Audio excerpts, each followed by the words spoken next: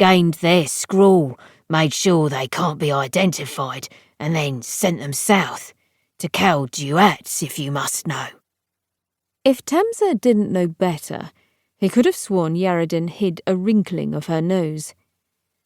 "The White Hell, we know of it, and the consortium that owns it." Temsa waved his hands. "Businessmen. They don't care where their shades come from, and neither should you. Takes a special conscience." "Or lack thereof," Yaredin replied, managing to sound sweet. She sat and crossed her hands on her scarlet lap. "You wished to discuss something?" The Tor sucked his teeth. "Discuss is a strong word. Inform is more to my liking." Yaredin stiffened, if that was possible for a half-life. "And?" "The final name on your list will have to wait. Somebody else is more deserving of my time for now." The sister's face was blank, patient. "Who is this lucky citizen?" "Tell Horrocks, an old widow I've done business with in the past. I sold her something I need. Now I want it back." "What?" "A locksmith. She has his half-coin, and I want it." "Ah, we see." Temsa got up from his chair, showing he thought the matter final. "If you wish me to take on Seric Boons successfully, I suggest you agree with me. Otherwise, you shall have another bloodbath." Wrapped up in thought, Yaredin's eyes toured the gilded statues and tapestries that lined the wall. "We acquiesce. You may remove Horrocks," she said, "but our agreement still stands." "Fair enough," Temsa said, already half turned around. He made for the door. "You know," he said, "they might be wrong about you cult types." "Oh, yes?" Temsa hovered in the doorway, swirling his cane around as if divining the right words. "Indeed. You're not completely worthless." He slammed the door before he could see the scowl on Yaredin's vapours. Daneb had finished with his chores and was waiting outside the hall. Temsa didn't stop walking, giving his orders as he marched. "Get Annie up! Get everybody up! I want every blade sharp enough to cut a cloud, every bit of armour black as night. Oryx better enjoy her last day in the Ark." Temsa was coming for her. The lump of green phlegm arced over the balcony and plummeted down to the streets below. Horrocks listened, knowingly kidding herself she could hear the splat. She heard nothing but the banging of carpenters far below, and she blamed them instead of the height and her old ears. A day had passed since Horrocks had sent Khalid and his soldiers back to the rooftop, and there was still no news. Nothing. No blood painting the sand red outside Gore's tower. No Temsa being hauled off to the Chamber of the Code. No public mutilation and burning announced. No parading of the charred corpse. What has this city come to? Horrocks wondered. Grey knuckles resting on the stone railing, she looked over it all, surveying the myriad rooftops and tiles spread out below her. The sun was high now, and the mists had been burned away. She looked west, to where the uppity spike of Magistrate Gore's tower rose into the blue sky. It was distant, but detailed enough for her to curse its features, and the man who sat behind its orange walls, scheming and plotting.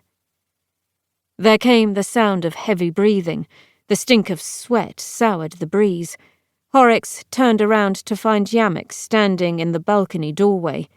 He had a silk scarf scrunched up between his sausage-like fingers, and his hair was plastered sideways with the sweat. "What?" she hissed. "It's almost done, widow. With your new workers, the construction's sped along." Horrocks felt the prickles climbing slowly from her arms to her shoulders and neck. It had been an age since she had felt anything besides anger, and that smouldered away inside her. But this feeling she remembered. Excitement. She could have gone as far as pleasure. Like a child saving the last slice of cake, she had starved herself of such things for 2 decades, knowing they would taste all the sweeter once she was finished. Watching. Waiting. What is almost? Poldrew assures me it will be finished by this evening. The mixture is ready to be prepared. All the scaffolding has been cleared. But I don't know if I trust him. It is not your place to trust, Master Yamek. You are no builder. It seems the shade is. Yamek turned his eyes floorwards. Horrocks saw the resentment in the darker flush of his cheeks. It is a sorry state of affairs when the dead show up the living, isn't it? She sighed, moving past him and throwing up a cavernous hood. You may return to your duties. Once in the corridor, she sniffed again, eager to smell something other than Yamek's pungent odour. In its place, she tasted brick and sawdust on her tongue. Horrocks smiled a rare smile, reserved only for her and the burnished gold of her mirrors. Her vengeance was finally close at hand. As she descended the steps, she fished inside her ruffles and produced a half-coin affixed to a chain. Staring at it was enough to crack her smile, but just slightly. She would give Caltro Basalt the day. While the sun had done its best to dry Araxes out and eradicate any trace of rain, some shadows in the city of countless souls were never touched by sunlight. The thick fog that rose at dawn had covered the core districts in its blanket for the entire day. Now it seemed set on claiming the night, too. Colonel Khalid rubbed the dew from his grizzled chin and shook his hand to warm it up. He shifted his armoured leg, hearing his hip pop, and cursed the wear of age and damp nights. The new spyglass was cold against his eye. Droplets smeared its lenses, and after a good cleaning he tried again, peering through the dark. The misty streets glowed blue in patches where shades went about their master's business. A few brave living plied the haze, trying not to collide, or fall again, as their sand-caked clothes suggested. Their caution wasn't just for fashion. The rain had flooded the ancient sewers, or washed the gutters into the road. Khalid could smell the effluence on the air. That and his soldiers' stink. Maybe his own. 2 nights they'd spent on the rooftop and crouched in the rooms below, waiting to pounce. Horrocks had yet to send a messenger telling them to do otherwise, and so Khalid had kept up his watch. Thames's tower was silent, save for a few shades dangling from ropes 2/3 of the way up. They had hammer and chisels in hand, and were still attacking the same balcony they'd been working on since midday. Khalid had sneered when they started, and he sneered now. The one-legged bastard was getting comfy in his new abode. Comfy meant careless. Wagons had come and gone all day, using various entrances and always under the cover of umbrellas or tarpaulins. It had been an hour since the flow stopped. Guards still patrolled the courtyard and the tower's base in regular rounds. Khalid eyed their black figures now, cloaked and fuzzy in the mists. He tried counting, but whenever he finished, one more always appeared or vanished. Another snap and cry rang out across the streets, and Khalid watched the streak of blue falling from the tower's side. There was a dull whoomp as the shade disappeared behind the courtyard walls. A puff of sand drifted into the air. Moments later, he watched the same shade approaching the main doorway, brushing himself off while the guards laughed at him. Khalid reached for his stub of charcoal and scratched another mark on the wall. He counted. 11. Temza needed to invest in some better robes. Kasimi! He had to say it twice. The first attempt came out as an unintelligible grunt. It had been a while since he had spoken. Kasimi! A bearded soldier nearby came awake with a start, bald head snapping up and eyelids fluttering. Huh? He stared at the black marks on the wall. 4 more, he said. Aye, and not a peep from the man himself. You remember the trenches at Scatterspeak? How we waited for days, thinking Prince Phylar's army had given up, and all the while building catapults and armour. I'm telling you, Temza's up to... Something caught Kasimi's eye. He stared past the colonel. Khalid followed the man's pointing finger, whipping the spyglass up so fast he bruised his eye socket. Light was spilling into the courtyard. The circular door of the tower was peeling back. Black figures filled the pool of gold. 10, 20, 50, 100, 2... Khalid soon lost count. Kasimi? Aye, Colonel. Get running. Tell the widow she'll soon have company. Temza's bringing the fight to us. The man didn't spare a moment of thought. He scrambled up and bolted for the stairs. Caltro? The voice broke me from my reverie. What? I asked irately. The peace and quiet had been glorious. Pointy huffed. We've been here for over an hour and you haven't said a word. I'm still thinking. About what? I pointed to the widow's tower as if it were the only structure around for miles. Thanks to the thick fog, it practically was. A dark void in the grey, half swallowed by the haze. Its sharp angles were softened and blurred, but it was no less ominous than before. You wouldn't understand. My old master called it visualizing. Sounds made up to me. I know my fiction. I pinched my forehead between 2 fingers. It was impossible for me to be tired, but I felt thinner, like a bubbling pot that had boiled off some of my vapours with all the stress and effort. The last haunting had taken much from me. Crossing the districts back to Horrocks had been a thankfully uneventful affair.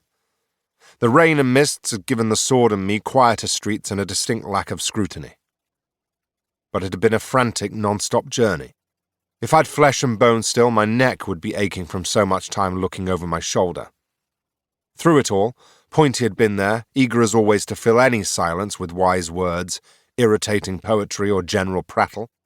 Like any kind of company, there were times when it was comforting and times when it was irritating. In this moment, it was the latter. Well, I know my eyes and they can't see through walls, I told him. I've got to imagine it instead. Plot the ways out if... Damn it. Why am I explaining this to you? You're wasting my time. Silence, at least for a moment. I had just affixed the top floor in my mind when... Are you always this nervous when you pick locks? Asked the sword. I smothered Pointy's pommel with my hand and went back to my staring. I've never had to burgle my own freedom back before, all right? Fuck's sake, sword. Pointy resorted to humming while I looked back to Horrocks' tower. On a gloomy and foggy night such as this, its windows and slits should have been glowing with light, like most of the other spires in the vicinity. Only one light broke the blackness of the obelisk, and that was near its lofty point, the widow's chambers. A smattering of guards hung around the central courtyard. The mist was thicker than it had been in the morning, but I could see the guards were clad in full armour, with silver helmets sporting black horsetails. From my vantage point atop the roof of a small bazaar squished between 2 spires, I could watch them idly patrolling the shadows around the gate. So what's your plan, then? The suspense is going to kill me a second time? I took a moment. I like to think of myself as a master of my craft, and that was why it stung me to admit it. There was only one way in and to my half-coin, and that was giving myself up. It felt like cheating. A liar's way, not a thief's. I had built map after map in my head, dreamed up 100 different places where my coin might be stashed, and even had time for fantasizing about finding another bird or two. But it was no use. The guards clumped in groups, sticking to the door. The old bat was sealed up tight. I pretended to clear my throat, ready to reveal my grand idea. We're going in the front door. We play prodigal locksmith, grateful to be back and safe, find out where Horrocks has my coin kept, haunt somebody, and vanish. I said this proudly, though hearing it aloud, I realized how boneless my plan seemed. Shaky at best. Is that it? Said the sword, ever my conscience. Yes, it is. That took you an hour. Well, and what of me, Caltro? I told you before, Horrocks isn't going to let you have a sword, especially a damn soul blade. From what you've told me, she's a smart, shrewd woman. A veritable ignoble hernia. I don't know who that is. I don't know any of these people you constantly mention. I don't even know if they're real. Just... Fuck! I hung my head, more annoyed at Horrocks than I was at the sword, though that didn't mean he wasn't being irksome. The time for contemplation was over. I got to my feet and levelled the sword at the tower. You forget, Pointy, that you're in the company of the finest locksmith in all the reaches. Burgling and thieving are what I was born to do. I can haunt who and what I want. There isn't a Tor or Tal in this city who can keep me out of their tower. Even Widow Horrocks. What I'm saying, Pointy, is you needn't worry. You're in excellent hands. Well, this is a new Caltro I see before me, said the sword as I thrust him into my belt. I was getting bored of the old one. Perhaps it has something to do with the god of gods begging me for help. You're letting it go to your head, I see. As I began to work my way down the bazaar's scaffolding, I showed Pointy my attempt at a cheery face. Or maybe I just know I can cut my way to my coin with you, if I need to. How enjoyable for me. Do you realize what it's like, Caltro, to pass through somebody's guts?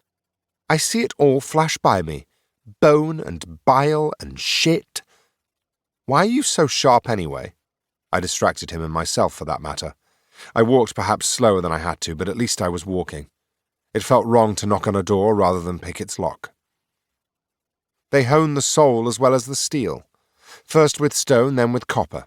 The soul gives a finer edge than any metal can. I cut into the spaces between things, Pointy explained. That makes sense, I said. The pommel wore a squint. I'm serious. Look at me, I'm dead. I can apparently haunt things, I get it. I also should have called you Sharpie instead of Pointy. Or you could use one of my actual names, he replied snippily. The Black Death? Absia? I merely chuckled. Black Death.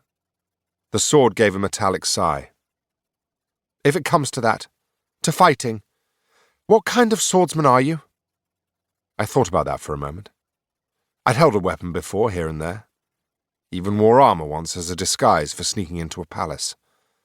But never had I swung a sword or gone toe-to-toe in a duel. I'd never understood doing something so moronic. I preferred better odds than 50-50. The kind that has no idea what he's doing.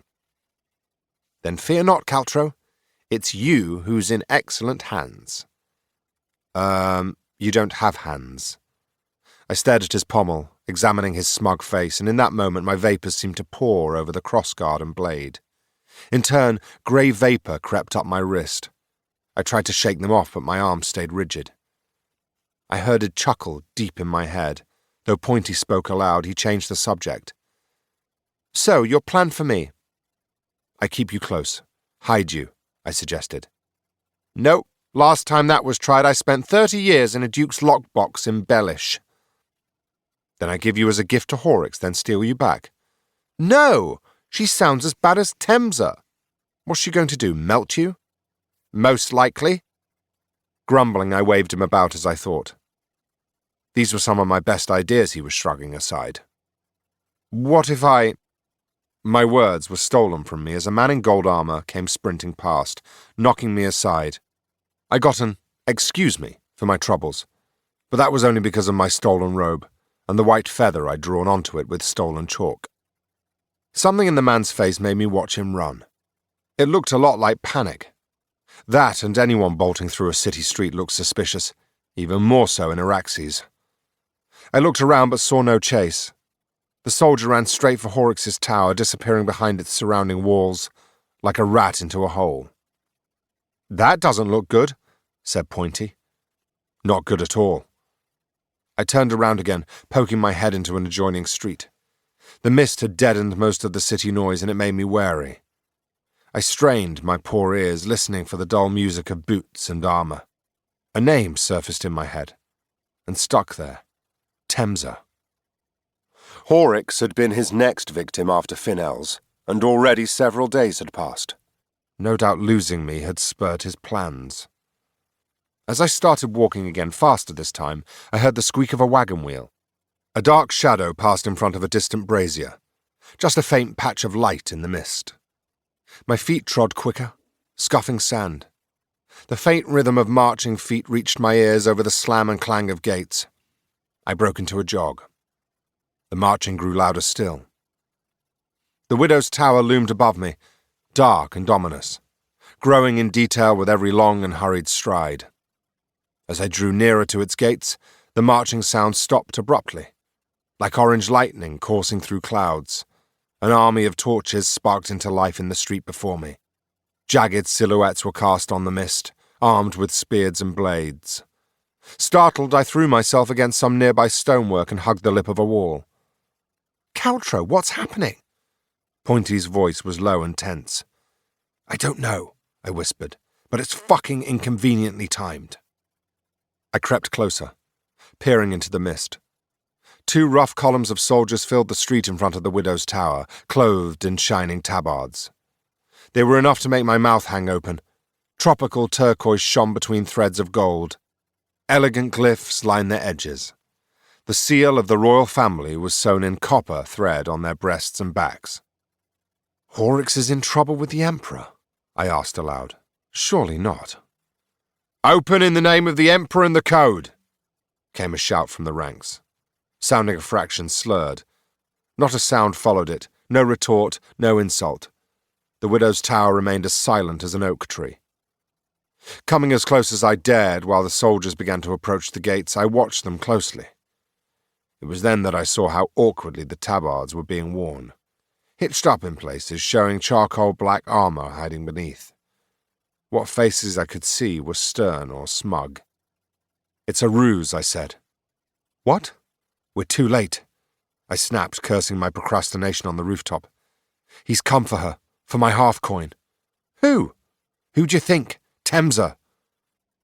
The soldiers had begun to pound on the gates, repeating their claims of the Emperor and Code. It was a fine ruse, if Horrocks had any respect for anybody but herself. It was a slim sliver of hope in this abruptly grim situation. Temsa didn't know what he was up against. "That stunted bastard has got bigger balls than I thought, pretending to be royal soldiers." "Or he's got friends in high places, remember?" whispered the sword. "I know a thing or two about tactics, and this is what they call pincered, Caltro." The gates were so firmly locked they didn't even rattle. I watched the soldiers shrug to each other until somebody screeched for a ram to be brought up the lines. "This is not good," Pointy voiced my thoughts. "Not good at all." Hearing a cry, the kind that dying things make, I threw a look over my shoulder. Wait. The impatient clang of talons on flagstones made Annie and Danib flinch instinctively. "Where are the rest of them?" Temsa yelled, arching his neck to peer over the heads of his soldiers. The confounded mist curtained off the streets, crafting a small grey-walled arena around Horrocks' walls and tower. Danib said nothing, focused on a dent in his battle armour. Annie seemed to share his impatience. She'd been injured at Sarek Finnell's. One of the bear-like creatures had given her a cut that split her cheek almost to the teeth. It had been crudely sewn, bristles of spare thread poked out of her skin like a lost sideburn. It had put her in a foul mood, her first major injury in over a decade. Temsa could see the urge for violence brewing in her. It's the fucking mist! They should be here! They left first, she grunted, jaw barely moving. Maybe it's your doltish sergeants, my dear. These soldiers are sorely lacking in training. You can roll a turd in gold dust, but he's still a turd. No matter what tabards we put them in, they're no army, Temsa growled. Now get that gate open! Fine. Annie strode forwards, battle axes quivering at her sides, showing her frustration. She deserved to share a portion of his tension.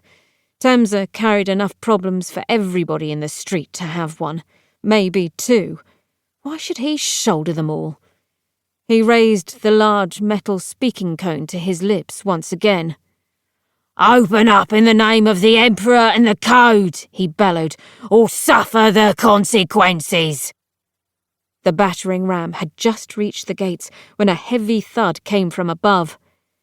Halfway up the tower, just below where the mist swallowed it, a column of light broke the sheer darkness of its walls. Temsa peered up at the black knife of a figure that came to stand at the balcony's edge. Though she was a good distance away, he recognized the cowl, the crooked posture, and the glint in the charcoal eyes, catching the torchlight at her gates. Baron Temsa, came her shrill voice, cracked at the edges like old papyrus. Your royal colours don't fool me. What a pitiful ruse indeed. Casting one last sour look over his shoulder into the darkness of the alleyway, Temsa walked forwards into the light, one arm held out and palm open. You'll find he's tall, Baron Temsa now, you old hag.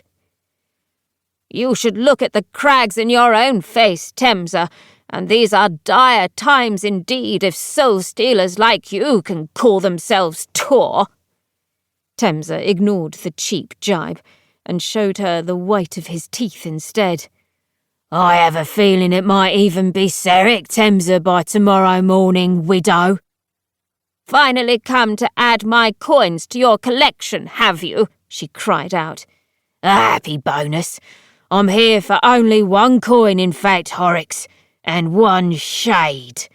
And I told your lump of a bodyguard I will not give up the locksmith's coin. Temsa waited to be heard over the first bash of the ram. Bang! The gates barely shivered. Annie returned to his side, her eyes trained on the widow. Told you she was stubborn. Seeing as I'm here, I'll make you one last offer. Send Caltro out with his coin, and we'll be on our way. Temsa watched the widow duck into the light momentarily, and then emerge with her hands on her hips. What game are you playing now, you weasel? She yelled. Temsa was confused by that, he had to admit. Game? Why don't you tell me?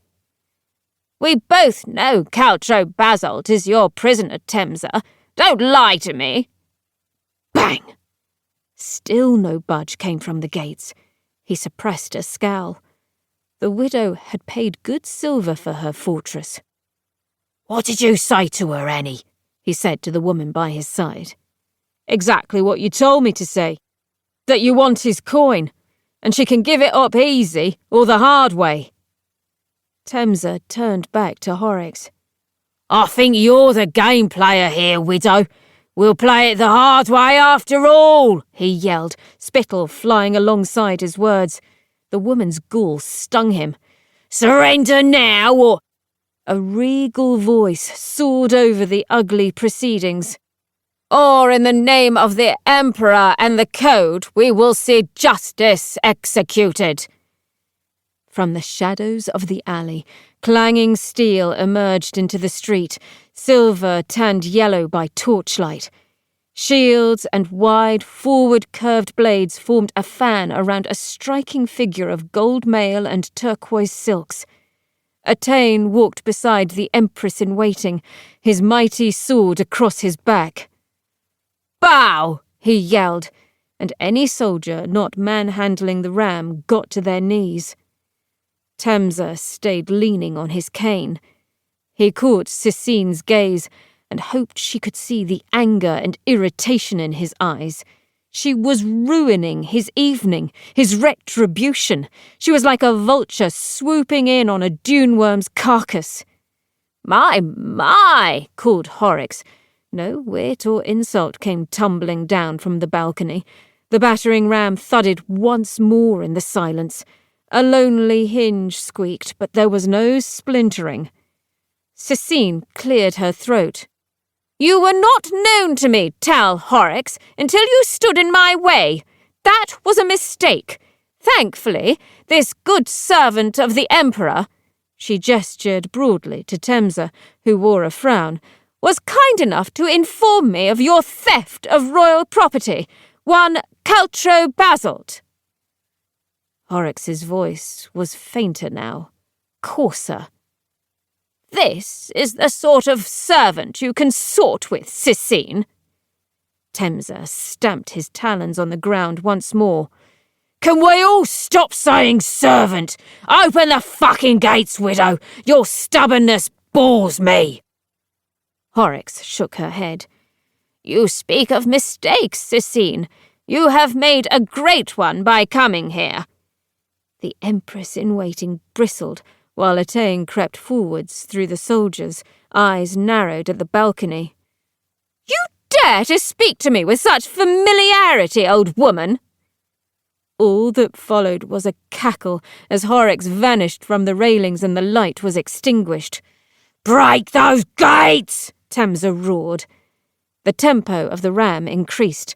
5 more times it was driven against the stout wood and iron, and on the 6th, even with little sign of give, the gates parted with a crunch.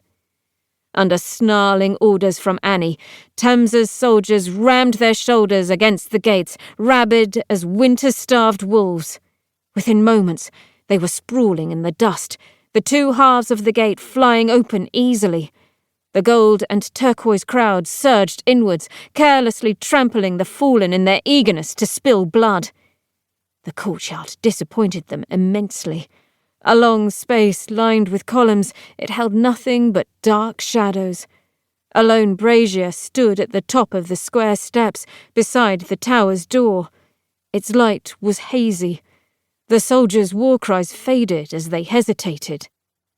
Temsa was about to tell the idlers to get moving when he heard a strange crackle, like an abrupt gust of wind. It took him a moment to recognize the sound of bows being loosed. Before he could flinch, screams filled the night sky. Body after body crumpled into heaps, pincushions for arrows. Men scrambled to be free of the courtyard, but Annie pushed them back in. Get those fucking bowmen! She screeched. Danib waded through them all, broadsword held high. He cared little for the arrows which stuck in his armour or lodged in his vapours. No amount of them seemed to slow him. Soldiers in silver armour broke from the shadows, charging the great shade with spears and blades and brave shouts. Danib parried, hacked and bludgeoned, commencing the slaughter by himself. Wherever he moved, piles of dead were left behind him. Seeing the maelstrom that was on their side, Temsa's soldiers regained their courage and began to flood into the courtyard once more, re-trampling those who had just peeled themselves out of the mud, dazed and bloody. Triggermen duelled with bowmen up in the tower's high balconies or shooting through tiny slits in the stone. Rocks came crashing down intermittently, crushing helmets and bones. It was a bloody half-hour, but by the end of it, Temsa's men had won the courtyard. The tour swaggered to the gateway, where the ram was being picked up, ready to tackle the door. The soldiers hoisting it up decided to give the weapon some momentum and ran at the doorway full pelt. With an almighty crack, the ram bounced from the door, sending men sprawling on the steps. With a groan, Temsa clicked his fingers, and a nearby soldier with a forest of facial hair disappeared into the mist. Danib plodded closer, each footstep a resounding thud and clank. His broadsword was notched like the toothy edge of a saw. Temsa knew he was missing the soul blade Caltro had pilfered. Hold this courtyard for as long as you must. Get grapples on the lower balconies if you can. Ah, here we are. The hairy soldier had returned, now with a skinny figure struggling in his arms. Ready, Tooth? Asked Temsa. It's on you now. Find me a way in. The locksmith pushed some matted hair out of her face and mumbled something, lips moving but no real words coming forth. Good, you'd better, he said. Temsa pushed her forwards, making her whimper, and the soldier hauled her towards the tower. With his hulking bodyguards at his side, Temsa joined the royal entourage, who were working their way back into the alley, out of range of any other bows Horrocks might be hiding. Temsa caught Cecine's eye through the raised shields of her guards. Enjoying the show, eh, Your Majesty? The look Cecine threw him was so cold, Temsa was surprised he didn't see his breath in the air. I will enjoy it when I have Caltro's half-coin in my hand, Tor, she called. Fair enough, he muttered, as his own guards folded around him. His aching wounds had reminded him of the value of leading from behind. If it was good enough for a princess, it was good enough for him. That lesson was immediately reinforced when he heard a rising roar coming from a side street. For a moment, he wore a beaming grin. The rest of his soldiers had finally found their way. But it was a short-lived thing, and it withered when he saw the large shape of a man clad in silver battle armour leading 100-strong charge of bellowing soldiers into their misty arena. What the fuck is this, Tor? Cecine snarled at him. Temsa wished he knew. We need to go. Don't you think I know that? I snapped as the flood of silver armour filled the street. The arrival of the Empress in waiting had been enough to make my jaw drop. I had wished for a distraction, not a war. Now, Caltro! I caught sight of the muscular figure at their head. It's Colonel Khalid, Horrocks' man. Move! No. I watched the men rush past me, recognizing the seal emblazoned on their breastplates. They ignored the ghost curled in the gutter, focused only on their tower. Now! Shut up! I hissed, waiting a fraction before bounding from my hiding place. Sand flew as I sprinted after the last rank of soldiers. Now! Being dead, I was naturally breathless, but I still felt the panic riling against my efforts to dim my glow. I ran with my lips clamped shut, an effigy of strain. Pointy bobbed frantically by my side, the face on his pommel as uneasy as my own. I must have been obvious. A streak of blue amongst a mass of flesh and bone, but none of Khalid's soldiers seemed to notice or care once the blades began to clash. And what a thunderous collision it was. Skidding to a halt beside the gate's ornate hinges, I watched the shining crowds roil about the courtyard. Ranks heaved against each other. What little space remained between them turned into areas of fierce butchery. Blood spurted in black arcs above the sea of helmets. The madness of it momentarily stunned me. "Dead gods, don't just stand there!" Pointy shouted at me. My eyes darted left and right as I ducked into the shadows, stepping over corpses littered with broken trigger bows. A soldier flew into the wall ahead of me, his unprotected skull painting the stone all kinds of colours. I flitted past him before his corpse could fall. A spear nicked me as it hurtled past. Its owner was too busy dying to use it. The snaggle-toothed woman's blood sprayed my smock as her neck was split by a sword. Her dying moans somehow lodged in my ears, giving an eerie echo to the crash and roar of the courtyard. Somehow I ducked and dodged my way around the edges of the fighting which was already turning in Colonel Khalid's favour. His soldiers were on home ground now, and they were military types, ex-soldiers honed in the Emperor's wars in the scatter. Not scrawny sellswords hauled out of taverns and slapped in armour. By the time Khalid had reclaimed the doorway of the tower, there were more corpses in the courtyard than fighters. Temsa's soldiers fled or fought their way back through the gates, I was now crouched close to the steps, busy hugging a column. Khaled and his soldiers now stood between me and the door. I considered rushing around to the rear of the tower, but large stones blocked the way. There came another roar, this time beyond the walls. I heard Khaled bellow frantically for formations. A few of his soldiers began to pound on the great tower door. It seemed Temza had learnt a trick from old Finel.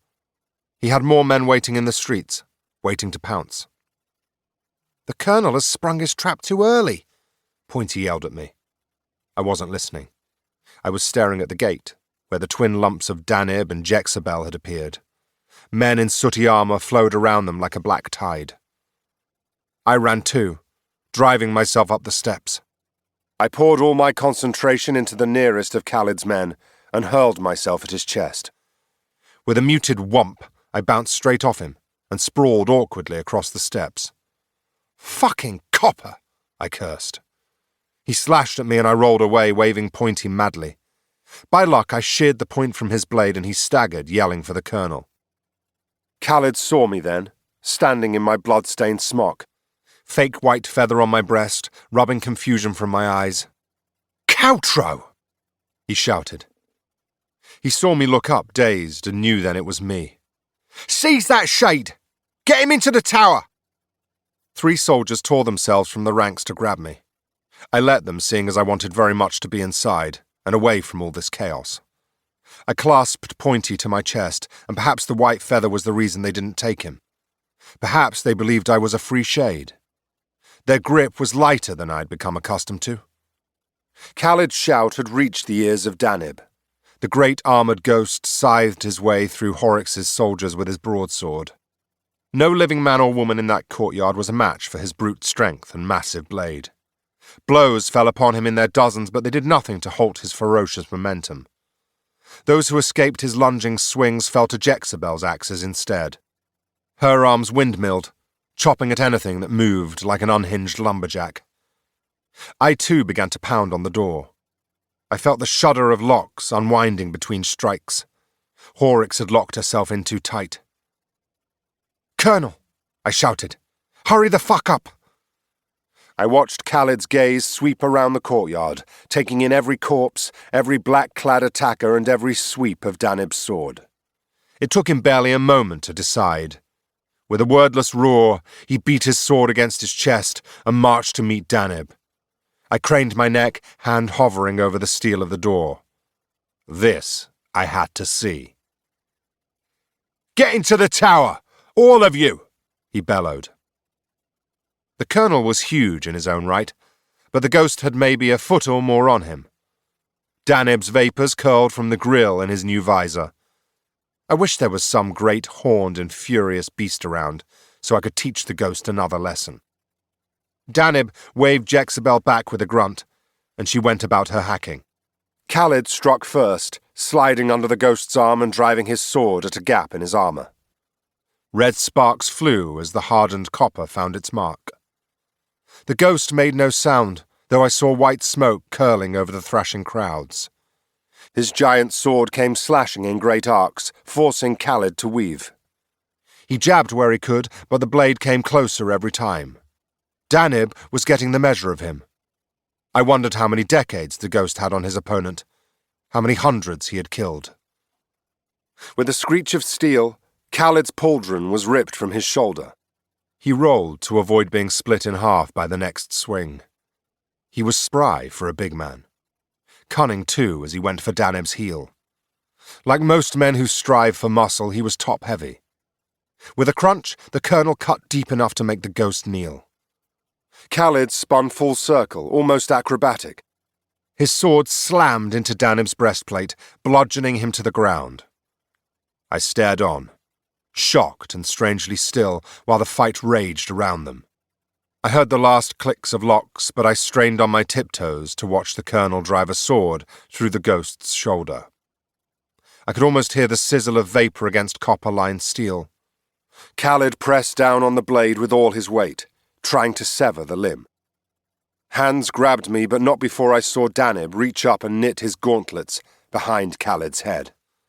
The colonel tried to wrench free, but somehow the ghost held him. I yelled as I was ushered into the blazing light of the tower.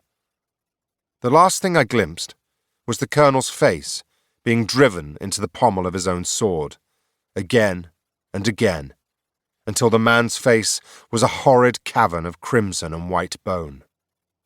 I felt sorry for his ghost, but that didn't halt my guilty elation that I was in the tower, and he was not. Chapter 8. Vengeance is a virtue. Revenge is a dish best served while your enemy isn't looking. Old Skull saying. From the safety of her balcony's railing, the widow glared down into her courtyard and watched the silver-plated body slump to the blood-churned earth. The giant ghost extricated himself from the sword. The corpse rolled to face the misty skies, and there Horrocks saw the ruin of Colonel Khalid's face. A snarl rose in her throat, building to a roar, not one of anguish or sorrow, but anger. Khalid had failed her in his final moments. In 20 seconds, he had undone 20 years of fine service, and she was now minus one fine colonel.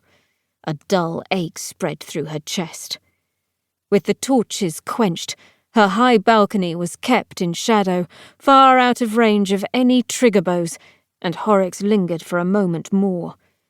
The fighting was down to blades and fists now, nails and teeth in some cases. If she leaned out, Horrocks saw her men pressed against the door, being yanked through one by one. The tide had turned once more, and not in her favour. Hungry waves of Thamesa's black-clad soldiers continued to flow through the gates. The weasel himself was standing in the gateway now. Cecine waited not far behind, guarded by Attain. Horrocks found it hard to tear her eyes away from them. The uppity little curs! Horrocks spat over the railing into the battle below, wrenching herself away from the cold, foggy air. It made her bones ache.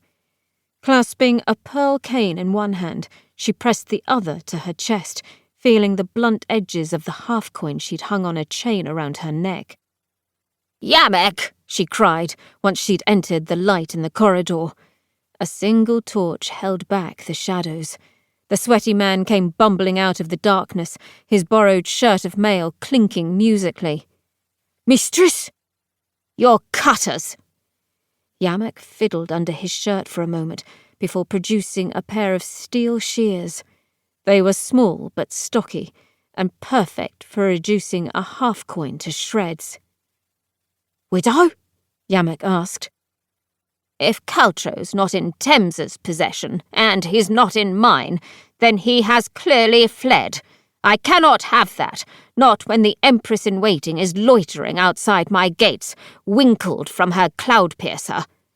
The time is now. I cannot wait any longer." "But they—" Horrocks set the cutters to the half-coin, aiming to snick its corner. She took a moment before she pressed, gently at first, watching the steel bite into the softer copper. A piteous wail rose up from the stairwell, slicing through the clangs and echoes of dying. Horrocks yanked coin and cutters apart, shoving the latter into Yamek's podgy stomach. He spluttered, moving promptly out of her way as she strode to the nearest balustrade. Torches wheeled below her in the spiralling darkness like some poorly timed theatre act. "Caltro Basalt!" she screeched. My head wheeled from the pain. I shook as white fire sprinted back and forth down my arm. My name rang out above me. I knew that voice's hoarse edges, its bitter core. The widow. In that moment I had not a scrap of love for her, only hatred that she was about to snuff me so cleanly, effortlessly. "The fuck was that?" I yelled up at the staircase, feeling dizzy as I eyed its spirals. Trying to find her, I saw a black notch between its railings. It was working its way swiftly down towards me. A fat man bobbed behind her. I clutched Pointy to my side, using him as a prop as I struggled to stay upright. The soldiers had left me sprawled on the marble. They were too busy helping their comrades close the door on those too slow or too injured to drag themselves from the fighting. Gauntlets and sword pommels thumped frantically on the steel as the bolts were rammed into place and the cogs turned. As the grim music faded, drummer by drummer, an eerie silence fell over the atrium. All was quiet save for feet and skirts brushing against steps. Then there came a scraping as armoured corpses were cleared from the steps. Not a single order was given on the other side of the door. "Caltro Basalt," the widow said again, this time a hiss. Perhaps she imagined ears pressed against the door. "Widow Horrocks," I replied, noting the half-coin dangling from a gold chain in her hand. "It's been too long. Apparently almost too long to bear, seeing as you were about to snuff me." I was greeted with a sharp slap around the face. Her copper rings carried the weight of it, and I reeled. The soldiers bunched up around me, realizing I might not be as harmless as they originally thought. "That is for taking your time coming back to me." "And what is that?" She jabbed a finger at the sword now held fast in my grip.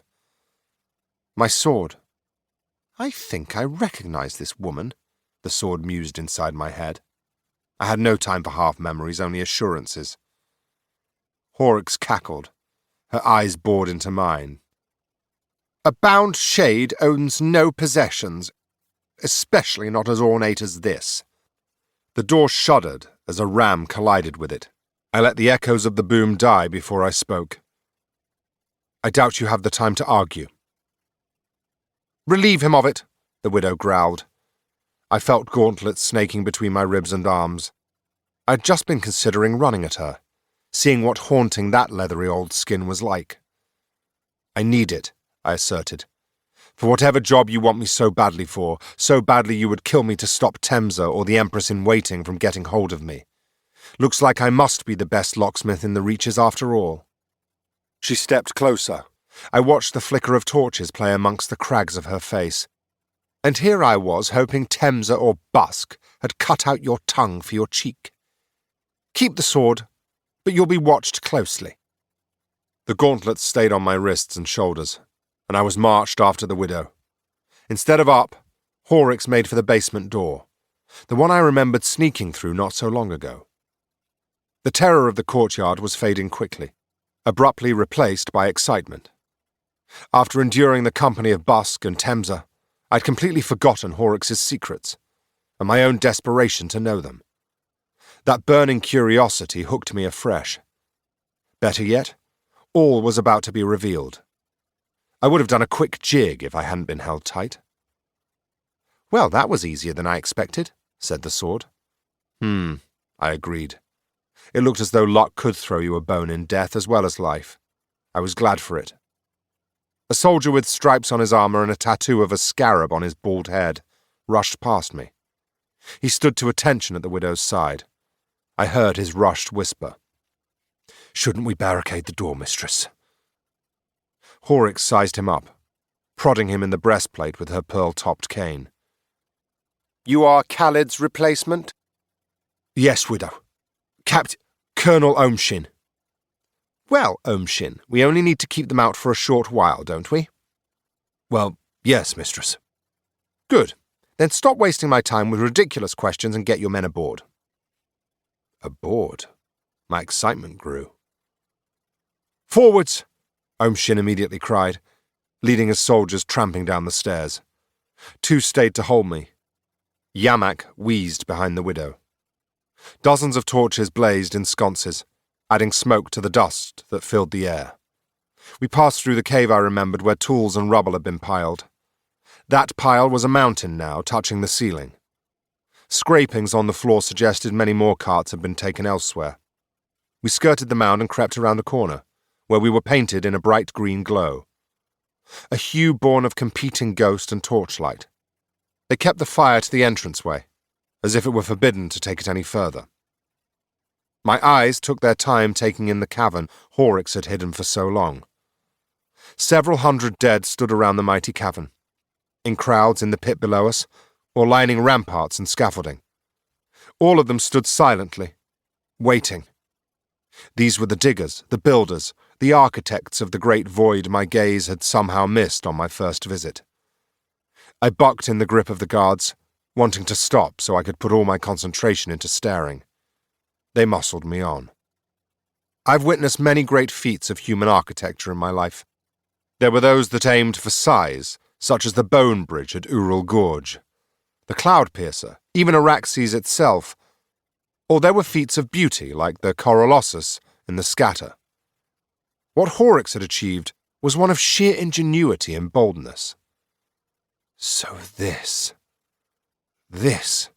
is what you've been hiding from the world, I whispered. The widow flashed me a look of pure delight. Her brand of it, at least. It was a mad, wolfish thing. The contraption was huge, filling the cavern to the roof. At its base was a ship's hull, its silvery planks full of uneven portholes and gaps that showed metal ribs beneath. Spikes of iron bristled on the hull's prow like an adolescent's beard. A word was splayed across it in black paint. Vengeance. Spars poked downwards like insectile protrusions, holding the construction steady against its scaffolding. Leather-wrapped palms on poles clung to its sides. They looked suspiciously like oars to me. Bulging from the top of the hull was a great patchwork balloon of writhing fabric, red, gold, and blue. It had a waxed sheen to it, full of heavy stitching and daubs of pitch. It looked like the bulged neck of a humongous and very ill toad. I heard bubbling and hissing somewhere in the wavering shadows of the cavern. I looked up to see wooden rafters, where more ghosts perched like roosting pigeons.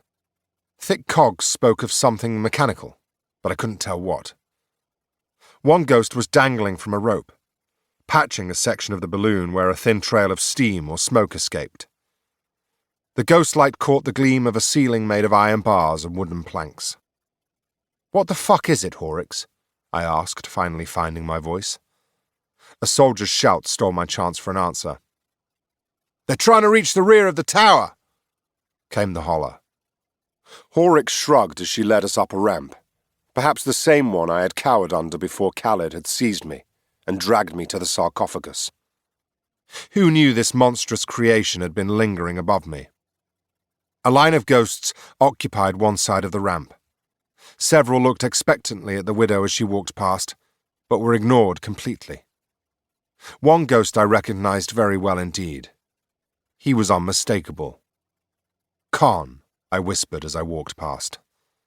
At first the crumpled ghost looked pleased to see me, and then he saw the false white feather on my breast, and his eyes fell to my feet.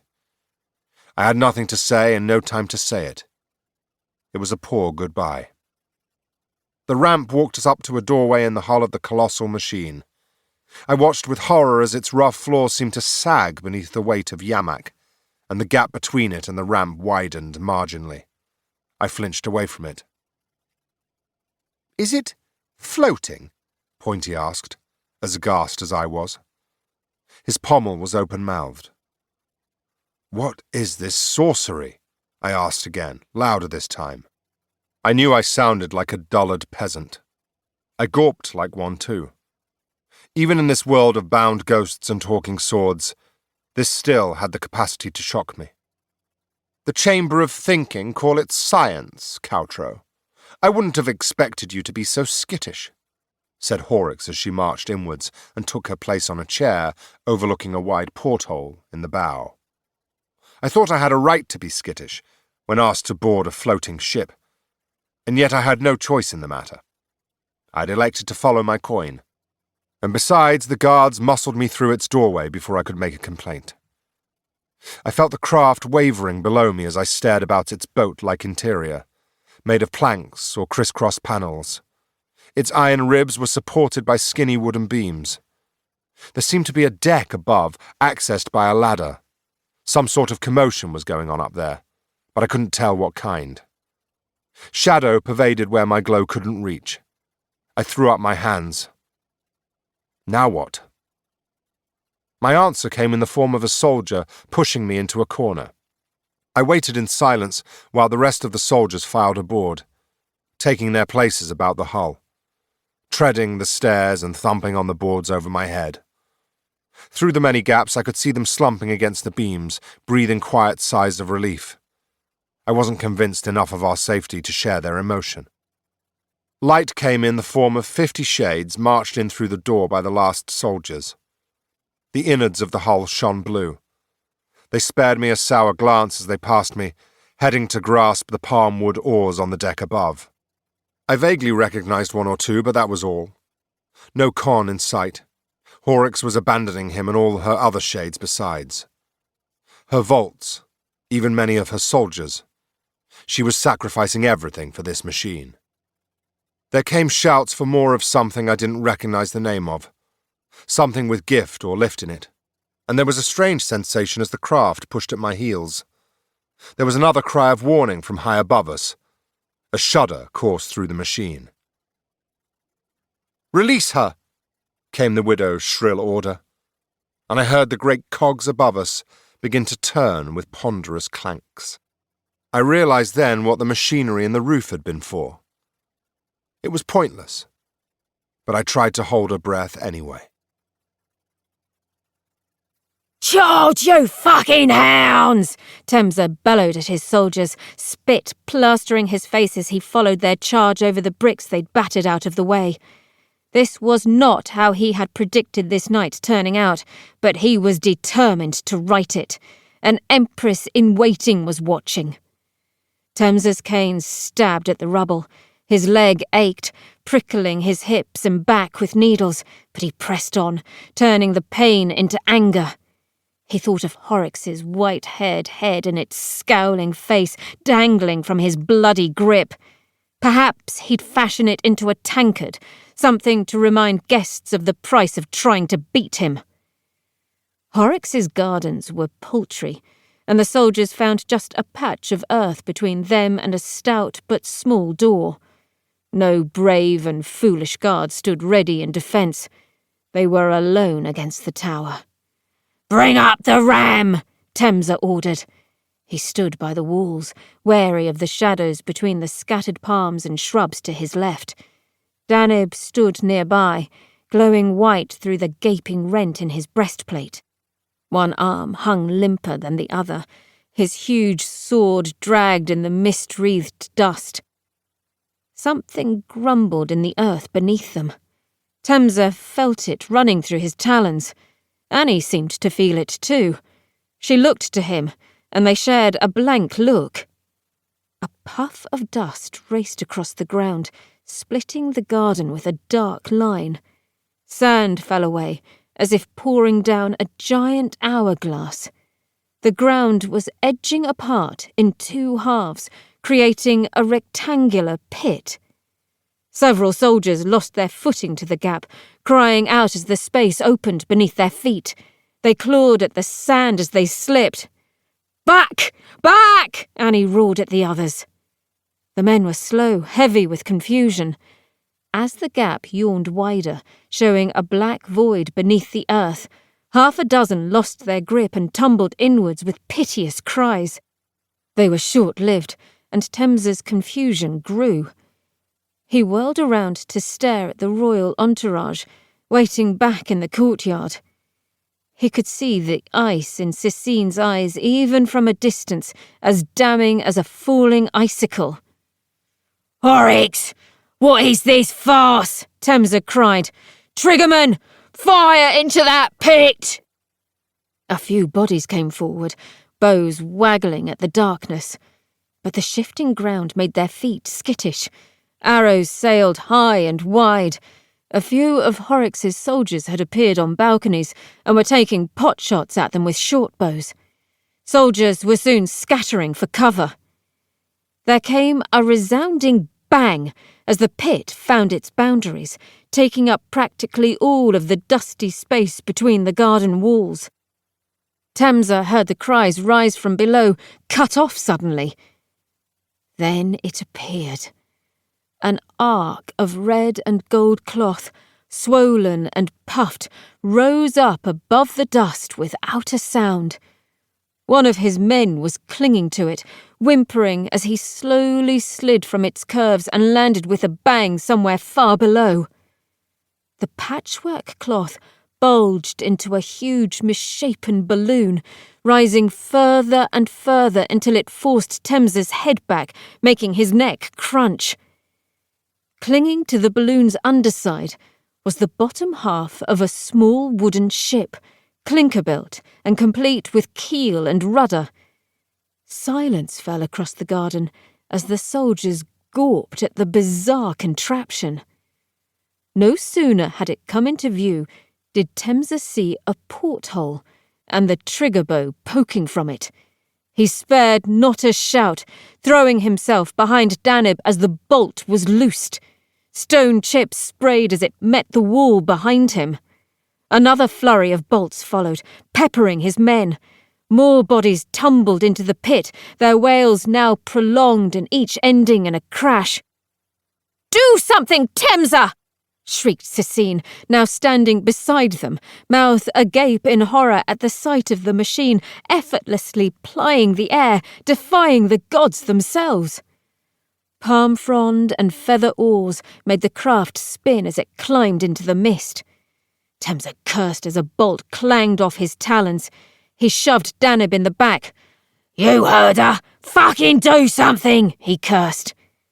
With a grunt, Danib hefted his sword. Holding it over his shoulder, he took a step, stretched backwards, and then threw the blade like an axe. Torchlight ran along its steel, making it seem almost liquid. Mist spiraled in the weapon's path.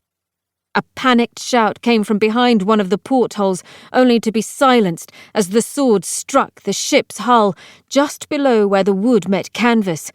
With an almighty crack, it was buried up to the hilt. Temza watched Araxes' craft list to the right and veer madly around the pillar of a building. Over the strangled sounds of pain and confusion, he heard a faint reptilian hiss coming from the craft and the cries of "Leak!" behind the silver wood hull. Before the craft was swallowed by the haze, Temza saw a flash of blue standing at a dark doorway in its side.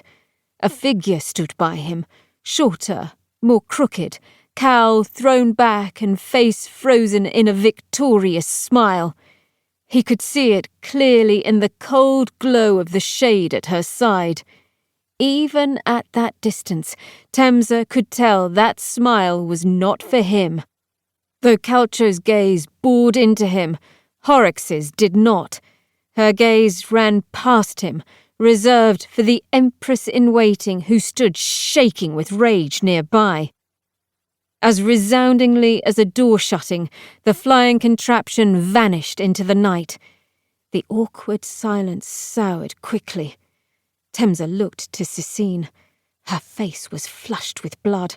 With a bark of an order, Cecine and her entourage about-faced and made for the broken gates. She had no words for Temza, but a strangled, "Tomorrow." Temza watched her leave, analysing her sour expression. As a man who prided himself on reducing people to blubbering, bleeding wrecks, he liked to think he could recognise fear when he saw it. He witnessed it then, in the Empress-in-waiting's face. Cecine looked as though she had seen a ghost. Cecine was a hurricane of gold and turquoise. The soldiers struggled to keep up with her, wincing at the vehemence of her cursing. As she snatched her silk train from the blood-soaked stones, Cecine glared at the street beyond, where gawkers had gathered, and chancers already tugged at the fresh bodies in the hope of claiming a soul. Some saw her and prostrated themselves in the damp sand. Others were too occupied with trying to raise their social status. Before the soldiers guided her back to her armoured carriage, Cecine spied a glimpse of red standing amongst the crowd. She saw one of the cult sisters standing in the same alleyway she had lurked in, watching, waiting. The sister had a group of cloaked and armoured shades at her back. Cecine could see their muted glow painting the mist blue. There were living standing with them too, wearing proctors' and scrutinizers' garb. Chamber and cult standing side by side, and both against her. They wore confused expressions upon seeing all the royal tabards lying bloodstained and punctured, and the Empress-in-waiting wading through a street full of corpses. Cecine locked eyes with the dead sister. Unlike the others around her, the Shade's face was unreadable. Cecine clenched her jaw, raised her chin to the appropriate royal height, and gave her a silent promise of another death. As she walked, her golden sandal slipped upon something that looked suspiciously like stray entrails, and her ankle betrayed her. She flopped sideways, but was saved from falling by a cold grip on her arm. Etain righted her, and she immediately swatted him away, cutting a white mark across his cheek with her ring. Cecine snarled, the pain in her ankle lending her viciousness. "How dare you touch me, Shade!" Cecine looked around as she tried not to hobble, daring her soldiers to look at her. Through their golden shields, she saw some bow their heads in muted chuckles. "Back to the piercer!" Cecine barked, her mind bursting with flying contraptions and old faces. Chapter 9. The Hunted. Soul blades were a short-lived intersection between Nixite binding magic and blacksmithing. Interminably difficult to accomplish, and vexingly inconsistent. The practice of binding souls into weapons of war was a step too far for dead binding. Madness seemed to follow most blades like a stench. Very few were worth their silver, or the risks of keeping one, and so they were shunned and fell from fashion, forgotten to all but collectors of antiques and master swordsmen. From the General's Handbook, a Chamber of Military Might publication. "I tell you, I recognize this woman," Pointy said again. "So you keep saying," I muttered from one side of my mouth. "Saying it over and over doesn't make it any more useful to our situation." Our situation was poor, that was for certain. There was a frantic racket above me as soldiers tried to mend the holes and keep the fabric from sputtering open. An envelope, I'd heard them call it. With its red paint, I imagined it more of a ruptured heart, pissing away lifeblood over the city. I leaned forwards, peeking at the city below us through the dark doorway. The mist was merciful. It kept our real height above the ground a mystery, obscuring much of the streets. The occasional black rooftop rushed beneath. They were getting more common now, and not just towers threatening to scrape us from the sky. I felt the craft veer at an order, and saw the spiky tower of a pyramid sail past the hull. Araxes' screeching could be heard over all the sounds of panic. "Height! Curse it! We need height! Turn her around!" Respect and formality had the tendency to dwindle under situations of pressure. This was no different. The men working the levers and wheels in the craft's nose yelled back at her. "We're trying! We need more of the gas!" I wondered if I too should be afraid, but I knew unless I fell into a copper mangle, height posed no threat to me or any ghost aboard. They still rode the air as if it should have, though. I heard the whoosh, whoosh of their palm and feather oars, making the craft lurch up and down or yaw to the side. More than one living soul aboard had decorated the boards with vomit during our short flight. I was just impressed they'd managed to keep the Vengeance in the air so long. An hour, I guessed. Maybe more, since Daneb had speared us like a flow shark. I was just happy to be ignored, and wonder how long this strange journey would last. That didn't stop me watching the widow like an eagle watches a nest of rabbits. I couldn't see my coin, but I could almost feel its presence, tugging at me. Perhaps that was just my lust for it, but in any case, I'd found myself creeping from my spot, only to squat down again as the soldiers rushed about. Nobody stood guard. I looked out of the doorway again and contemplated falling. "Now?" Pointy asked, sensing my thoughts. "Higher, damn it!" Horrocks yelled. "And turn around! The piercer is behind us!" There it was, the depth of Horrocks's madness, or genius. I'd yet to decide. I realized her ambition, at least. It seemed Temsa and Cecine weren't the only one with the Emperor's sanctuary in their sights. Horrocks had simply decided on taking a far, far different route to the throne. Part of me was impressed. The other parts were shocked. Once more, my numb backside left my seat. Sliding the sword through the belt of the smock, I shuffled forwards, looking anywhere but the widow to belie my intentions. Her cowl was turned away from me, fixed on the window in the inverted bow. I looked too and saw the early morning spread before me, just a blurry canvas of dark mists and shapes below, speckled with yellow and blue. Spires poked through the mist like needles through a blanket of wool. Dawn was still some time away, but its light had begun to rise and paint the night with pipe smoke grey. The stocky tower of a storage house loomed ahead, and all eyes had turned upon it. Shouts drowned out my uneven stumbling and unbidden yelp as the Vengeance lurched again. A clang sounded as one of the spars struck a minaret. "More height!" Horrocks yelled. "It won't climb, Tau," replied one of the men at the controls. I crept forwards until I hovered behind the widow, craning my neck to see hers, and my coin on her breast.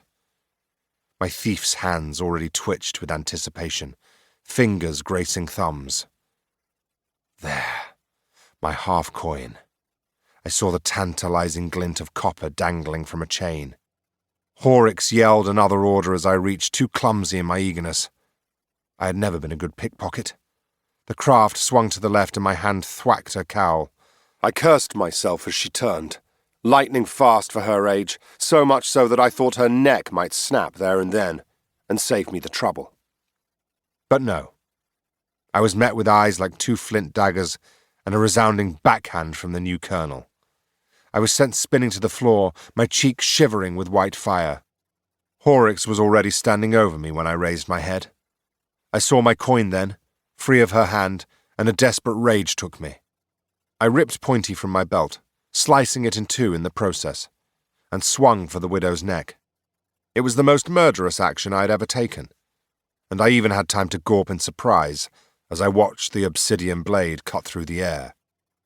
Air was all the blade touched. Reverberations ran through my hand as Omshin kicked the flat of the blade just above the hilt and sent Pointy clattering from my grasp. Another kick came to my face and knocked my skull back against the wood. "Treachery from all sides," Horrocks was muttering, picking her way over me, ensuring her skirts came nowhere near my cold blue skin. She bent to pick up Pointy between two fingers and held him over me. I wondered how she had the time for such torture while her precious vengeance looked to be moments from crashing. As it turned out, she didn't. The widow was simply reading the hieroglyphs along the soul blade. "I know this sword," she told me, reading the faint glyphs in the obsidian. "Absia. I've seen this blade before. It was my grandfather's sword." "I was bloody right," Pointy whispered, strangely elated for his precarious position. "Wait, that means she is an ugly thing then and an ugly thing now. How you came by it is none of my concern. What does worry me is that you think it is yours." She paused to chuckle, like gravel being sifted.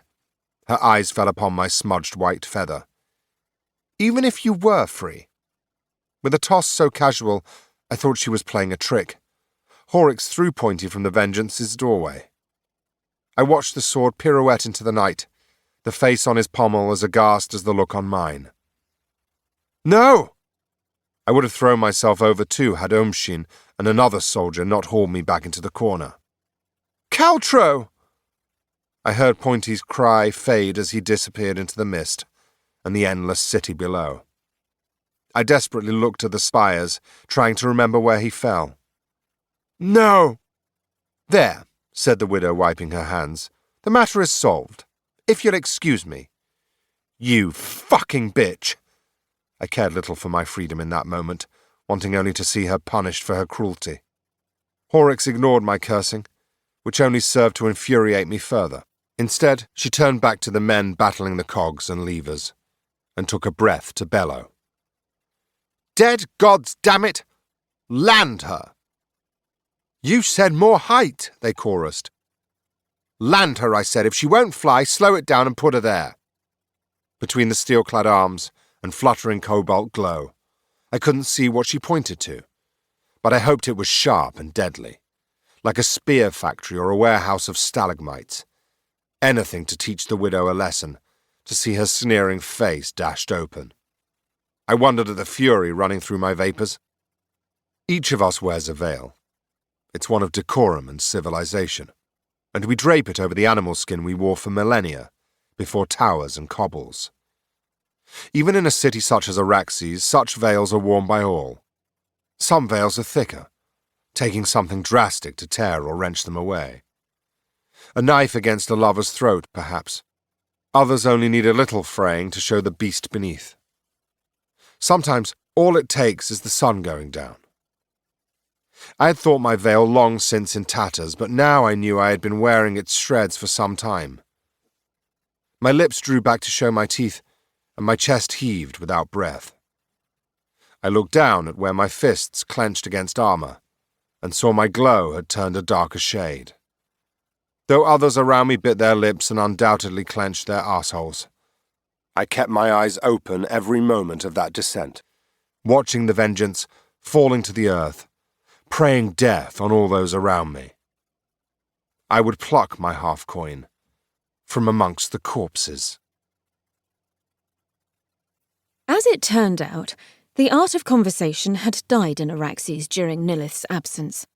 Even being hauled along like meat in Krona's caravan, there had been taunts and jibes. Talk of some sort, at least.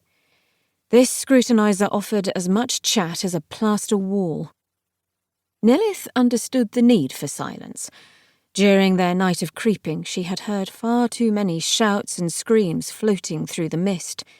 It was a fine night for soul-stealing, it seemed, and the denizens of the sprawls were well aware of it. As usual, only ghosts, idiots, and their little group dared to ply the murky darkness, though, to be fair, their group could have fallen into the idiot category. They certainly looked like a plump target for soul-stealers, or thieves of any kind for that matter. Pharazar had been draped over a Noish, next to his body, gagged and bound. Bazel hid within the covers, keeping watch on him. Nilith and Hellas walked out front, boots testing the sand quietly as they listened for trouble. Hours they had travelled this way, silent and wary. Straight lines were foreign to them. They frequently took detours to avoid noises or bright patches of light. More than once, they'd had to duck into an alley or side street to let some poor unfortunate sprint past, a pack of stealers on their heels. They even avoided ghosts. Hellas knew they often worked as trackers for soul-stealing gangs. Those had been the last words she had uttered, just after freeing them from Joby and the consortium, of whom there had been no sign since. Nilith hung back a few paces to run her hand along Anoish's snout. The desert horse was not a fan of the streets and night noises. She could see the tension in his haunches and flanks, sitting right alongside tiredness. She didn't blame him. It seemed as if they had been running for years, not just a handful of weeks. Every fibre in her cried out for rest, even if it meant slumping into a gutter for half an hour. She was cold, too, and aching, as if her blood carried seawater in it. Making sure Hellas was watching the streets and not her, Nilith dug her fingers under the hem of her cloak so she could look at her arm. Patchwork wrappings betrayed the cold glow underneath them. The light reached up to her elbow now. The numbness had spread further, making her shoulder tingle. Pain spasmed across her chest. Nilith prodded gingerly and found her finger pressing deep into her sleeve, far more than flesh and bone would allow. She felt the cold and wrenched her hand away, catching some of the cloak with it. A lance of blue fell across the street. Hellas froze, eyes darting about. She raised her makeshift club, a rusty piece of gate. "What was that?" "Nothing," Nilith replied, voice hoarse. As luck would have it, Pharazar poked his head from his coverings, and the scrutinizer looked at him accusingly. "Better stay hidden," she said. "Majesty." Pharazar muttered something foul and irritably pulled the sackcloth back over him. Satisfied, Hellas moved onwards, face moody in the darkness. It had been some time since they had heard the last scream. It seemed even murderers had a bedtime. Nilith looked again at the shadows of bruises under the scrutinizer's eyes. She had wanted to ask for hours, and now the question bubbled up. "What happened to you, to bring you out here? You have no uniform, you're clearly injured." "Long story, Empress. Nilith." "What? Call me Nilith. It's my name, after all." Hellas frowned. "Still a long story. I think we have the time. I can make it a royal order if you like, scrutinizer." It was strange to utter such words and see another person's will crumble before hers. It had been some time since Nilith had played Empress, and it was a bitterer taste than she remembered. Hellas's frown deepened, but duty held sway. "I was investigating the murders of several tools and towels." "What murders?" "You have been away for a long time, Majesty. Several citizens have grown rather bold in your absence. The Empress-in-waiting has taken steps, but tools and towels keep dying. Merlek, Askew, Yera, Canis, Irma, Busk, probably more since I've been gone." Nilith knew a few of those names. "And what did my daughter's steps look like?" "Well, she put soldier shades from the scatter in the streets to help Chamberlain Rebene. Her own stock, apparently. Not much else, aside from enjoying your disappearance." "And issuing royal decrees," Nilith thought. "Soldiers? Taken away from my wars?" Blue light bathed the sand as Pharazar reared his head once more.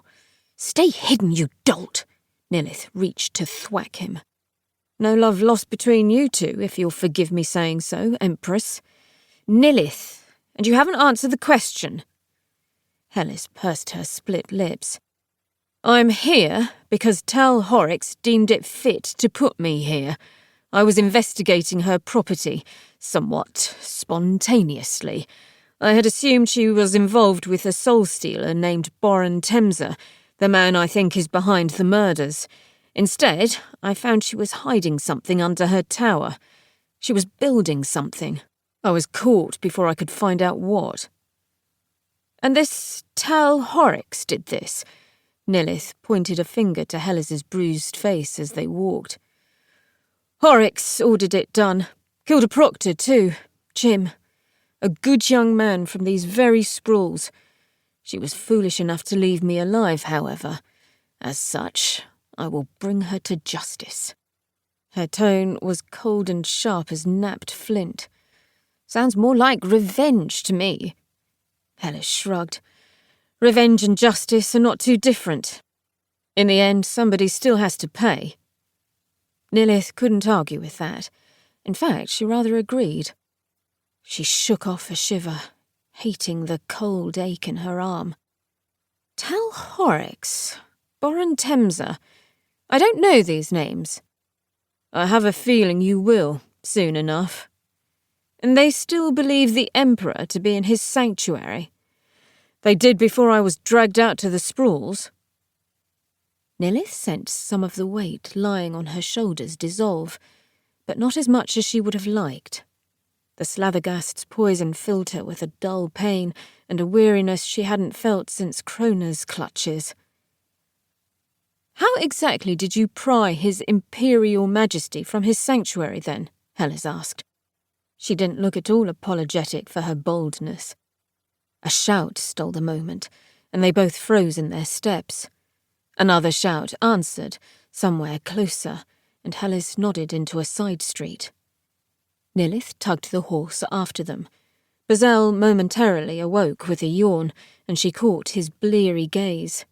He looked exhausted. Death's door had swung ajar for him, but he was healing, just as he'd promised. They hovered between houses with barred iron doors and boarded windows.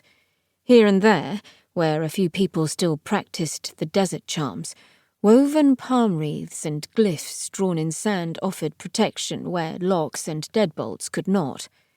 No lights shone. "Is it always like this, in the sprawls?" Nilith whispered, and Hellis offered another shrug. "Did you expect better? If I'm honest, the whole city has gone from bad to worse ever since your husband locked himself away and forgot his city. People like Temsa don't flourish on good deeds." Nilith fought not to smile. Weeks, months she had been trawling the desert, repeating her reasons privately to herself, almost as often as she'd put boot to sand. Doubt had plagued her more than any other villainy the desert had offered. Secrecy had kept her silent, and when an idea was solely kept in one mind, it was no firmer than a ghost's vapour. To hear it whispered by another gave it skin and flesh. Vindication was a sweet and heady liquor. Nilith thought she heard a whooshing noise in the air, faint and muffled by the stubborn fog. She was about to crane her neck when a black figure flitted across the entrance to their street. Without a word, they pressed themselves to the walls of a grand-looking bakery. Even Anoish tucked himself into the shadows, his big backside nudging the orange shutters. "What now?" Nilith muttered. Hellis made fists, cracking knuckles. "Trouble is what? With any luck, they won't—" A whistle split the air, sharp and damning. Others joined in, sounding out from nearby streets. A head poked around the edge of the building, scraggy-haired and featureless in the darkness. A set of shoulders followed the head, then a scrawny body of a young man, barely more than a boy. The curve of a dagger lurked at his side. He walked without pause or fear, coming straight at them. Another shout rang out, closer now, sounding higher than the streets. The strange whooshing was growing louder, closer.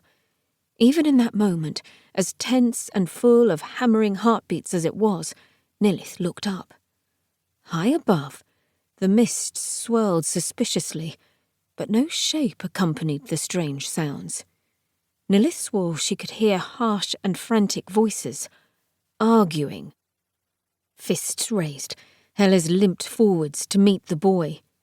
He was lifting his fingers to whistle again, drawing his fellow soulstealers closer. The scrutinizer limped faster. There came a whistle, but not from the boy's lips. It was short-lived and culminated in a loud crunch. Something black and silver plummeted out of the dark fog. It struck the boy on the crown of his shaggy head and drove him to the sand with a speed that would have snapped his neck had it not already been full of steel. The momentum impaled him against the earth, a dark blade bursting from his collar before burying itself in the ground. The boy's head, tongue lolling and eyes crossed, was pinched between crossbar and sand. Missing her swing, Hellis stumbled over the body and ended up on her arse. Nilith was too shocked to move. Her eyes switched from the bleeding corpse to the sky, hearing the whooshing and arguing diminish somewhere to the south. "That was fucking lucky," Hellis wheezed, clearly hiding some more injuries beneath her rags. Nilith didn't dare comment, as if admitting it would break whatever fortune the desert had left with her. She thought of the beldam and the visit she had dismissed so easily as a dream. The scrutinizer wrenched the sword from the boy's brain and quickly tucked it into her rags. "There's an Arctian saying, 'Whatever falls from the sky in a desert is a bounty.' You forget how long I've spent in the Empire." "Humph," Hellis grunted. She tucked herself into the shadows and scuttled past like a scarab beetle. "This way!"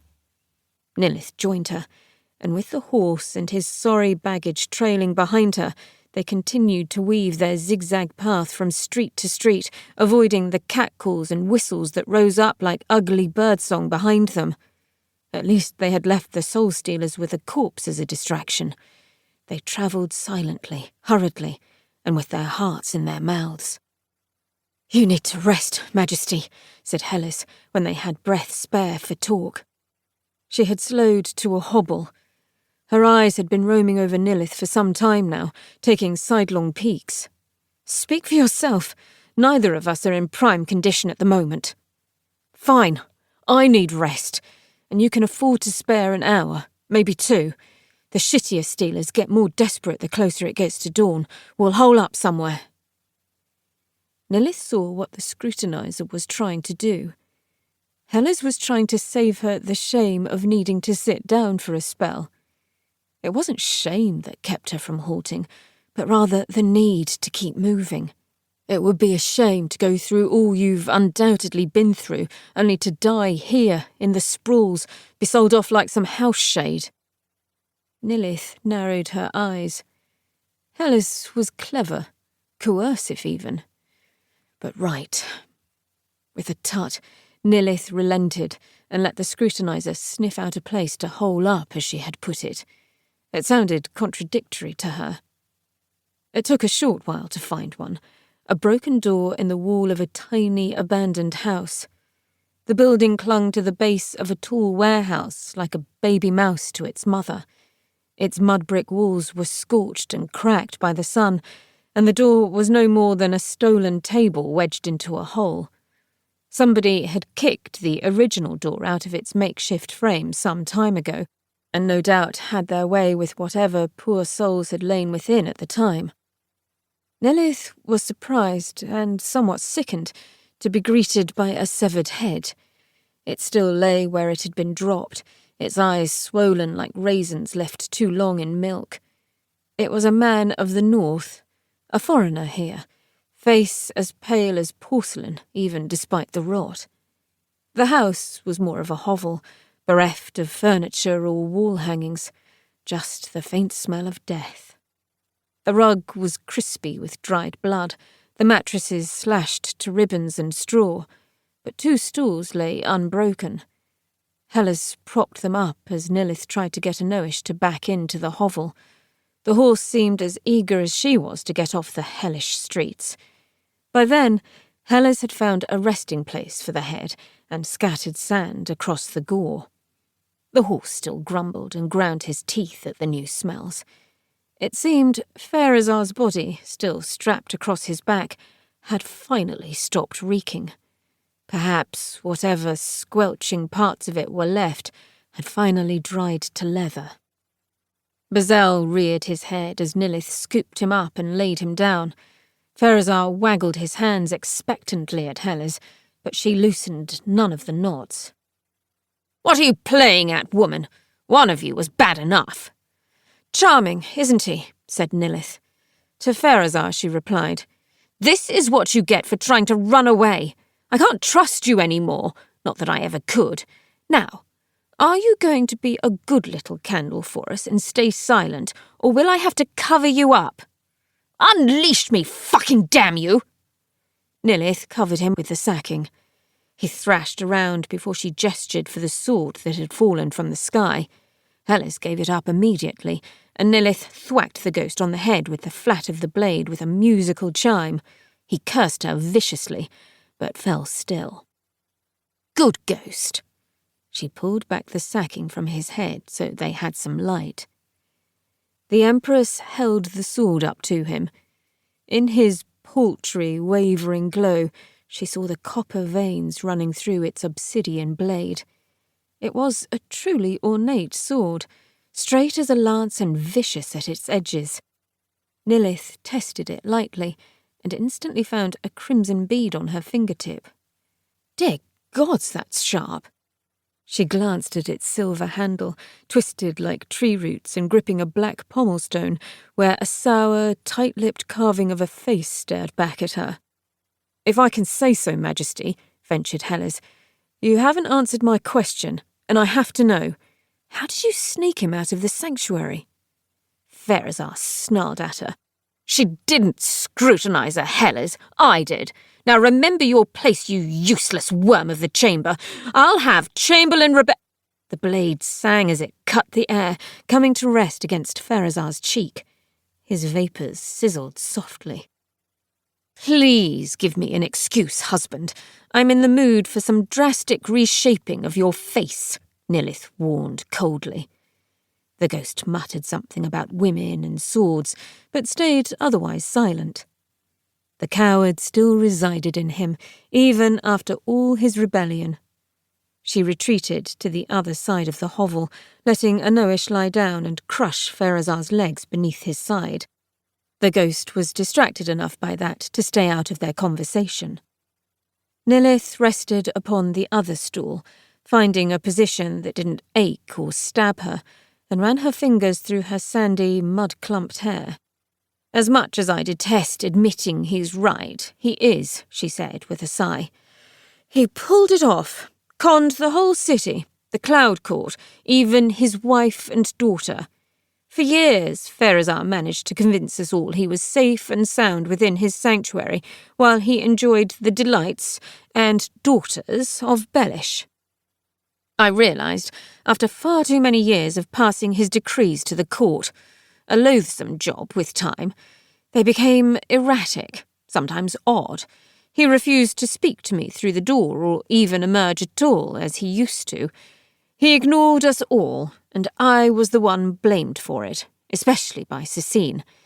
When I began to suspect something was different, I couldn't shake the inkling, as preposterous as it sounded. I started to track him down. It took a year of questions, asked as quietly as possible. But when I found out where he was, I left immediately. That was almost 3 months ago. I haven't stopped since. The court and chamber thought you had run east to Crass, back to your father. Nilith nodded. And that was the story I let them believe while I went south. There were more than a few times on the road when I wished I had gone east and seen my father, grey and sitting by his fireplace. It would have been a short-lived peace. Araxes' evil will spread in time. Hellas worked her jaw while she thought. From here to Bellish and back. A treacherous road. You wouldn't believe. How long has it been? There seemed to be no avoiding that question. It was a cloud that had followed her since raking the knife across Pharazah's throat, and it had grown darker and stormier each day. It's only when a person is running out of time that they curse not using it more wisely. Perhaps that was the entire reason Nilith sat there, beaten and exhausted, with the ghost of her husband draped over her horse. She could remember staring at the intricate workings of the sanctuary door and wondering how a decade had swallowed up her life in a blink. Minor trinkets had distracted her here and there, learning Arctian history, playing the court's games, staying alive, of course, which was always an accomplishment in the city of countless souls. All petty things. No true deeds of wonder, besides a daughter whom Nilith had been banned from raising. Nothing to etch into the base of her statue when they erected it beside Pharazah's in time to come. No great imprint upon the world. Nilith could remember staring over the railing of her piercer balcony, contemplating the streets far, far below, and letting her mind ponder them for too long. Hellas cleared her throat. Hard to count them? Not at all. Every day was lodged firmly and vividly in her mind, even when she had spent them in bleary, swollen-eyed dazes she had logged them. 35 days. The scrutinizer tried to whistle, but a loose tooth proved problematic. 5 left. In the corner, the ghost growled bitterly. Hellas looked stiffer than she had before, and Nilith found her eyes avoiding her. She began to replay her words, wondering what she had said. But the scrutinizer had enough confidence or enough exhaustion to challenge her empress. Perhaps murder lowered the need for respect. "And so this is your great deed," said Hellas. "What?" This echo of her thoughts threw Nilith. "To claim the throne, be the first empress in, 3 generations to forge a new family line?" Hellas met Nilith's gaze then, and with accusation in her eyes. Her voice was a strained whisper. "I told you duty bound me to your side. Well, that's a lie. My duty is to the city and its salvation. When I first saw you in that cage, arguing with the ghost, I heard you say something I don't think this empire has ever heard uttered. You said, 'When I'm out of this cage, you'll know what it means to have a ruler instead of a monarch.' I never thought I would hear such words from a royal, not in 12 years fighting for justice in these bloody streets. I have worked for it, tortured and killed for it, and I have even prayed for it on more desperate nights. I had all but given up hope, about to take matters into my own hands for the last time when your cage came past. Well, you're out of that cage, Majesty, but you're not sounding like any ruler I would want in the Emperor's place." Nilith drew herself up, her royal blood and breeding kindled. "You forget yourself," were the words poised on her tongue, but they sounded far too similar to Pharazah's, and she bit her lip. "You do not and cannot know what I have in mind, Scrutinizer Hellas," she replied, trying to restrain her regal tone. "And if you did, you wouldn't doubt me. Your Empress." "What then? What have all these lies been for? All this struggle and hardship?" "Yes, what, Nilith?" Pharazah piped up. "Do tell us. It would be about fucking time." "You must trust me, Hellas. And that's the problem. I don't trust anyone. If there's anything I've learnt in all my years in the chamber, is that people are fickle. People are liars. People are greedy. People change their minds. And how am I to trust you?" "You're the one with the sword, Empress," Hellas said coldly. "And that's fortunate for you, seeing as I don't take kindly to people doubting my loyalty." Perhaps it was the anger in her heart. Perhaps it was how long she had held her secret, trusting nobody, and now, like a fermenting barrel lashed to her back, it threatened to burst. She was tired of carrying it alone. Maybe it was the fact Nilith wanted to hear whether it was madness after all. All such ideas were fragile in that way.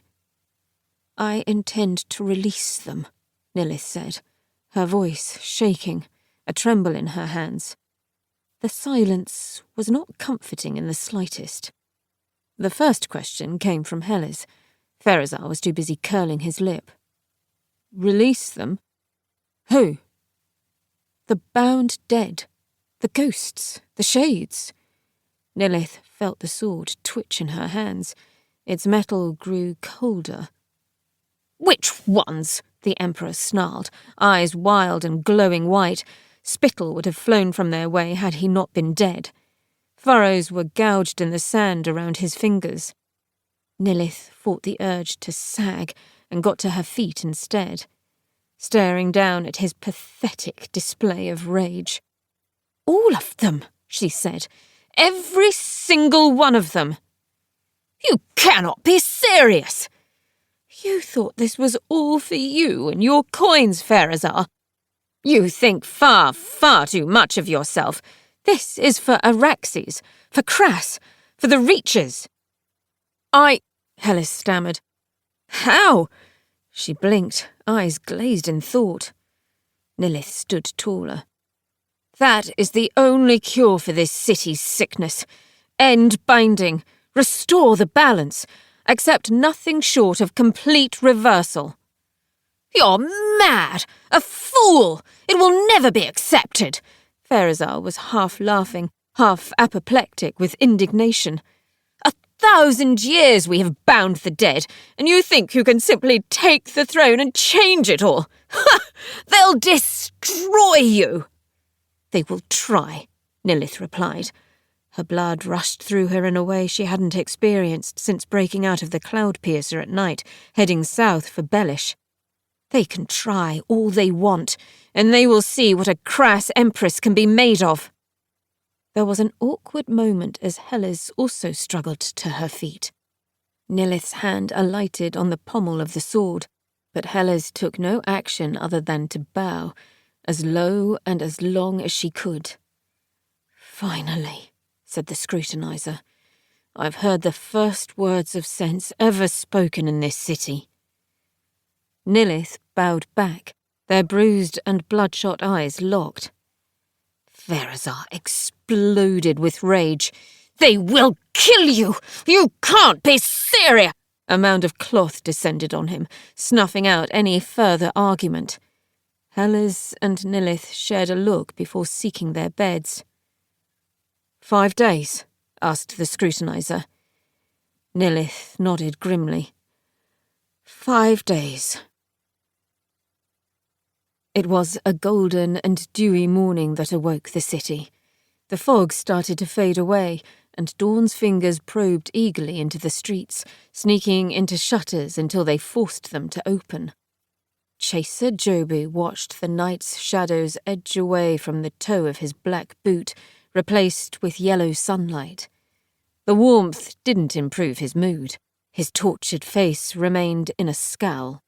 His hands were firmly tucked into his armpits, lest the pain of itching of his face be forgotten and he scratch again. Instead, he picked at the scabs and dried blood under his nails. The birds had wreaked havoc on his face. His left eye had been rent in two, blinded and useless. One ear was practically shredded. Claw marks crisscrossed his face and neck. Both forearms were heavily bound in cloth. A mound of a bandage sat on his shoulder like a white tortoise. The cage at his side rattled again, and the slithering hiss came to meet him in a cloud of breath. Joby had been lucky the Slathergast had only clawed him during the fight, not bit him. It was still striving for the last flesh it had sank its fangs into, the debtor from the desert, the escapee. "Shortly," Joby grunted. "Have no fear." No sooner had he said it than a door whined behind him. The chaser did not move, instead waiting for the woman to stand by his shoulder. "The directors will give you another chance," said the overseer in a flat tone. No emotion was necessary in business. "As well they should. You know my record. I have never lost a repayment before, and I refuse to now. I will not disappoint them a second time." The overseer tutted. "You had better not. You know the rules, Chaser Joby. The first mistake is free. The rest cost. Remember that." Joby nodded, itching to drag his nails over his face. "Circumstances were out of my control." Apparently so. Birds, was it? How strange."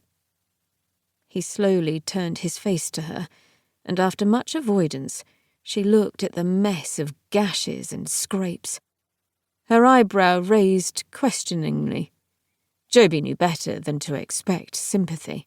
"Birds, indeed. 12 of them," he said. "And a beggar, too." The overseer's disapproving look didn't wilt. "I have seen chasers return their debts with limbs turned to stumps and still bleeding, Joby. If you want to be considered for promotion, I suggest you get back out there and change the directors' minds. And mine while you're at it." With a parting tut, she left him to the morning and went inside. Joby was left with his Slathergast and the rising heat of dawn. He looked down at the creature weaving back and forth, its eyeless gaze locked somewhere in the north. Its grin was wide. It had the scent of its prey. If Joby wasn't mistaken, he thought he heard a grumble come from the ghast's bunched coils. Chapter 10. Time's Lance. The sky is just another ocean, calling to be sailed. Excerpt from a controversial speech by Admiral Nilo, champion of Twaza. Flying is not meant for those born without wings. That which dares to ply the skies in defiance of the dead god's natural laws must invariably come crashing to the ground. And so we did. The Vengeance clipped the roof of a squat tower with a dire crunch. The whole craft bucked, sending half its occupants sprawling. Beneath me I felt the hull being ripped away in chunks. I stared out of a porthole and saw ochre rubble and splinters spinning in our wake. As I watched, the ground abruptly turned from brick and adobe to undisturbed sand. We had left the city behind us, and now the desert was rushing up to meet the craft and punish us for Widow Horrocks' audacity. Although I was already dead, an odd horror ran through me as I watched the gap close between Earth and flying machine. The sand became a butter-yellow blur in the dawn's half-light. It rose and fell suddenly, grazing the splintered hull again as we passed over a sharp dune. On the next wave of sand there came an almighty bang as we struck again. Grit sprayed through the cracks in the hull. The window in the bow became a cloud of sand. The men handling the cogs and levers were smashed against it. One left a bloody streak and a spider's web of cracks in the glass before slumping over the controls. The soldiers surrounding Horrocks tried to drag his body out of the way before the next crash, but they were too slow, or the Vengeance too fast. I couldn't tell. The rumpled peak of the next dune reared up before us. It broke our fall, and by the sound and judder of it, half the ship too. Yells and screams accompanied the crunching of wood and nails. With what little weight I possessed, I was tossed from my seat and thrown forward with the ship's momentum, my vapours trailing behind me. I met the gust of sand and wind that burst through the front window. I fell against a bulkhead, feeling no pain, only inordinate confusion. The Vengeance began to slide down the dune, like one of those scatter-isle brats on their wooden waveboards. I rolled across the deck, bodies falling with me. My fear grew as the ship skewed to the side, almost rolling onto the ballon-like envelope. Amongst the pile of bodies bunching up around Horrocks' chair, I heard my fear shared in the horrified silence of those around me. In that elongated moment of terror, time seemed to slow, and every slip of sand beneath us was palpable. Vengeance teetered on her side during the slide, but thankfully she righted with a thud at the base of the dune. The collective exhale was audible. Several soldiers slumped in relief, banging their helmets on the wood. The ghosts aboard began to extricate themselves from broken oar spars and the moaning living. "Everybody out!" yelled a muffled voice. It sounded like the new colonel. As people began to pick themselves up, he was soon uncovered beneath splintered panels, sporting a bloody nose smeared across his cheek. Horrocks had apparently strapped herself into her chair using some sort of belt across her shoulders and chest. Soldiers clung to handles on its base or to each other. They were pale for Arctians. Judging by the way Horrocks rubbed the neck under her cowl, she hadn't escaped completely unscathed. I found myself disappointed. My guards had given up guarding me in the crash. One was in fact lying against the stairwell, his neck at an odd angle. I wondered whether I had time to snatch up one of the discarded spears around my feet and finish the job of taking my half-coin. I didn't. Horrocks was quickly upright and limping from her craft. I followed her, watching her as if she were an unattended chest of gold. Dawn was still in the process of rising over the arc. Halos of mist still wreathed some of the city's towers, but otherwise had faded with the morning's warmth. The sun was a dusty rose in the east, but the night still held sway on the other points of the compass. I could feel the heat rising in the air already. A sheepish breeze stirred the sand at my feet, adding to the ripples etched there, as if a tide had recently receded.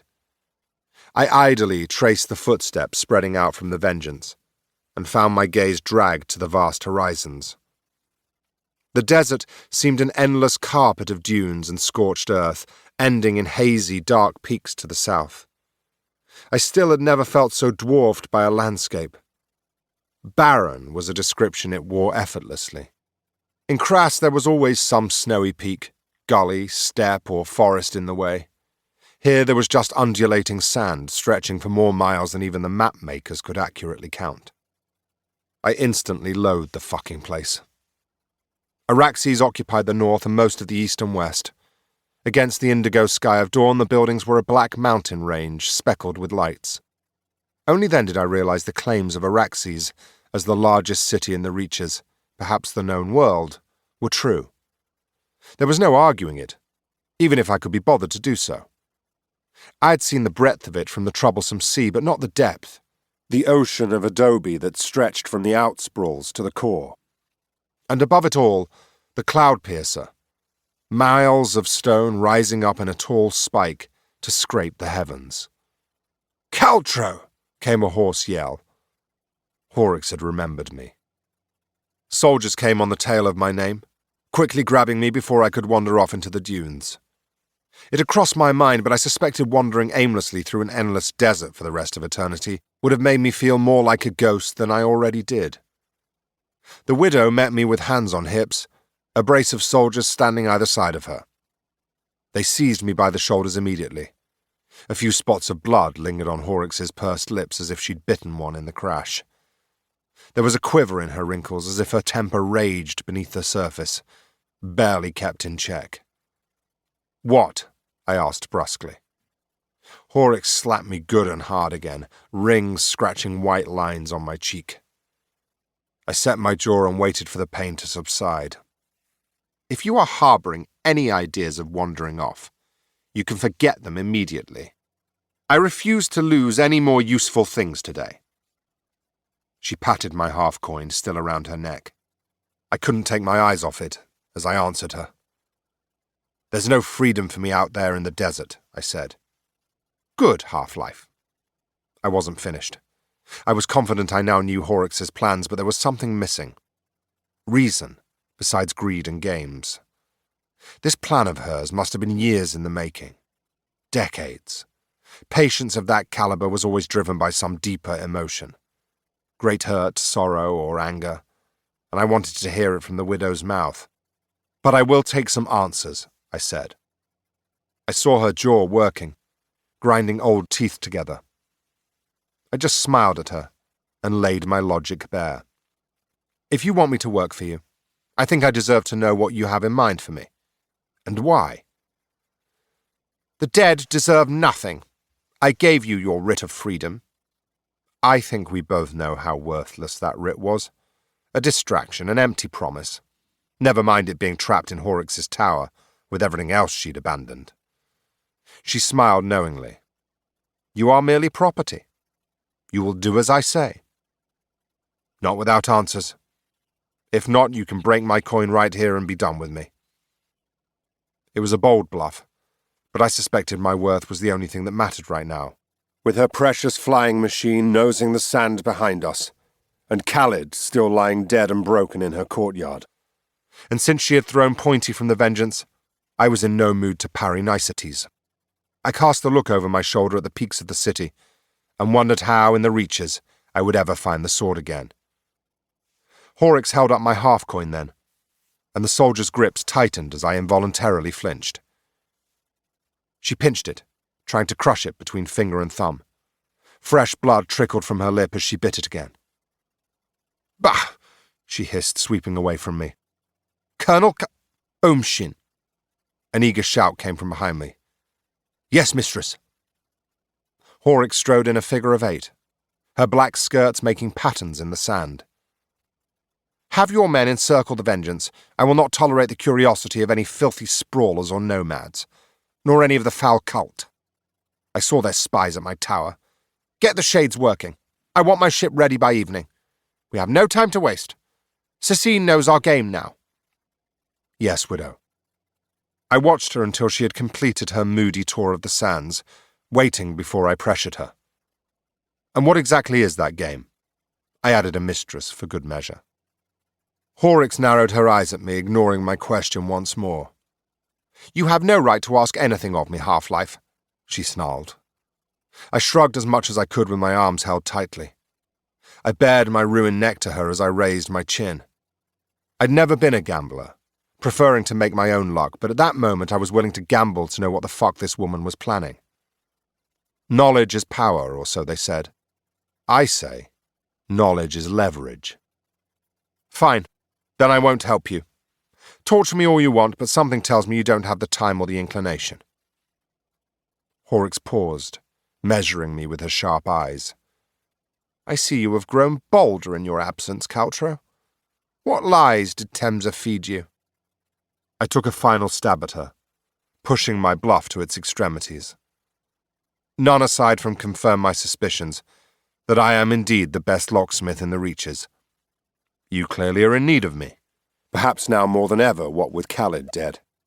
Judging by the fury in her eyes, I thought she would end me right there and then, but she abstained, as much as punching me in the face was abstaining. I smirked as I righted myself. If you know another thief better than I am, like I said, be done with me. Do me that favour. I'm too tired to care any longer. I could hear her teeth crunching now, almost musical to my ears. With a snarl, Horrocks waved away my guards, keeping only one by her side. I rubbed my arms as she began to climb the dune we had slid down. I followed, kicking at the ruts of sand. The grains barely slipped under my feet, and I traipsed in the widow's footprints. My glow stained the ochre sand an eerie green in the morning light. At the rumpled peak of the dune, Horrocks took a stand, staring at the grand city before her. I joined her moments after and spent a while staring over the outsprawls I'd heard so much about.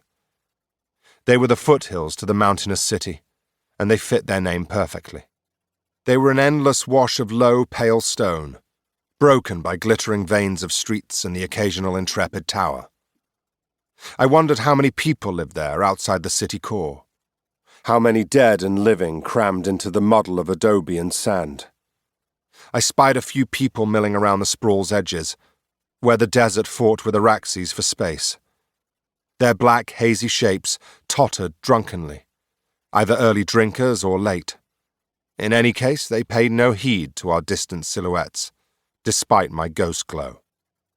I looked up to the thick bar of the cloud piercer, stark against the lightning sky. It seemed obvious now I stood back and stared at it. The tower was the very definition of impenetrable. Excerpt to my locksmith's eyes.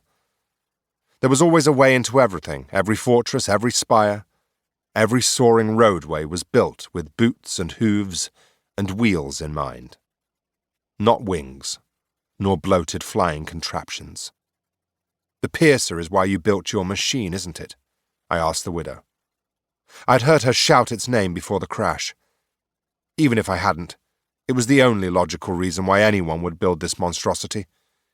To my thief's mind, trained to find all manner of ways of circumventing doors and guards, it was nothing short of genius.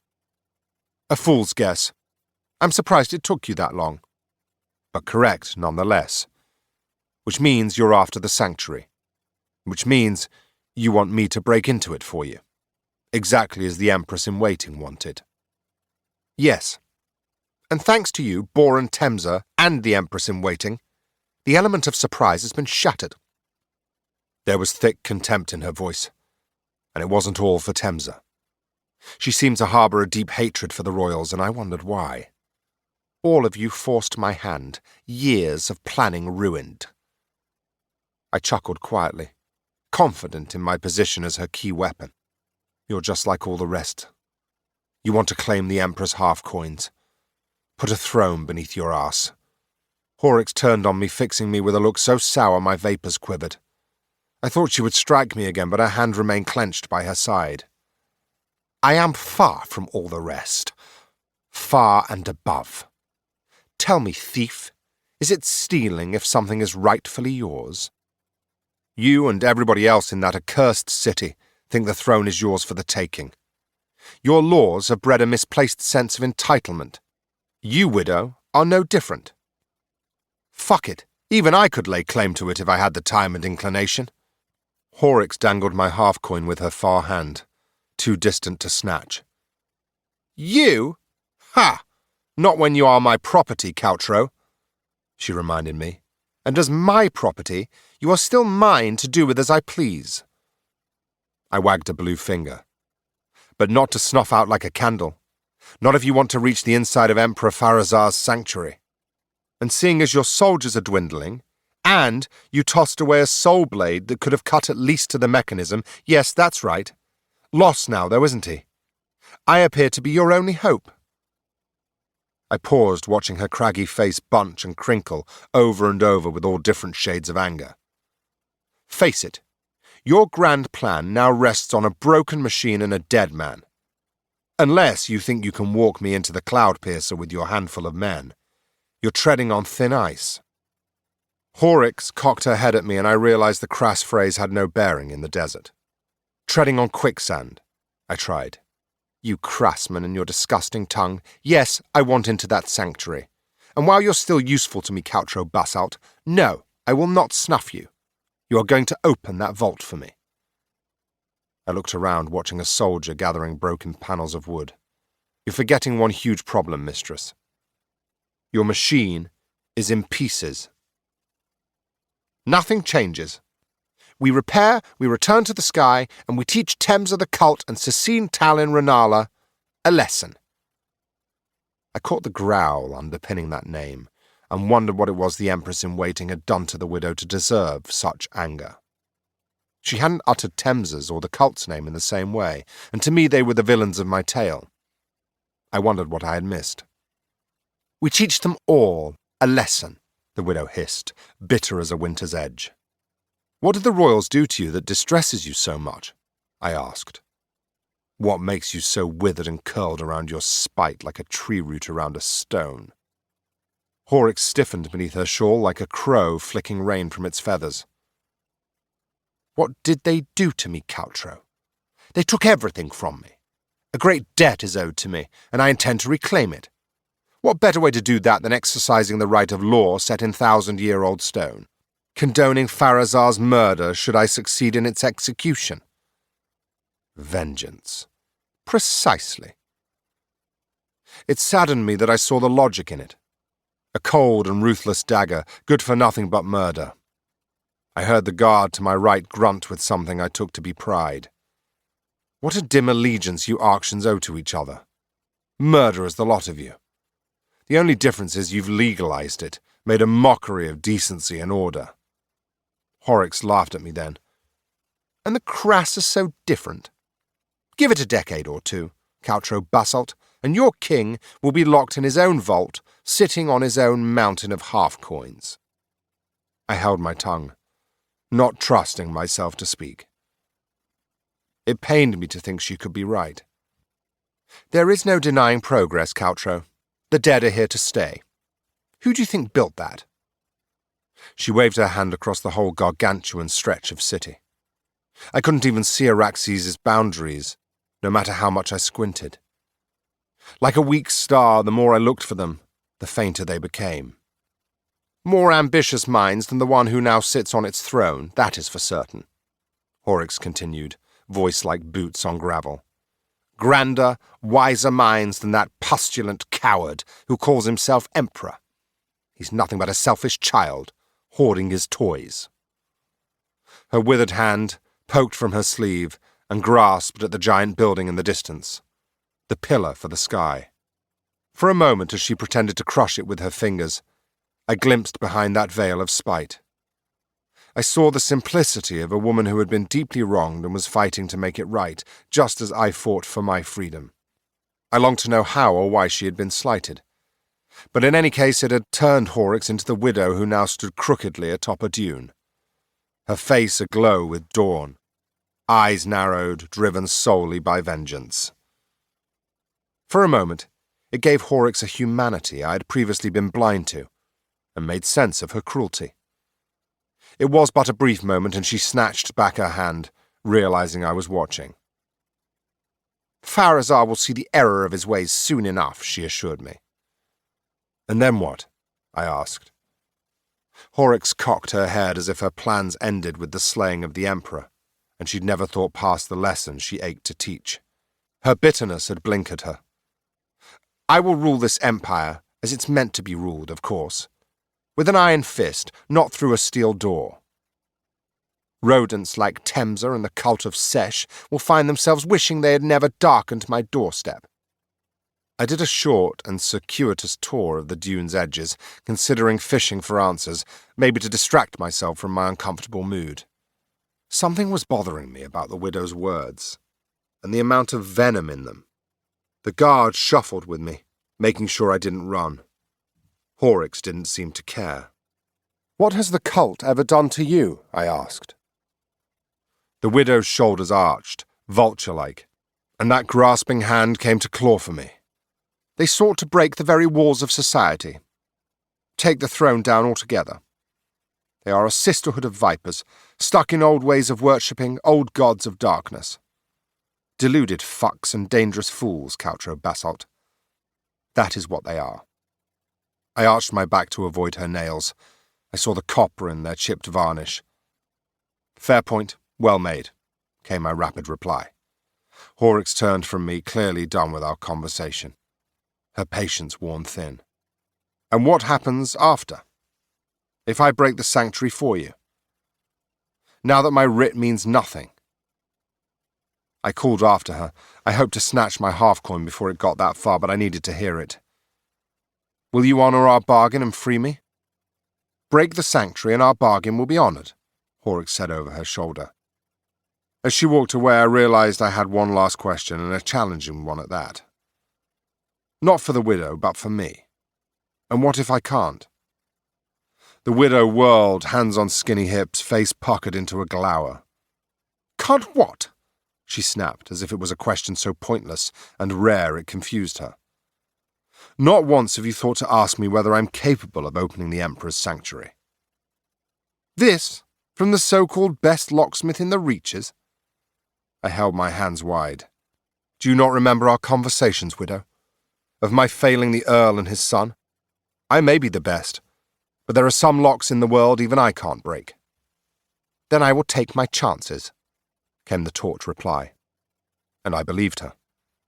I knew I wasn't important enough to halt her plans completely. Where a lock cannot be broken through skill, brute force can usually win it over. Horrocks's purchase of me at the soul market had been a fortunate happenstance for her, no matter how much importance she or I tried to daub on it. I tried to hide my wince, but she saw it and leered. "And that is why you will test me no further, Shade. You're fortunate I've tolerated your questions so far. I advise you not to keep trying unless you wish to learn the true depths of death." "Fine. I'm done. But I won't forget your promise of freedom, widow. That still stands." Horrocks chuckled as she walked away, feet leaving gouges in the silvery sand. Her guards clamoured around her like hens to a coop as they escorted her back to the downed Vengeance. I stayed atop the dune, alone but for my thoughts. I tried to tease apart what little I knew of Araxes' web of lies and found myself only more tangled. Whys and what-ifs plague a soul throughout life and in death.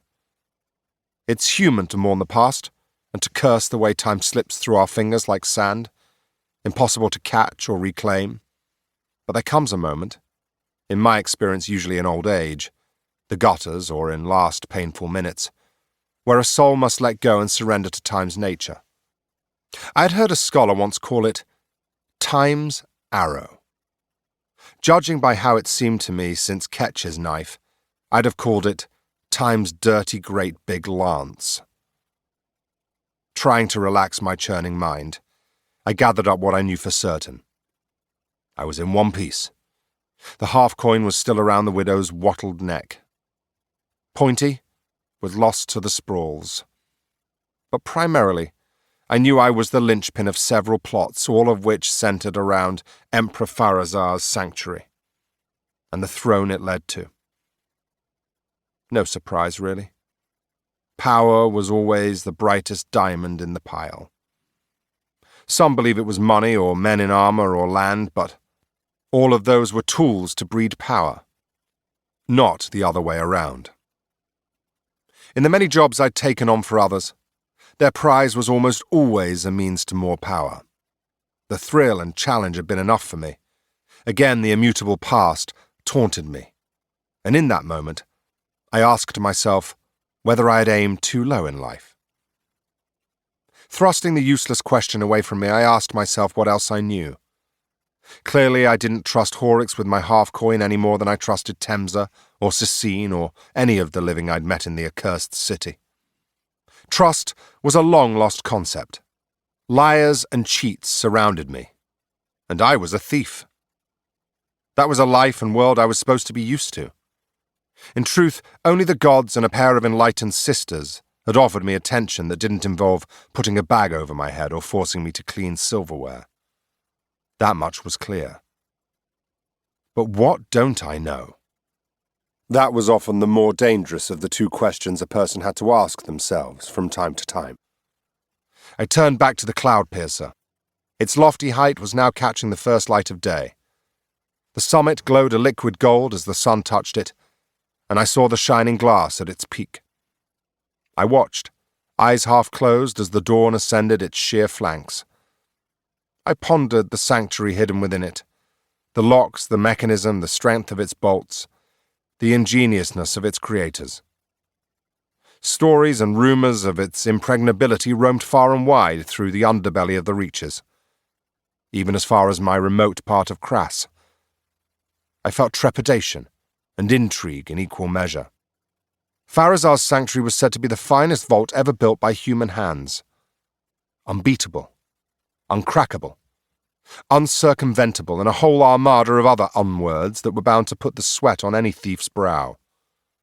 Until now, the sanctuary had stayed in a part of my brain reserved for things not even worth trying, such as wooing the crass king's daughter, moving a wagon with my mind, or wrestling a Fenrir with one arm tied behind my back. There was an apt word for such things, and that was impossible. And now, I was being asked to do the impossible. I put my teeth against my lips, tasting nothing but cold and wondering what lock I'd broken that had got the attention of such people as an empress in waiting. I'd never known such faith in me in life. What rumours of my work had crossed the sea, and how had they grown so swollen with distance and telling? It was irksome that only in death had I become the greatest locksmith in the far reaches. I considered whether I should hold out on claiming my coin. If it was worth trying my ghostly hands at the sanctuary. With a tut that belied the depth of my disappointment, I dismissed that nonsense. My opportunities to claim my coin were best taken now, while I could. I would stick to my promise to myself and the dead gods. My freedom came first. Caltro! Heel! I wished dearly that I could have spat in the sand. As I turned, I gave the city one last glower, and saw a faint glow on the edge of the outsprawls. I was jealous of that ghost, whoever she or he may have been. For they were not me, and they had not the weight of the world on their shoulders, like the old myths. With a snort, I left them to it. Chapter 11. A Fool Doesn't Prepare. Talliers hold a sacred position in the banking institutions of Araxes. They are trained in arithmetic, record-keeping, and weights and measures for no less than 7 years. Like Nixites, or monks of the West, Talliers are utterly devoted to the crafts, often spending their entire careers with just one bank. From The City of Countless Souls, a keen-eyed guide. The heat from the smoking sand made Lyria want to cough, as if she had a throat once more. In all her centuries, she had never gotten used to it. Its crimson flashes stained her bare hands a deep purple. From the corner of her eye, she watched the dark grit rise and fall, building itself into brief yet broken and disfigured statues. One moment, the glare of a jackal. Another, a hunched man missing limbs. The next attempt, a forked tail. "Perfect is the enemy of done, dear sister," Lyria said, louder this time over the hiss and rumble of the forge. "Had we not forced the widow Horrocks' hand tonight, we would have been clueless." "And we do not like cluelessness." The voice was like a blade being dragged down the strings of an argul, each vowel the shifting of dunes. No, lord, chorused the sisters. Yaredin spoke up, less confident than Lyria. I apologize. My sister is right. Better we know and have time to adjust our plans. Red veins ran through the dark pile of churning sand, puffing more acrid smoke. Adjust away, adjust, replied the voice. We know where she is. A brother in the outermost southern spruce has spotted them, said Yaredin. We will strike tonight and rescue our brother Caltro. See, he is delivered to the right hands, added Lyria. Again, the dark pile of sand glowed crimson, hotter this time, angrier. We draw close. The sibilance was drawn out as the sand in the forge settled down, turning in circles as though something burrowed into the hot stone beneath it.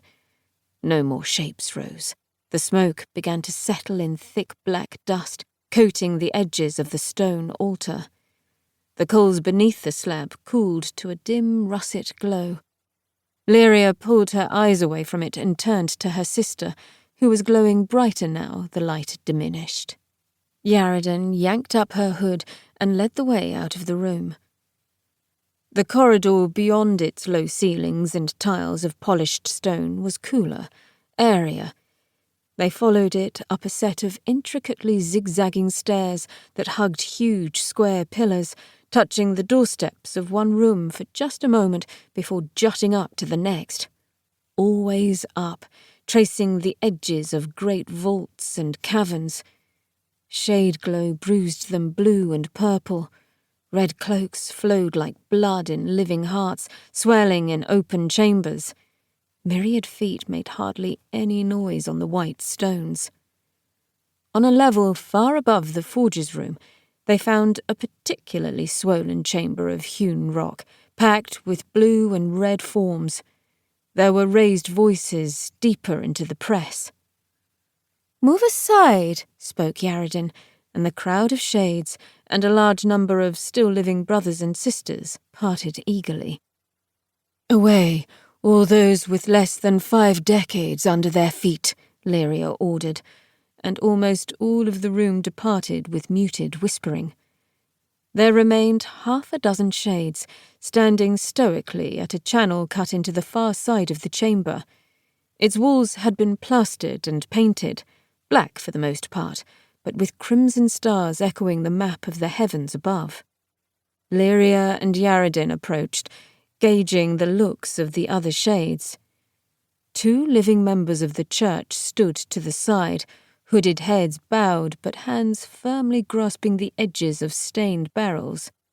"The matter, fellow brothers and sisters," one of the living spoke, one of their own Nyx sites for their private stream of Nyx water.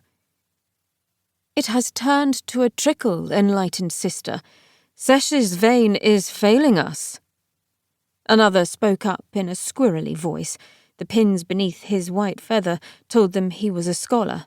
"For the first time in centuries." Lyria went to rest her hands on the edge of the sandstone channel. Above it, on the wall, 5 stars had been painted. 4 hung lower, simple dots, while the 5th that sat higher in the black sky was drawn in great flourishes of red. It held her eye for a moment before she looked down. The channel ran across the back wall, from one side of the room to the other. Its sandstone had been smoothed but not eaten by the years the Nyx had flowed over it. The dark stain the waters had left on the channel was the evidence of its waning. Halfway down the channel, the sandstone turned ashen, then a dark grey, and at its base, a rivulet of inky water no thicker than a decent rope. "But it still flows, yes?" she asked the small crowd. One of the Nyxites spoke up. "Yes, sister, but—" "And how many hecats have you stored in the cellars below us, or the warehouses above, or across the city?" The 2 Nyxites looked at each other, lips quivering as they silently spoke numbers. A conversation of shrugging followed before one of them turned back and said, "Tens of thousands, maybe hundreds of thousands, sister." Lyria waved her arm, dismissing the two men to continue their work. "Then keep gathering." "Keep storing," said Yaredin, "and the rest of you should know better than to gawk and gossip. You especially, scholar, do not let talk of this spread." The shade in question smiled at her. "The time is near, sisters," he said, before hustling down a set of stairs. "Almost, brother." The two sisters paused for a moment, gazing out over the red and blue masses that teemed below them. There seemed to be more every day now. The preachers had been plying their trade across Araxes, journeying further all the time. Their sanctums across the city had swollen in size and number, but here, deep beneath the avenue of Ushirim and the statue of the old god himself, the great vault could have been a city in itself. Yaredin broke their silence first, sharing the same thought.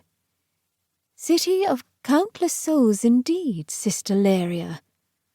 "You are not wrong, Sister Yaredin." She sighed, somewhat wistfully. "South, then?" "South it is." The city had lost its spine. In the baking heat of the sun, only hooded shades trod the dust or flagstones, and even they were decimated in number. The only living that dared to walk amongst them were either drunk, stupid, or paid to be there. Outside the core districts, soldiers in red cloaks were often found standing in clumps at crossroads, preachers at their back. Inside the core were royal guards, proctors, scrutinizers, and soldiers from the scatter isle skirmishes. They crowded into guard posts and patrolled in great formations, trying to restore the peace. What little of it there was now crime had apparently become a war game. Despite the presence of armoured shade and flesh, the city had no taste for the bright and sunny morning. It could be wagered that almost every door in that vast city was locked, and locked tightly. The usual clamour of the high and low docks had become a low whisper, and a surprising number of ships and dhows had wandered off in the night. The horizon was full of sails. The royal markets were closed. Half the fish district was barely trading. What few merchants there were sung their offers half-heartedly, timid as songbirds when a cat prowls close by. Also taking an avian stance were the few nervous clusters of nobles, seen peeking over the parapets of their high roads and towers, owl-like in their hungry stares. The avenue of Ushirim and the grand streets leading from it into the banking districts were grimly silent. Even commerce didn't halt for war on the streets. A small smattering of the grander banks stayed open, trusting in their fortresses and small private armies of guards. But it seemed few had the heart for trading silver or half-coins today, and the patrons showed it in their absence. Those whose interests lay solely in riches always had a strong desire to stay rich, and that meant staying alive. It was why they always cowered over their glittering piles before they became corpses and slaves to a half-life. Temza took another twirl around, waving his cane in a wide circle. A lack of crowds was a special thing in this city, especially here in its beating heart of commerce. Even his soldiers had spread out, eager to be away from their sweaty comrades. Temza was glad for it too. He had kept them working since last night for their idiocy and inability to do simple things like storm a tower. The breeze and the heat were doing nothing for the stench, but they would learn. And he was more stubborn than they would ever know. "What a glorious day, wouldn't you say, my dear? Denib." Two matching grunts came from behind him, where his two pets lumbered sullenly. They'd been in foul moods since the failure, since the escape of both Horrocks and Caltro. A shit show, Annie had called it, and though Temsa was inclined to agree, he was beginning to hate every word out of her mouth. Danib at least had the decency to stay mute, hiding behind the thick steel of his horned helm. Only his white burning eyes showed through its slits. The Tor pointed his cane at the bright blue sky, where the sun hung low and fresh in the east. "I said, a glorious day!" he roared. The echo bounced around the vast stone plaza between the banks that soared up into the sky. Annie and Danib listened to the question 3 times before it died. "Fine day, Tor, though I am still wondering if this is the right time," Annie elaborated, though at Temsa's stare she added, "For your safety." His reply was taut but genuine. "I appreciate the concern," he said, walking on towards Fennec's coinery. The sweeping curves that softened its sheer sides reminded Temsa of leg bones and where they met, sockets and knuckles. An elongated, yawning skull could be made out of the patterned tiles surrounding the huge, inverted triangle of a doorway. Temsa's black-clad soldiers formed up once more, and he was reminded of their stench. Perhaps bringing 50 was too many, not to mention the 100 he had manhandling the wagons of half-coins. Inside, the mood was even more sombre. The impossibly tall desks were largely empty. The bank guards remained, but the clerks and sigils and coin counters had mostly disappeared. Those that remained sweated profusely, even in the cool of the bank, hands flashing over scrolls and papyrus like they were being whipped. Stacks of documents fell in great heaps every now and again, down into the waiting hands of runners who scampered off into a myriad of doors. A handful of customers stood tapping toes, each clutching something precious to them, their guards tightly pressed against the next in lines. Temsa could have laughed as he and his entourage entered. 50 soldiers probably was too many. The sun shone behind them, casting many-fingered shadows across the elaborate marble.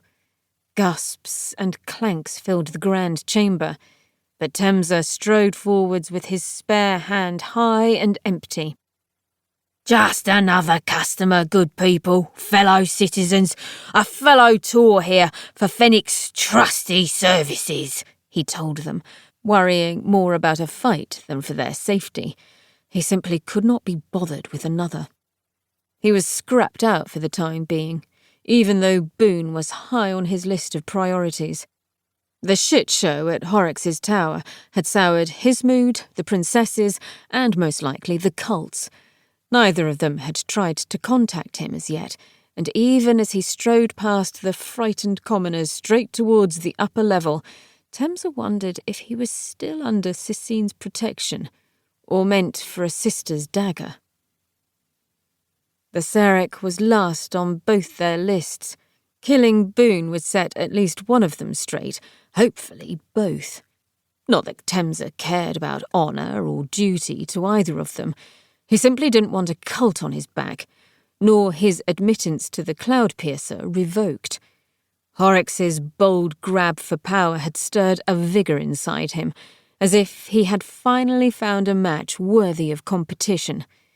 The old bitch had made her first move, and it was a strong one. He had to catch up. What better way to kill a Sarek than to become a Sarek? Annie had called it vanity, much to his sour displeasure. "Tor Fennec and son!"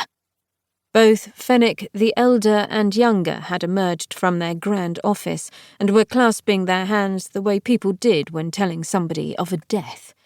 Their eyes stretched even wider as they watched Temsa's soldiers begin to roam about the desks, flicking nods to the guards and generally making everybody present uncomfortable. There were a handful more clerks here, and they peered over their desks warily, drops of sweat falling from their arched noses. "Tor Temsa, what a surprise!" Tor Fennec greeted him with a low bow. His son, Russan Fennec, bowed even lower. When he came up, His eyes seemed to have become glued to the marble. "We missed you last night, Russin, and the night before." Temza used his shorter stature to creep into the sigil's eyeline. Russin met his stare only once and then flinched away. "Fortunately, our business had to be postponed, so no harm done." "Forgive me, I'm confused." Tor Fenwick's blood vacated his cheeks. Whether he knew of the hold Temza had on his son and played along, or he had just figured it out, Temza didn't care. It only mattered that the Tor's face was taking on a pale hue. "Not a good trait for the director of a bank as proud as this, Tor. Now, I have come to be weighed. Today." Temza waved his cane to the bangs and thuds from the lower level as his other men began to unload the barrows and boxes. "Business has been going well. I believe a Sarikdom is at hand." "Yes, today," the Tor wrung his hands, "and a Sarik now, you say?" "A problem, Fenwick?" Temza took a step, clanging his foot on the marble near the man's toes. Tor Fenwick sniffed. If the man had whiskers, they would have twitched. There was something rodent-like about the man. "A slight issue, Tor Temza. There is a new royal decree." "From whom?" Fenwick looked bamboozled. "Why, the Cloud-Piercer, of course." "Empress-in-waiting, or Emperor Pharazar?" "The Emperor? Who else, Tor Temza?" Temza found himself letting that reply linger in his ear a little longer than necessary. The pause had dragged out too long. He found Annie staring sideways at him, eyes burrowing into him as if she read his thoughts. "And what decree interferes with such simple business as a weighing? It must happen 40 times a day here." "It does, Tor, but a shift from Tal or Tor to Sarek requires a recommendation from a Sarek, and said Sarek to be present, and then a presenting to the Cloud Court. But now the Cloud Court has been disbanded. Temporarily, we hope. The Emperor has discounted all weighings until this state of emergency is over." Fenwick spoke as if he'd written the decree himself and memorized it in front of a mirror. Temza considered violence, as he always did, but instead he pinched his forehead and sighed. "Do it anyway."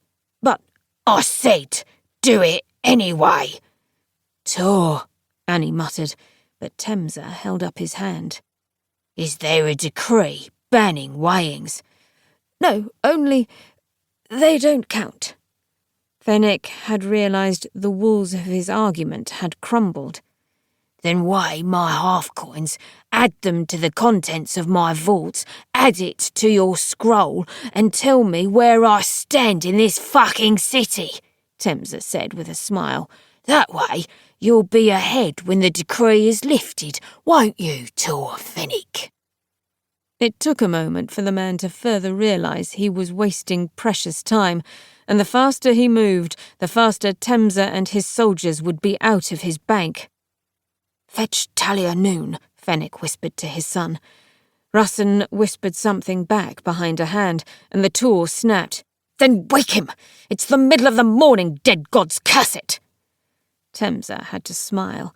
They had no idea what a relief it would be when he decided to leave them alone. Like a dune worm, it was not often Temza let his prey go. Sometimes, though, enough torture was enough torture, and death was not needed.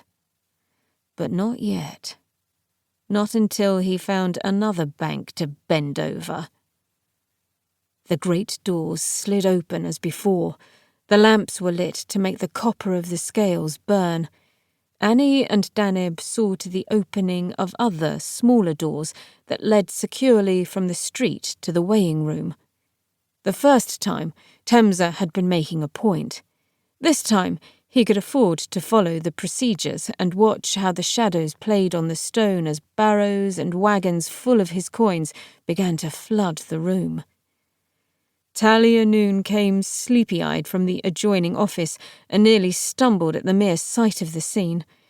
It wasn't often, Temsa guessed, that a Talia got to preside over a tour rising to a Serac. It usually made the rumour mill, and it hadn't for some time. "Let it begin!" came Tor Fenwick's hoarse shout, and as before, figures in white robes appeared from alcoves to grab the coins from Temsa's men. Half-coins tumbled musically into the vast pan in initial trickles, but before long they flowed like a copper river. Though in Temsa's mind, this time the river was wider and fiercer. He let his gaze get lost in the glittering.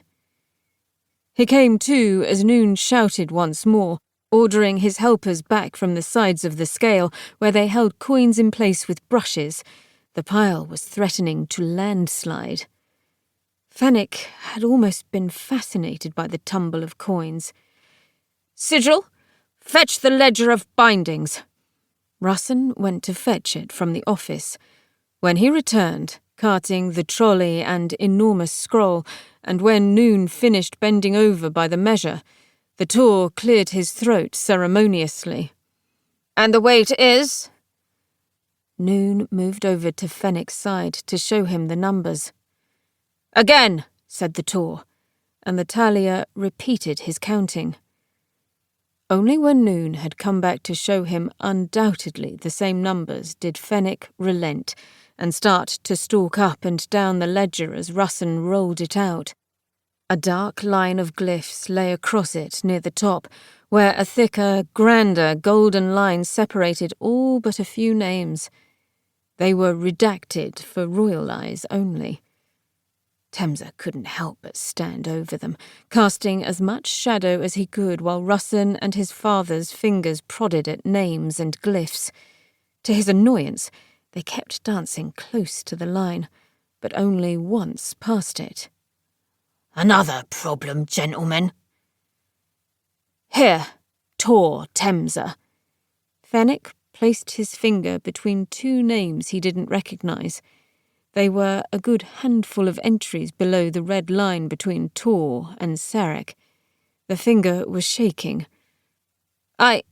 If business continues at this rate, I am sure in a few weeks, days, you will be a—" Clang!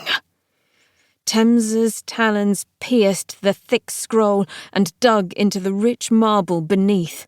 The noise echoed around the weighing room. "Tor Temsa, I must insist!" cried Fenwick as he rose to his feet. He instantly withered, but it was good to know the man still had some spirit in him. His son, however, kept to his place on the floor. "Insist what, Fenwick?" Temsa challenged him. "You've got your coins. You've added my considerable worth to your vaults, more leverage to your dealings. Stock and share, I believe you call it. The coin within coin." Temsa leaned closer. "And let us not forget your life, if that is of any worth to you." Fenwick nodded and withdrew so that Temsa could tug his talons from the papyrus. He wondered if he had by chance skewered any names he had skewered in life, but there was little time for whimsy or irony. "I bid you a good day, gentlemen," he said. "Take care of my fortune." Annie and Danib swept in behind him like hulking wings as Temsa left with a brisker limp than usual. His soldiers formed a rough oval, knocking a few benches and barrows over as they did so. Temsa walked in silence, letting his pace do the talking. Annie was as mute as Danib. The soldiers were silent too, just wafting their stench across him. That was enough reason for a swift pace, even if he didn't have things to do. His new armoured carriage, pilfered from Araxes' tower, waited where he'd left it on the edge of the plaza. The horses bucked in their harnesses, eager to move. Temsa knew that feeling. With a hop and a clang, he was inside and ensconced in the velvet seats, individually curved for each passenger. The carriage fit 6, but with Annie and Danib filling the space, it already felt far too full. Temsa put an elbow to his knee and propped his head to stare out of the window, 2 thick plates of glass warped with age. It twisted the city into odd shapes as they jolted away, coloured it a dull green against the sun-baked ochre and gleaming blue sky. "You heard what he said in there," Temsa said when he was ready. Annie had already been staring at him, now her eyebrows raised. "I know that look. You've got an idea in you. Something tells me it's not a good one." "You, my dear, are sorely mistaken." Temsa paused to swallow the anger. It would sour the moment. "Emperor Temsa. It has a fine ring to it, don't you think? A fine ring indeed. The first of a new royal line." Danib bowed his head. Annie cupped a hand behind her ear. "What?" "The first of a new royal line." "I knew it wouldn't be a good un," Annie whispered. She spared a moment to press her fists against her forehead. Have you fucking lost it, boss?" Temsa levelled his cane at her. "I have told you time and time again." Annie had the nerve to interrupt him. "Tor Temsa, Serek Temsa, now Emperor Temsa. It sounds like madness, boss, more than greed. You used to plan and scheme and bide your time, but now you're rushing in like a headless shade. Fennell's was a disaster. You fucking lost Caltro.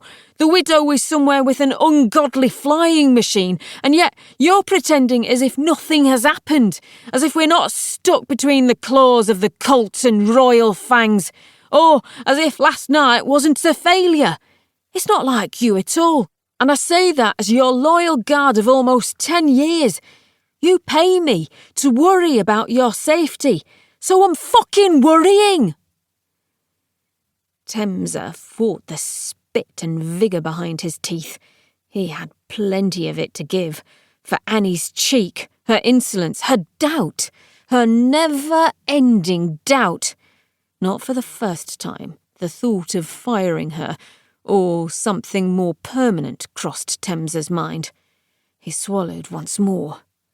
"Miss Jezebel, I must remind you of your position and suggest that you hold your fucking tongue when it comes to who makes the plans. You wish for me to plateau, now that I have come so far. Fine. I will find a bodyguard who wants to gaze down at Araxes from the cloud piercer, someone who wants to be Grand General or whatever, or even Serek. You can go back to scratching a living in some tavern, dreamless and average." Annie somehow looked offended. "Is that what you think this is about?"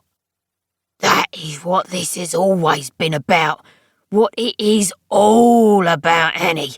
What greater heist is there in this city other than the throne, Tell me that, and I will never step under the piercer's arches again in my life. And while we're on the subject of pretending nothing has happened, I could hold you accountable for fucking up the entire attack on Oryx, but I've done you the favour of ignoring it. I could easily punish you instead." Annie's words were strikes of flint on steel. "For what?" Temsa leaned closer to her. "Did you not think to check if the widow still had Caltro? No, you didn't. Embarrassing me in front of the cult and the Empress in waiting." He didn't know whether it was her lack of vocabulary, lack of confidence, or that she was too full of raging words to dare speak. But Annie held her tongue and looked away to the other window. He saw how white her knuckles had turned, gripping the handle of her axe. "And you, Danib?" Temsa turned to the hulking shade, challenging him. Want to complain about the way I do things?" The shade shrugged, then shook his head, and Temza took that to mean the usual no, or whatever. It was the best he ever got out of the dumb shade, but at least it was consistent. All Danib cared about was the simple matter of bloodshed, unlike Annie. Who would have thought the big battle-scarred scatterwoman lacked backbone when it mattered? "Just as I thought. You should learn to be more like Danib here, my dear," Temza ordered. "As for Caltro and Horrocks, I have eyes looking all over the main city. Danib wounded her machine. She can't hide for long now that the mists have faded. Now, if you're finished complaining—" Silence answered him, and Temza turned back to the window with a sigh. Emperor Temza. It had a ring like a lunch bell on a summer's day. Where he had grown up in Bellish, before a man had taken his leg, he had heard such a tolling from the riverbanks and raced through meadows with the cackling of fellow children in his ears. Those were fine days, fairy tale days. But all fairy tales hid an inner darkness, no matter how sparkly the prince, how determined the princess. There was always a witch, a wolf, a dragon. Temza's had been a butcher, a man who made a job of removing limbs from those who hadn't the coin to save them. Boran Temza had avoided debtor's prison and the Nyx, but he'd paid all the same. And he'd paid more, in sweat, silver, and blood. Not his own mind, but hired blood, from hired swords. Up and up and up he'd climbed, building businesses from the sand until a whole district was his. Now Tordum, shortly a Sarek, perhaps even an emperor. And why not?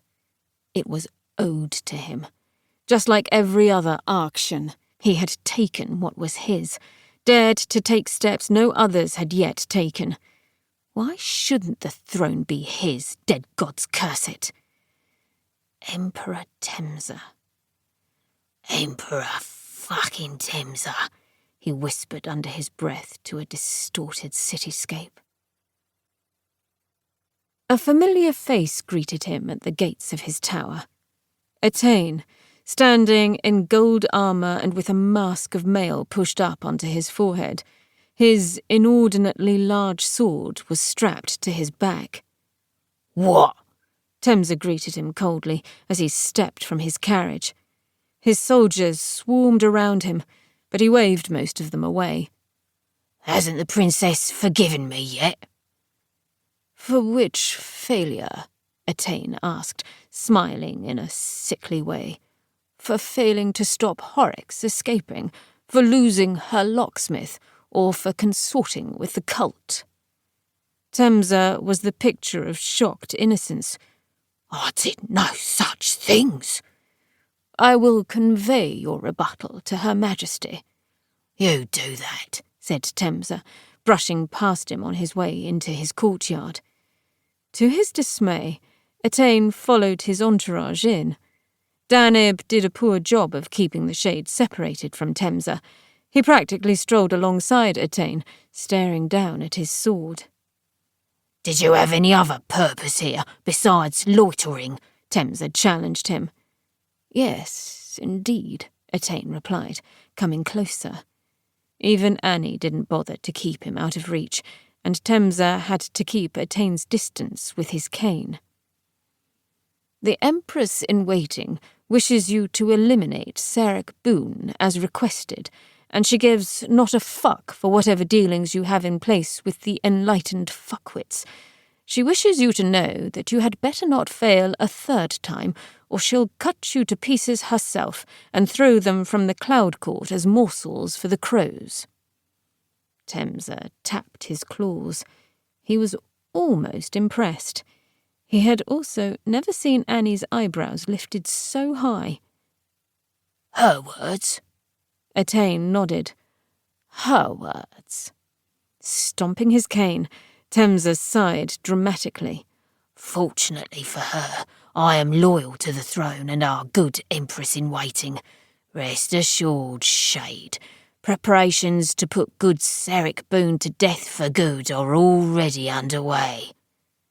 Are they now? The Shade looked far from convinced. Temsa jabbed his cane at his second-in-command. Annie, my dear? Underway, she growled, eyes hazed and firmly fixed on the skyline.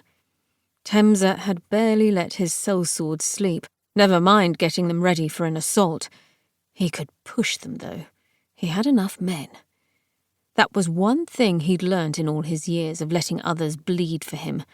Most things can be accomplished if enough meat or vapour is thrust at it. How soon might Her Majesty expect the task done? We will be paying Boone a visit imminently, said Temsa. Tonight, in fact. Etain clapped his hands together, making barely a sound. Good news. It'll go some way to improving the Empress-in-waiting's foul mood, I'm sure. Temsa performed a shallow yet elaborate bow. How glad I am to hear it. Etain turned, his eyes lingering on Danib as he spoke. I highly recommend you don't fail her again, Tor. It could spell the end of this business relationship, he warned. With that, he strode away, pulling a white silk hood over his head to keep himself from the hot sun. Temsa clanked his way towards the grand doorway, letting a clearly fuming Annie stomp alongside him. Tonight, Tor. Tonight, she grumbled. We can't. We have the men. Some of them have no doubt had a nap at their posts by now. Give them a good wash, a feed, new blades, and they'll be ready to do some sharp work in no time. Temsa tried to ignore the poorly concealed groan from his soldiers. We have no time to waste, he barked at them. No time at all. You... Temsa whirled on her, heat prickling his cheeks. What, Annie? What is it now? The woman stared back at him, matching his glare for intensity. An awkward silence passed as scores of soldiers looked on, waiting, watching. Danib even stretched for his sword at one point, just before Annie relented with a great clearing of her throat. Inside, you reeking bastards! Have a fucking wash! Temsa smirked as he passed beneath the arch of the doorway. Better, my dear. Much better. The look Annie chased him with could have speared him alive, but he was too busy muttering the word emperor over and over to care. Chapter 12. The Vengeance. Announcing the annual centipede races covering 20 miles of dune plain and outsprawl city street. Organised by Tor Finnell, a keen enthusiast of all things furred, feathered or shelled, the race will grant the winner 50 shades. Price of entry equals 1 shade. Apply within. From a tattered poster found in Far District. My morning had been spent mostly staring at the sorry attempts of the shades to patch up the ship from bits that had been strewn about in the crash. It was an amusing entertainment of sorts, and it passed the time easily enough. All I had to worry about was shifting about at regular intervals so I could stay in the shadow of the great sagging envelope. Envelope. The word peppered the shades' jumbled shouts. It didn't sound like a bloated patchwork bag for whatever gas or smoke lifted it. Envelope sounded like something that had horns and bounded across the desert. But I wasn't going to argue. The crew seemed as tense as me, wondering where their half-coins were, whether Temsa had yet claimed them, and whether they still owed any allegiance to the widow. After days apart from my coin, I sensed a strange pull towards her. It had to be said. I think it was only clearer when I tried to rail against it, like a reminder of the binding spell's leash. Why somebody would want to worship a god that invented binding a soul like this was beyond me. Somewhere around noon, when the shadows were at their shortest, a call came from a lookout on the dune above us. I swear the thing had shifted somehow without me noticing, and I had done enough mindless sitting and staring that morning than most people do in a month. The ripple in its peak had changed and seemed further away from me, as if these dunes were waves stuck in slower time than us, breaking on the shores of the city. I'd never seen the like of them, yet already my fascination with the vast reaches of sand and grit was wearing thin. Horrocks came striding out from inside the ship where she had been sitting all morning, bawling the occasional order at a hopeless lackey. Her soldiers had fanned out into a rough circle, with half of them roasting in the sun for hours on end. I'd tried the sun, hoping it would stir some warmth into my cold vapours, but it had just reminded me of being staked down in the widow's garden, and I decided the shade was best. "What is it?" she hissed at her new captain. A call was sent up and the lookout came sliding down the dune face. Even with weight behind him, the sand still tired him, and he came running up breathless. "Shapes moving between the outlying buildings, sir. Tal." "People, soldier?" "Lots, Tal Horrocks. In groups, moving from spot to spot as if looking for something. Shades, mostly. Some living with them, too." Horrocks jabbed a finger into the man's chest. "Red robes?" "Well," the soldier thought for a moment, "mostly grey, with some red underneath." "Cult," said Horrocks, spitting the word out like a melon seed. "They want their piece of the vengeance, Omshin. Get your soldiers ready. I want this ship defended. Shades, have you fixed my ship yet?" I let the shouts and hollering wash over me, as I wondered what the cult would want with Horrocks and her machine, and how she fit into the enlightened sister's plans. She likely didn't fit at all, and that was probably why they were so keen to hunt her down.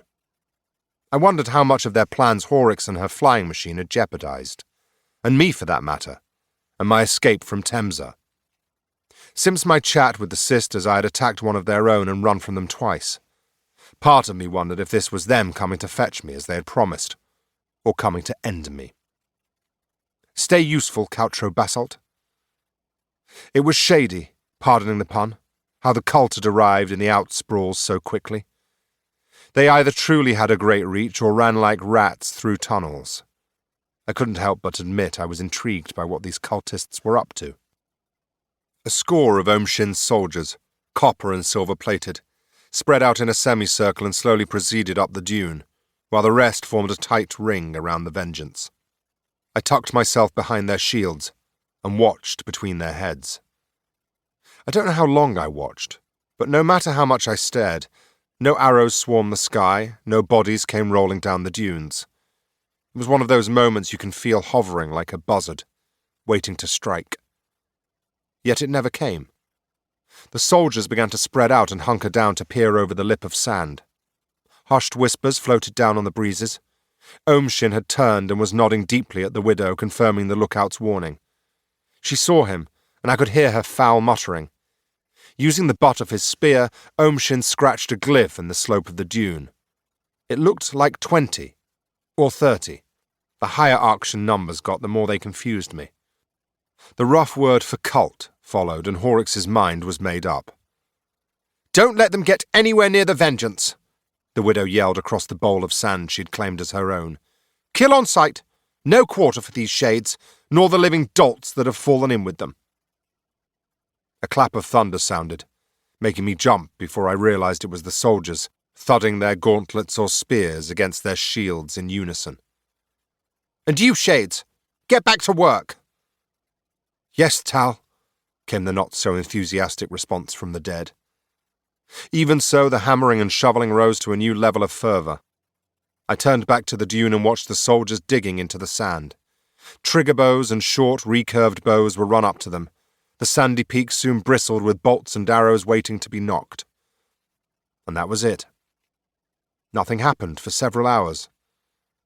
I began those hours tense, as any person would be when they found themselves on the cusp of battle.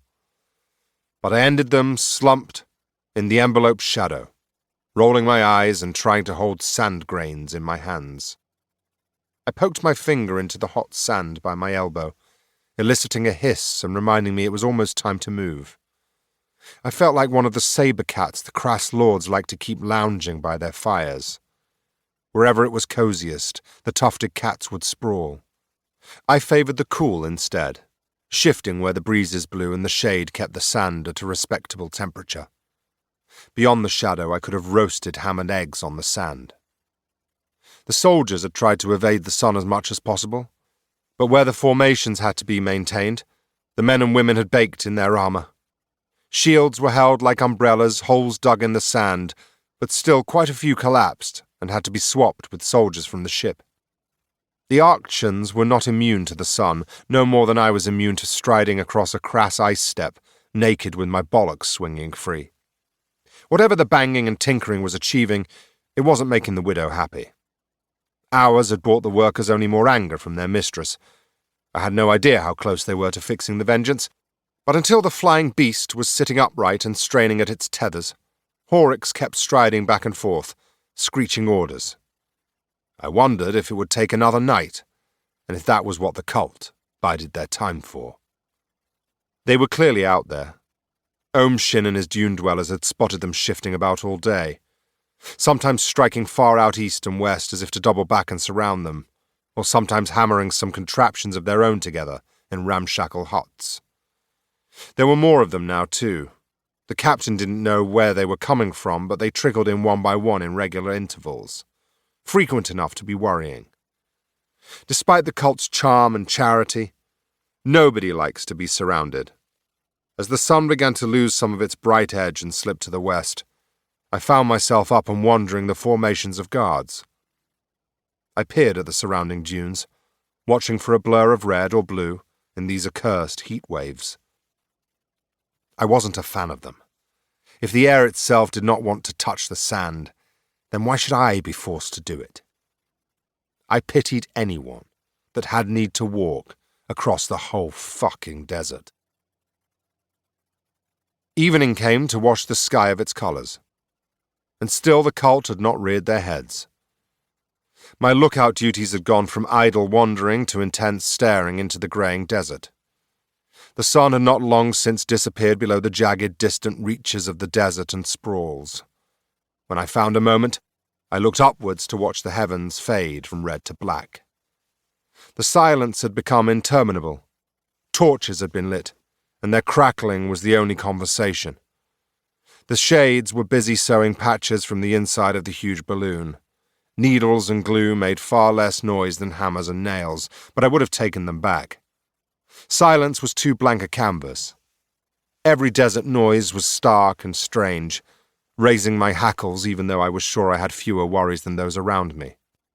Horrocks had ensconced herself in the prow, nestled into the controls, brooding and peering out through the doorway with a fierce glare. Her eyes glinted under her hood, and whenever I passed by on my circuits, I watched them follow me like a haunted painting. As night won over the sunset, Shin called for more torches and spread his soldiers in a wide ring around the hollow between the dunes. Still, nothing challenged them. I crouched, feeling useless and increasingly perturbed with every moment that dragged on. The cult certainly knew how to make a person wait. In my prickly brand of boredom, I took to climbing the western dune. I found it even harder than the soldiers made it look. My lack of weight only made the sand slip more, and it took me some time to wade up to the top. I was greeted by several furrowed brows on my arrival. One grizzled old soldier was mid-sip on a hip flask. The other was a woman, seemingly annoyed at how I'd spent so long reaching them. "Slow night, huh?" I said, using whatever time they gave me to look out into the desert. I wanted to spy a gleam of blue, a puff of sand, anything to give this lingering threat a face. The human mind was cursed with the idea that knowing what was coming for you somehow made it less fearsome. I felt the morbid urge, same as all, but I despised the logic.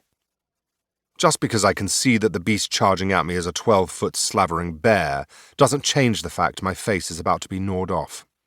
In fact, if that had been my death, I'd rather not know a fucking thing, and take my own blade to my throat instead. That wasn't cowardice. That was just good sense.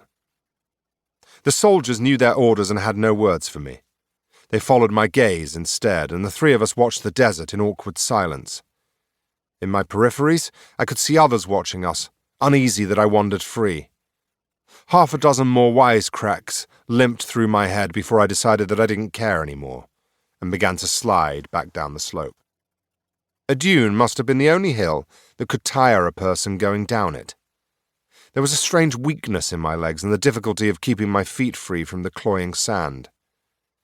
Even on the flatter climbs, it shifted with every step. The wind said my name. It was spoken so softly I could have dismissed it as my imagination.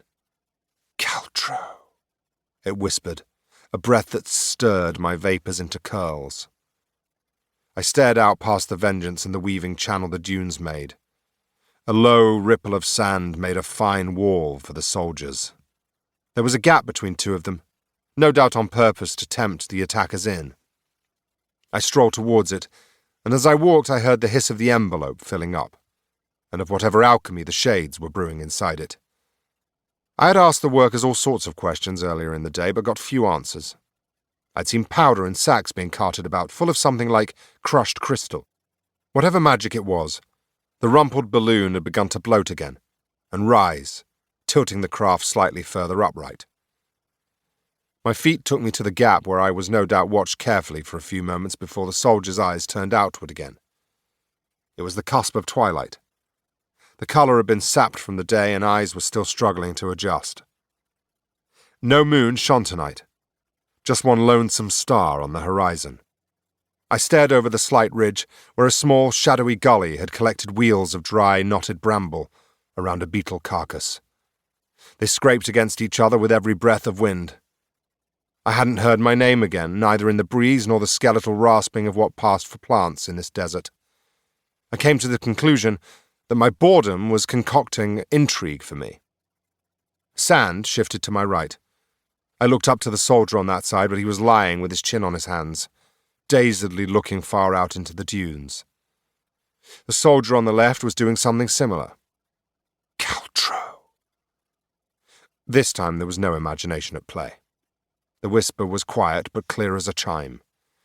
It came from where the sand was still slipping. A black mask appeared as it turned. No smile, no features, just two glowing blue eye holes. It looked as if some mannequin had been buried for decades beneath the dunes, waiting to haunt me. I saw the rest of her shape, faint and half hidden beneath the sand, but made up of a sand-coloured coat and trews. She was lying so motionless, I couldn't tell where she began and the desert ended. Lyria or Yaradine? Lyria, as I die and glow. I was relieved, to be honest. This is a new look for you. We are very resourceful. A gift from the old tribes of Sesha that once walked the dune plains. They used these garments to sneak up on their prey. My eyes switched between the soldiers as I took a casual step towards her, putting me between her and at least one of their views. I silently searched the sand for other black masks poking up, eyes gleaming at me like the ghouls of old stories. "And am I prey?" I asked her.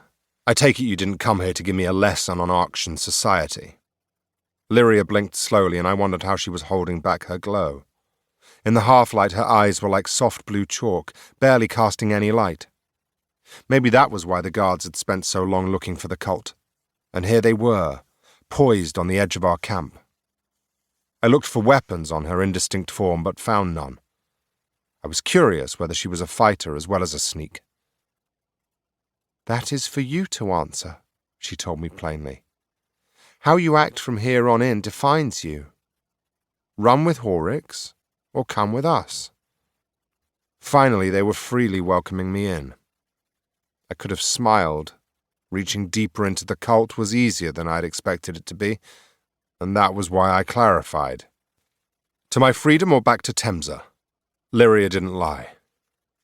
"Not to Temsa. To us." "Why'd you insist on trusting that vile snake?" Probably wasn't the best time for questions, but I still wanted to know. "Trust has nothing to do with it. Faith, more like, that he will continue grasping for the throne as expected. Fortunately, he doesn't need you in that quest anymore. Your trial is over." I personally hated the word quest. It gave grandeur to often droll or questionable tasks, pomp to those with no excuse to call themselves heroes. Don't even get me started on what I thought about trial. That was not a comfortable word for any thief to hear. I didn't like it when the sisters had first said it, but I didn't mind it now it was almost over. You wanted a rabid wolf for the job of taking the throne. Well, now you have two, and this particular wolf can fly. Why not let me open the sanctuary for her instead of Temsa? I didn't say it to protect Horrocks, but for myself. Selfishness is often hidden behind drapes of good intention and compassion. I had a chance at picking the greatest vault ever constructed. It was a jewel that now gleamed almost as brightly as my freedom. Chaos is an art, seeming random but made of small and subtle changes. Horrocks is a force too great and must be curbed. She's ruffling your feathers, isn't she? Lyria looked at me as if she'd never seen a bird in her life. I tried another turn of phrase from my homeland. She's shitting on your bonfire. I didn't need the ghost to remove the mask, to know she pouted with annoyance beneath it. It was the usual facial expression my wit received. She's unpredictable, yes, she said. You want your freedom, Caltro, yet you continue to put your faith in the widow's false promises. You ran from Temsa when we asked you to stay. We offer you safety and you talk of helping Horrocks to open the sanctuary. Unlike her, we have your best interests at heart. We are your kin, if nothing else. Can you say that of anybody else you've dealt with in Araxes? I thought of lying and pretending this whole thing had been a ruse to let the cult have a shot at Horrocks, but I already felt weak just thinking of it. No, I said instead, shaking my head. Not even of the dead gods. Damn it if these sisters didn't make a huge amount of sense. But she still has my coin, and that is final.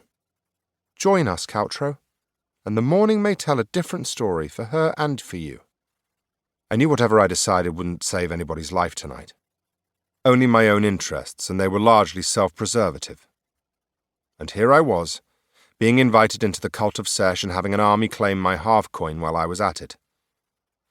I hoped Oshirim and his posse were happy wherever they stared down from. I certainly was, though I played nonchalant. Fine. Try your luck with the widow. And if you get my half-coin off her, I will consider it. Oh, it was never your choice to make, Caltro. The widow has made an enemy of us without you. Yours was to stand by or defy us. A final chance, said Lyria. I heard the smile in her voice, and it unsettled my nerves. Let's test your widow, Caltro. With a rustle of sand, I withdrew from the ridge and nodded politely to the soldiers. Part of me wanted to give them a fighting chance. I could have laughed. I'd never been given one. They didn't deserve it either. It's an odd thing deciding where to watch a slaughter from. You have to consider such matters as blood splatter, crossfire, and general getting in the way. I had no armour to speak of, only my ripped and borrowed smock. I decided on a spot halfway up a dune, far enough away from the ship, and with a rock as a pillow. I reclined against it and stared down at the battleground. My posture was so casual as to look foolish, and yet inside I was as tense as a ghost can be. It was as though I'd bet for both contenders in a fight, and somehow found myself down in the pit with them. I saw the crooked form of Horrocks watching me from within the shadows of the Vengeance's doorway. Her eyes had that glint to them again. There came a strange tug on me as she clutched the half-coin at her neck. I braced myself against it. "Come here, Caltro," she called me. The despising look on my face said everything, as did my stillness. The only move I made was to entwine my hands behind my head. I had made my decision, aligned my walls to a lord's castle, as the crass peasants put it. It was reaping time. "You continue to test my patience, Shade." 3 soldiers were already trampling towards me, the widow striding behind them like a gale hurrying leaves down a street. She'd wrenched my coin from her neck and raised it high as if it was the severed head of some enemy she'd won a victory over. Horrocks waited as her men came to fetch me. It took them some time with the sloping sand, but when they did so roughly. I was thrown back down the slopes, rolling to a stop at the widow's feet. Copper spear points stopped me from getting up. Horrocks stood over me, face drawn back in displeasure. "You're a pestilent creature, Caltro, and I am past being tired of it. What is it you don't realize about your status in this world? You are lesser, beneath, half alive, and yet you roam about like some prize feline, refusing to come when I, your owner, call. You are bloated on your own confidence, Shade. I thought we had come to an understanding on that matter. But it appears I will have to keep reminding you of it until your task is done, when I can finally be rid of you." I was about to give her a whole new perspective on understanding when 3 black arrows interrupted us. With a snicker-snack, they found a place in each of the shoulders' necks, where the armour was soft. Blood flecks spattered Horrocks's cheek as the nearest one gurgled around steel and wood. The widow was fast on her feet for an old bag. She was already inside the Vengeance before the soldiers had headbutted the sand. I retreated to a nearby torch, eager to show myself off, being in the ring of soldiers and all. "Inside, Caltro!" I didn't move, knowing she was too cautious to fetch me. Arrows zipped past my shoulders, steel-tipped instead of copper.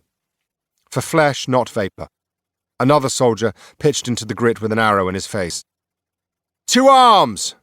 came the cry from Omshin, cut off as an arrow found his shoulder. I watched him half run, half fall down the dunes. The soldiers, not cut down by arrows, those 2 burrowed in the sand to be easy targets, followed behind. Bolstering the others, shields clanked together in a firm circle around the airship.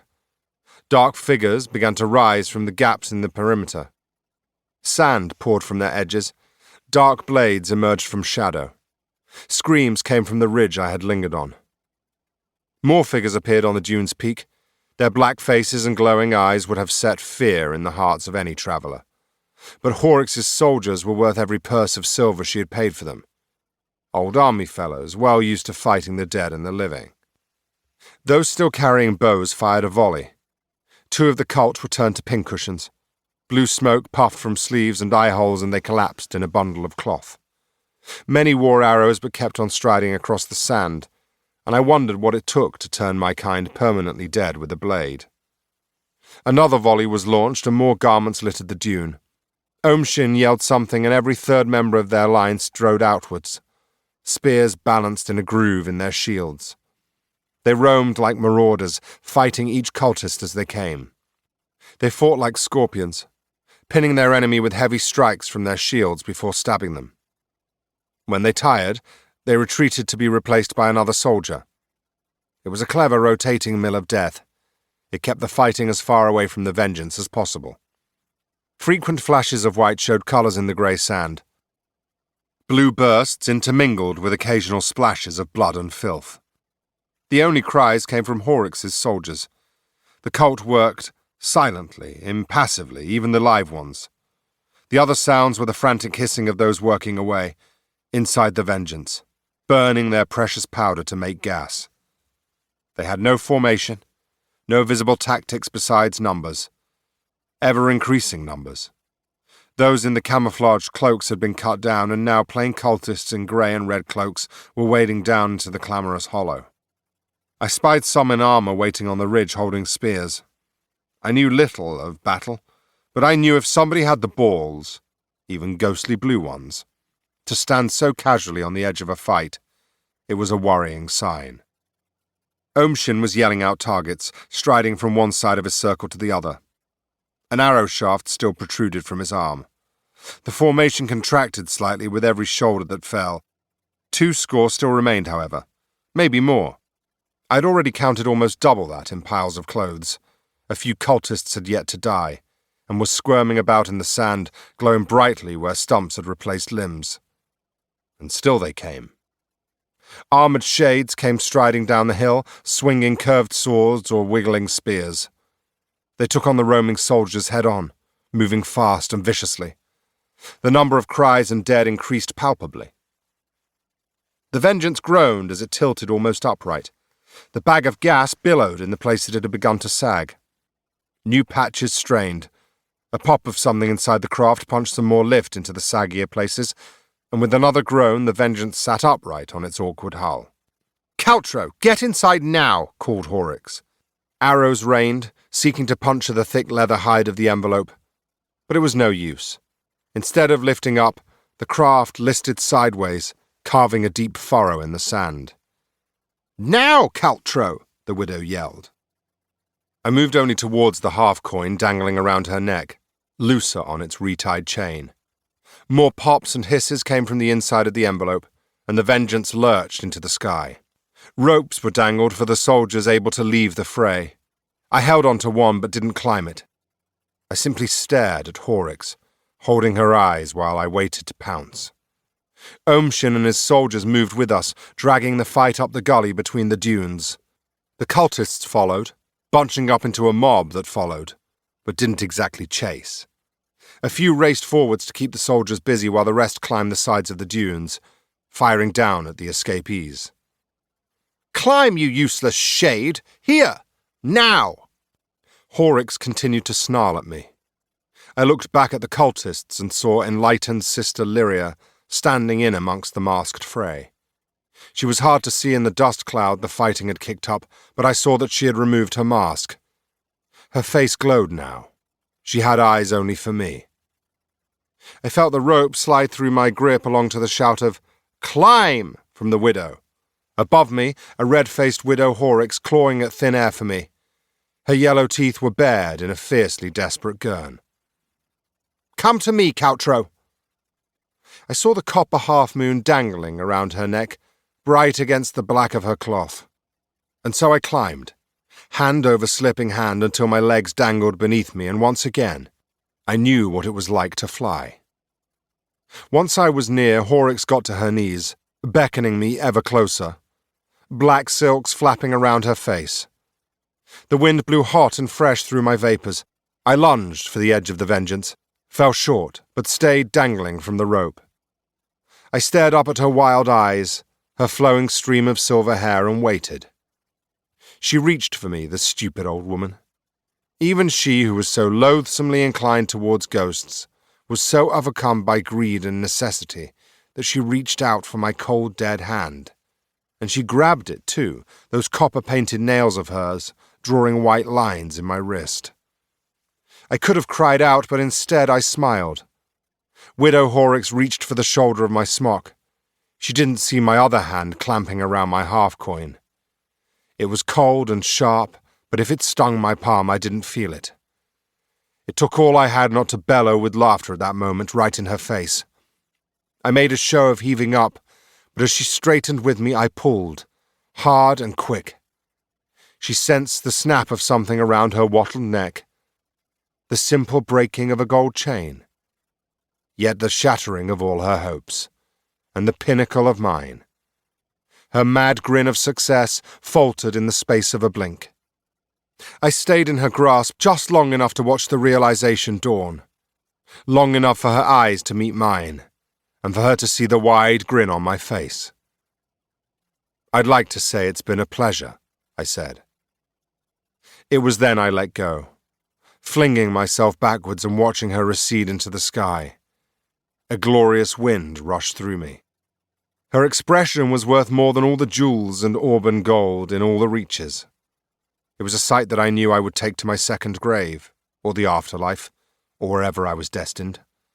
One that would help me smile in any dark places yet to befall me. Whether it was my vapour, my weight, or my imagination, I didn't know, but I seemed to fall slowly like a blue feather. I descended past the queue of soldiers on the ropes, great targets for those with trigger bows. Several went limp and fell alongside me, blood trailing with them. I looked over my shoulder. A dwindling ring of armour ushered yet more bodies up the ropes as the vengeance gathered wind and height. It was blowing east, parallel to the sprawls, but I was sure Horrocks would have cursed any direction right now. She shrieked untold streams of curses at me, leaning far out of the doorway, so far the soldiers tried to drag her back in. Whomp! The landing drove no breath from me, only cutting through my thoughts and leaving me dazed. There was no pain, and for that I was glad, for it would have ruined the elation. Only then did I realize my own coin wasn't burning me as other copper did. It sat calmly in my palm, not sizzling. No white light shot up my arm. The only marks on me were the scratches left by the widow's claws. Ohmshin made a grab for me, but the cult chose that moment to swarm. They pushed the remaining soldiers to the ground, trampling those that weren't lucky enough to grab a rope. The rest dangled like odd fruit on a strange vine, swaying back and forth as they climbed frantically. I would have done no different with arrows flying like disturbed hornets. I clamped my hands around my coin, even going so far as to wrap the chain around my wrist, and got to my feet.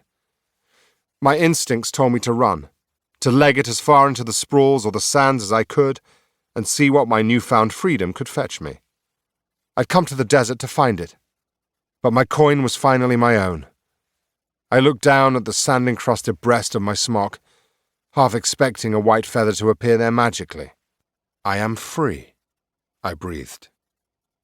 A fine moment for any shade, came the silky tones of Sister Lyria over my shoulder. Reclaiming your coin. I'm pleased we could help. Sandy garb discarded, Lyria stood now in a red cloak. For once she was hoodless, showing me her bald head and, for the first time, the scars beneath her ears, where she had been slain unknown decades ago. Well, technically, you just provided a distraction, I replied, not meaning to sound so dry. Involuntarily, I began to pace backwards. A fair point. Another red-cloaked shade emerged from the haze and stood beside her sister. Are you ready to travel? Yaradine asked us. I'd known she couldn't have been far away. This is up to our friend Caltro, dear sister. Lyria fixed me with a look. Where? The safest place for our kind, brother, said Yaradine. What will it be? Keep running, or come with us. You can finally have the answers to your questions. And some justice, perhaps. Yaradine added a garnish. That pricked my ears. I couldn't lie to myself. Their offer sounded fantastic, and in my moment of elation, I almost accepted immediately. And yet, if I looked closely, I realized how many shades were gathered around the hollow just in case I should run. All I could think about was the evil I had seen in the eyes of a dead wolf at Finnell's zoo. I suppressed my shiver well and lowered my head as if in thought. I'd sworn to follow my own path, and it had brought me my freedom. I decided to follow my curiosity and the dead god's wishes. After all, this was the best offer I'd received in all my time in Araxes. I deserved some peace and quiet, if only for an evening. Maybe some answers to the god's claims. And if it were to end in fire or some fetid hole, at least I had gained my freedom, as I had promised. I was just irked I was so soon out of choices in my first few moments of freedom. Fine, I said, playing the guest. Lead the way. The sisters turned without a word and led me back along the gully. I followed through the sand, enjoying the lingering warmth in the half-coin, thumbing the edges where the chisel had cut. Such a simple act, and yet it could bind a soul between worlds. Trap it. As a locksmith, I prided myself on knowing a key when I saw one, and in my hand I knew I held the most important key in all the reaches. At least to me. A battlefield will draw even the most resistant eye. I gazed down at the corpses the cult now picked through like sandy magpies. One man had been torn in two by the chop of a sword, shoulder to belt, and now he lay splayed in the sand. His head had lolled back, and his open eyes were frozen and clouded in death. I flinched as they blinked. I held that gaze, ghost to corpse, for several strides. They followed me each step of the way. I looked away, seeking something brighter in the next slain soldier. A woman with a slit throat cracked her neck to stare at me, and another, lying in the crook of the woman's arm, face smashed but one dangling eye still managing to turn to watch my journey. So it continued, to my growing horror. Every corpse I passed locked me with its dead gaze until I managed to turn my back on it. Then I would find another, and another, gawping at me from beyond the grave. Despite the deep sense of unease with which it filled me, and strange as it may seem, I saw no malice in any of the stares. No hate or hunger, only caution. I wondered which dead god hid behind which dead eye. We mounted the ridge and were immediately bathed in the glow of Araxes. Though the sisters stared reverently for a moment, I had found one last corpse. This one had an arrow protruding from its throat, and lo and behold, a stare for me. I held this one while Lyria and Yaradine waited for their guard to assemble around us. "Everything all right, Caltro?" Lyria's voice dragged me from my staring match with the dead man, and I nodded avidly. Yaradine was staring at the corpse now, eyebrow raised. "Perfect," I said. "I'm just not one for battle." They hummed sympathetically and turned their backs. As they signaled for us to move off, I glanced back at the soldier. His eyes were back on me yet again, and before I looked away he threw me a wink. Shaking my head, I turned away and set my eyes on the city. Even with my freedom finally clutched in my hands, it still felt as if I was strolling back into the dragon's lair. Chapter 13. A Darker Shade. In the city of countless souls, it pays to keep your friends as close as your enemies. They might be one and the same. Common Araxes saying. I had expected from the sisters' mention of travelling that it would be an armoured carriage and procession affair, but after they had led me through a warren of streets, completely bamboozling me with an adobe maze, they showed me an empty courtyard and a well of stairs.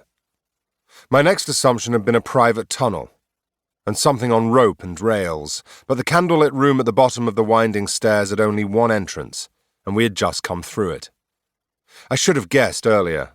The sisters had got to the sprawls unnaturally fast, and unnatural it was.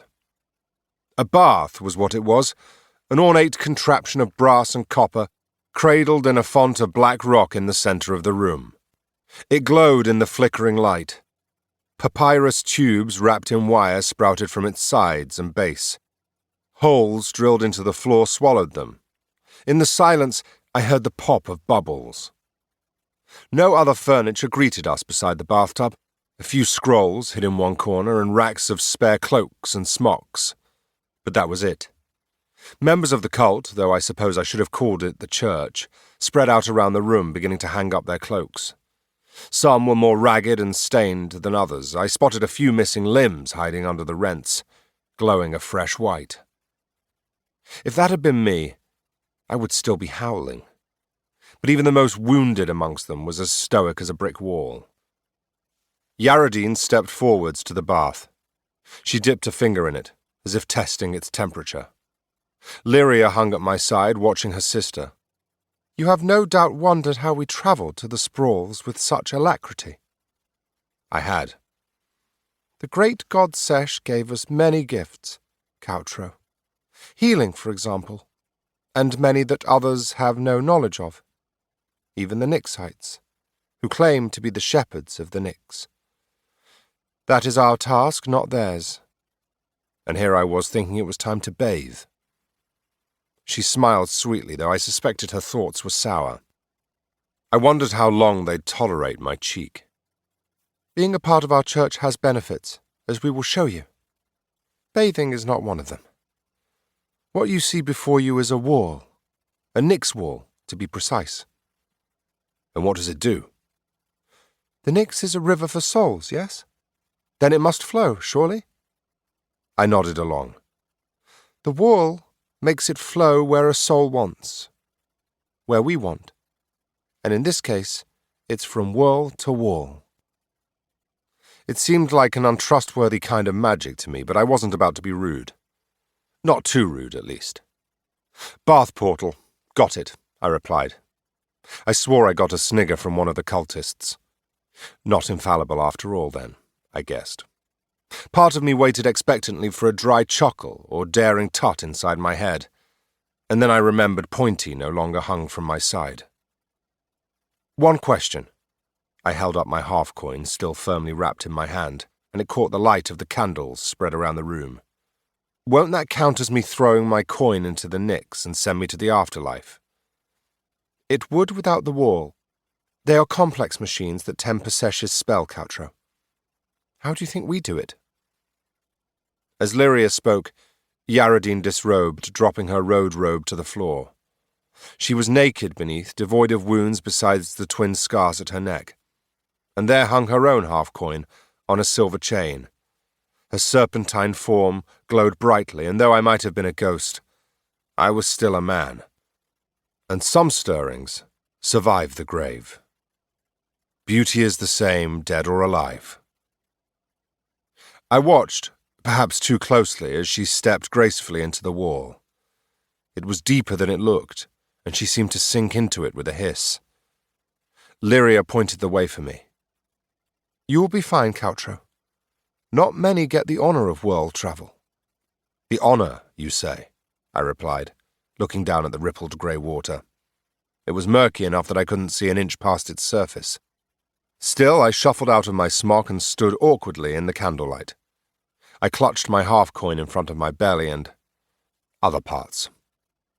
"After you," Lyria prompted me. I dipped a toe, not trusting the bath an inch, but knowing I hadn't any other choice. It was cold, even to a ghost, and I shivered as I stood upright on the slanted sides of the bath. I let go tentatively, but as soon as my fingertips parted with the copper, the Nyx sucked me down. The rushing press of a river consumed me as if I deliquesced and became water myself. It was bitingly cold and loud. Alongside the constant roar of water and bubbles, I heard those countless voices again, calling from a cavern beyond the Nyx. They sounded angry, impatient, trapped. Before I could give them any serious thought, I was bursting into air again. Not gasping for breath, no, but just as desperate to be free of the cloying black water. My hands clawed at nothing until they found the curving edges of metal under them.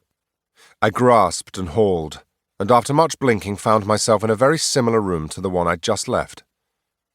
At first I thought it a trick, taking Yaradine's warm smile for mockery, but I saw the tunnel beyond the door leading out into a cavernous space. "Caltro Basalt? Welcome to the Caltro Basalt. The cathedral on its head. You may call it the cathedral for ease," said Yaradine. And as the Nyx water cleared from my ears, I heard the roar of voices and bustle far ahead. Another splash came from behind me, and I moved out of the way to let Lyria, also naked except for her coin, step from the bathtub. The wall. Yaradine held a robe out for her sister, identical to the one she had just left in the sprawls, and handed me a grey version. I would have assumed red. "You're not one of us, Caltro," said Lyria with a slight chuckle. "Not yet." "Good," I replied, a little harsher than I had planned. "Red's not my colour." Yaradine distracted me by tapping the white feather embroidered on the breast. I thumbed it, somewhat irritated I couldn't feel the detail of the silver thread. It felt good to put it on without forging it, to have it lingering in my peripheries, emblazoned where my heart should be. I realized I'd been making a dent in the vapors of my palm with my half-coin, and instead wrapped it around my butchered neck. I paused for a moment, wishing I had their small scars and not this gaping knife wound. The sisters had an annoying knack of guessing my thoughts. Lyria spoke them aloud. "Be proud of your wounds, brother. It's what makes you dead. Had we not been raised in the Church of Sesh, we would likely bear a wound like yours. Or worse. Come." If I was still alive, I wagered my neck would be sore from looking between the sisters all day. They spoke as if they batted a ball to one another, with me standing on the sidelines trying to keep score. Letting them lead me on, we emerged from the tunnel into a huge cavern. Walls carved straight from the stone and peppered with windows, doorways and paths. The walls came to a narrow point below my feet in concatenating steps, and I saw the meaning of Caltro Basalt. The cathedral on its head. I tilted my head and saw how the roof could have been the cathedral floor. It must have been 200 feet above us, tiled like flagstones. It even had huge transepts, reaching off into long chambers just beneath the streets. It seemed Horrocks wasn't the only one who had chosen to build down instead of up in a city full of skyscraping buildings. On the walkways of stone and dark wood, and below us in the crisscross of streets, rivers of shades and living ran red and shining blue. I saw ghosts of every shape and race, all proudly bearing the white feather. I saw preachers standing on corners, gathering flocks to them. I saw a market of sorts selling wares only a cultist could need. Spare cloaks and scrolls on sesh, no doubt. I saw food for the living members of the cult too, hundreds compared to the thousands of dead filling the cathedral. Most importantly, I saw I was not alone. Not just slit throats, but there were wounds in those crowds I couldn't begin to fathom the cause of. Some used crutches or canes, others chairs with wheels. I decided to cut straight to the obvious. I'd planned to get answers while I was here. It was time to get some. How many people know this place exists? I take it the Emperor and his daughter don't. The sisters answered in turn, standing either side of me. No. A few fortunate citizens, most established members of the church, which includes several serics, many nobles, and a few within the chamber of the Grand Builder. And you, Caltro. Most believe we skulk in basements or old crypts, and the church did for a time. We've been building the Catra Asan for 100 years, long before we were banished from the core. I was busy gazing up at the walkways and the tumble of buildings they connected. Perhaps it was the thief in me, but I realized it all the same. There are no guards, I said. There are, but at the entrances are more sensitive areas reserved for the more enlightened. I pointed a finger between the pair of them. Like you two? Yaradine and Lyria traded a proud look. The latter spoke. Caltro, we've been with the church from birth until our 30th years, and for 400 years since the knife. There are few as enlightened as we are. We are honoured to lead the church. Lyria held up a finger before I could ask anything else. Every reply spawned 2 more questions, and my head was already bursting. The head of the cult, standing right before me, with the nearest soldier back in the war room, donning a cloak. It was her trust in me that would have stayed my hand, had I a weapon. That and my burning curiosity. Later, Caltro. For now, come with us. We've arranged a welcome for you. A gift, if you will. For trusting us this far. How kind, I said, wondering what kind of gift they could possibly have for me. Surely not pointy. Maybe it was a nice new scarf. The sisters led me up a spiral staircase carved from a single block of limestone. We continued to climb, using the sloping paths that wound around the inside of the upturned spire.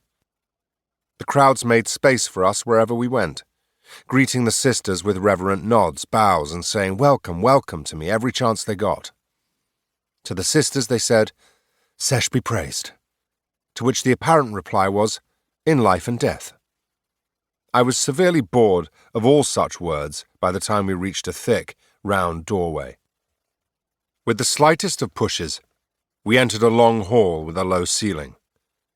There were guards here clad in red cloth and plate mail. 4 of them standing behind the doorway and beyond the light of the bright lanterns. They weren't lit by flame, but by something fluttering behind frosted glass and cages of black iron. I had ended up in enough cells in my youth to know a prison when I saw one, and they never failed to make me itchy, apparently even when I was dead. Soraka's done-wrong dungeon had been a particularly lengthy stay, due to breaking an arm shortly after being thrown into it. I'd heard the rule for surviving prison was to pick the biggest thug in the cell and break his jaw on day 1. What they don't tell you is if you fail to accomplish that most sweat-inducing of tasks with the first punch, you rarely get a second. They also don't tell you what to do if the thug has friends. Not only did I fail to break his jaw, but the 3 of them succeeded in breaking my arm and several ribs for trying. And my pride, for that matter. But there isn't a cage in the reaches that can hold me for long. I'm proud to say I let myself out of that cell 2 weeks later and left them to rot. The place beneath the streets was most certainly a place of locks and keys, albeit the cleanest prison I had ever seen. The milky light of the lanterns showed no vomit or shit or blood, not a single twitch-nosed rat, hardly a mote of dust. The light fell on rows of thick copper bars, not clad but cast in the metal. They were set deep into the wall, floor and ceiling. At the sound of the door and shuffling robes, I saw a few glowing hands come to clutch the bars. "What is this place? A prison for ghosts that haven't said their prayers?" I asked. Yaradine chuckled again, though it lacked any friendliness. "You make your jokes, Caltro. Humour is a convenient shield for the new and the uninitiated." That cut through me like a hot knife. I muttered incoherently under my breath and followed behind like a hound until they brought me to a packed cell halfway down the row. 2 more cultists stood by unseen in alcoves until now. A number of ghosts were clustered in the large cell. I looked over their glowing faces, not recognizing a single one. Half of them were naked. The rest were in rags. One had his belly opened like somebody grinning mid-chew. Another woman had been nearly split open shoulder to groin. Most still had their coins about their necks. Free, yet prisoners all the same. I imagined how infuriating that would be. And all too suddenly, the notion that I was about to join them sprang into my mind like a crocodile's gaping jaws bursting from the shallows. I began to edge away from the door. "Why am I here?" "Fear not, Caltro. These cells are for those who would seek to hurt the church. Intruders, thieves, soul-stealers looking to take a sister's or brother's freedom," Lyria explained. "Heretics, too, and those who do not align with our plans. If they do not conform, we pass them to the chamber of the code for punishment. Though with their backlog it does take some time." There was no hint of snide vindictiveness in her voice, as I might have heard in Araxes or Thames's. Only a factual tone. I was surprised at their honesty, but not at the darker underbelly of the cult. That had already been made clear to me several times. It was why I was here to ask questions. Why my eyes roved in every corner. Why I was so taut I almost walked on tiptoes. And yet these cells were paltry compared to what I'd expected. If anything, they looked a world better than the basements beneath the rusty slab. "Some we deliver justice to ourselves, and therein lies your gift." My ears pricked. "I don't understand." "Justice, Caltro. Brothers, if you please." Lyria motioned a hand to the guards and they wiggled stout, complex keys in the cell door. The ghosts inside moved back towards the walls, nervously muttering.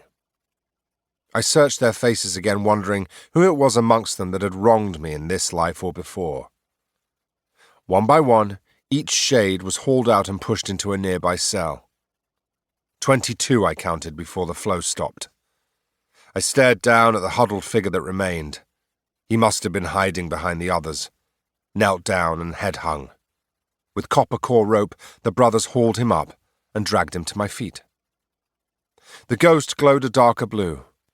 He had lank, greasy hair that reached to his shoulders. His nose had been broken and one eye bulged as if he had been pummeled before he died. I stared down at his naked body, noting the deep wounds in his chest and stomach where something with prongs had impaled him. He stared back at my neck with a cold, uncaring smirk, and in that moment, I knew him. "You remember Ketch, don't you, Caltro?" Lyria asked in my ear. "How could I forget?" I said, even though I had. A great many things had happened since his knife. The guards forced him to his knees. Copper rings in their gauntlets wiped some of the smirk from his face. I moved into the cell to stand over the man who had taken my life. The man who had started all this. I almost asked to borrow their armor so I could smack the rest of that grin off his face with a firm backhand. The sisters stood behind me now, explaining. "He came to us amongst a group of shades we reclaimed from Temsa. A purchase of Tor Busks, apparently.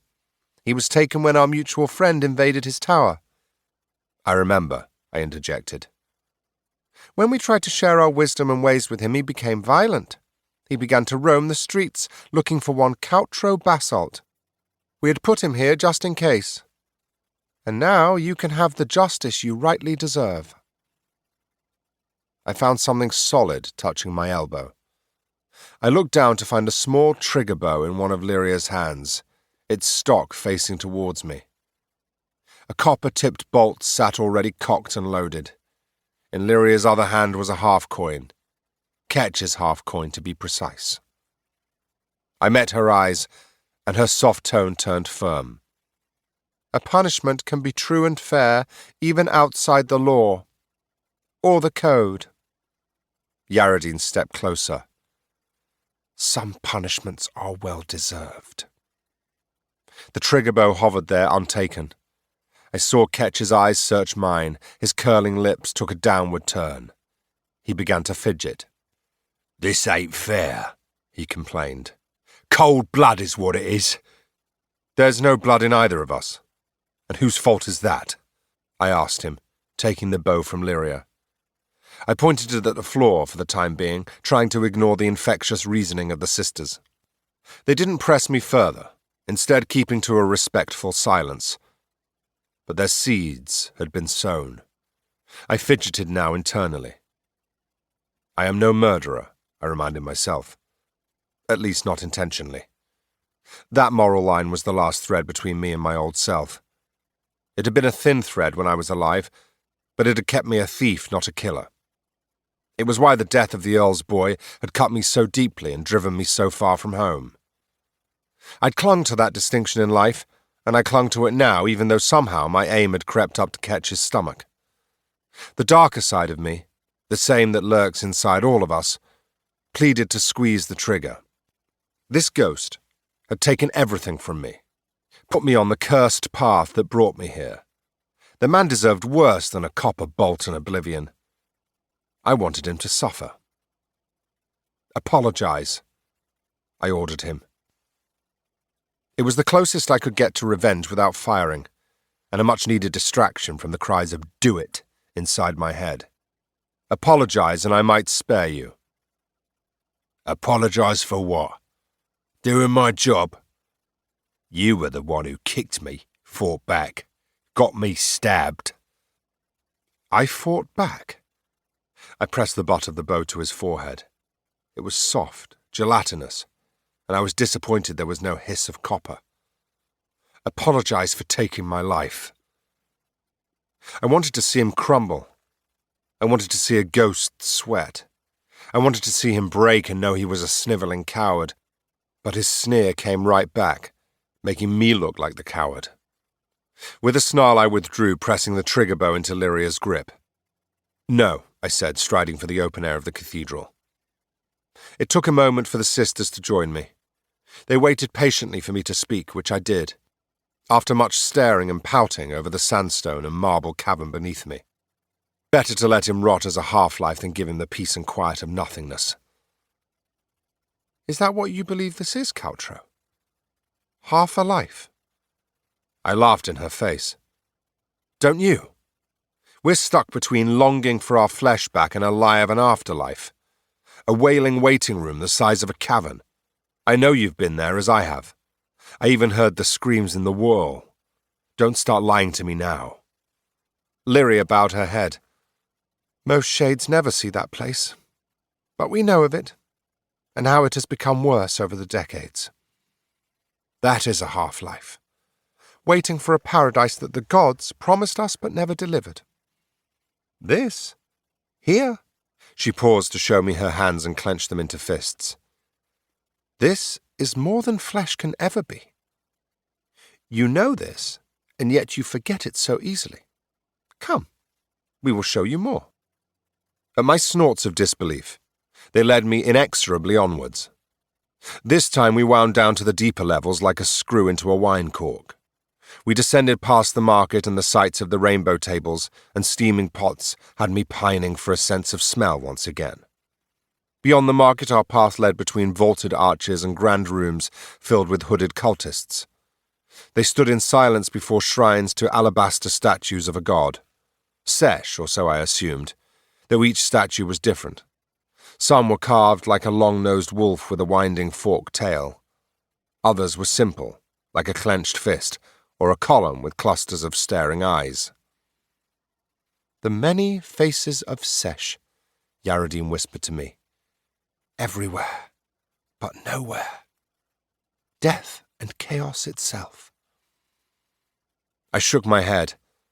"Sounds positive." Yaradine smiled that honeyed smile of hers. What else would a shade worship, Caltro? Life? Or the turmoil and death that make us what we are? I cursed the sisters and their clever points, and let them lead me past their worshipping rooms to skinny halls crammed with stories of shelves, scrolls, and networks of ladders. Further down, I saw rooms full of kneeling students, rapt before a teacher drawing glyphs on a black wall in chalk. Deeper still, we found cavernous forges where multitudes of shades in red smocks worked great machines. Rivers of fiery molten metal poured from the machines' charred spouts. Bundles of spears and swords lay stacked between arches. The hammering was raucous compared to the silence above, and I found myself wincing even with my muted senses. In darker parts of the caverns, I saw half a dozen hulking shapes with arms and legs, statues carved like the proud gods and kings of old. They were bound with ropes like tangled puppets. Shades encrusted them, still chiseling away at their features. It reminded me of the ruined statue I'd seen in the plaza of the Grand Nixwell, running errands for Vex. I wondered what had become of him. Past the forges in the very pit of the cathedral, I was shown to a balcony overlooking a long hall. Its walls were roughly hewn compared to the carved stone above us. I wondered if this part was newer. Below me a multitude of naked shapes and living toiled, not with metal or scripture or literature, but with weapons or fists wrapped in copper gloves. There was hardly any panting, no yelling, except from the shades in robes strolling between the ranks. Only the scruff of feet on sand and the thwip of blades slicing through warm, muggy air. No torches burned here either. Just the strange white lanterns, which to my ears sounded like they were full of moths. Before I could ask any questions, Lyria joined me at the balcony. To my surprise, Yaradine had vanished while I had been busy staring. I know you have heard the rumours of the church or the cult as we once were. Rumours that you may have taken to heart, which we understand. So before we continue, Caltro, allow us to tell you our history and what we believe. Our side of the story, if you will. It was about time I heard another side. I'd always found hearing both sides of an argument useful. It either stated my curiosity or gave me a good laugh, and so I nodded for her to continue. In the time before the tenets and the code, when every woman or man worshipped whomever they wanted, and the only trade was with silver and gems, there was an argument between the gods. Though there are many minor gods, there were 6 that ruled the afterlife, the world beyond this one called Duat. There was Oshirim, the god of light and life, Anoish, god and shepherd of the dead, Horush, the god of the sky, Hathor, goddess of the earth, Basht, the goddess of protection, and Sesh, the god of chaos and death. Together they struck a balance, offering a lie of an afterlife in return for belief, which in turn sustained their forms. And so people prayed each day, and when death came knocking, they knew it wasn't the end.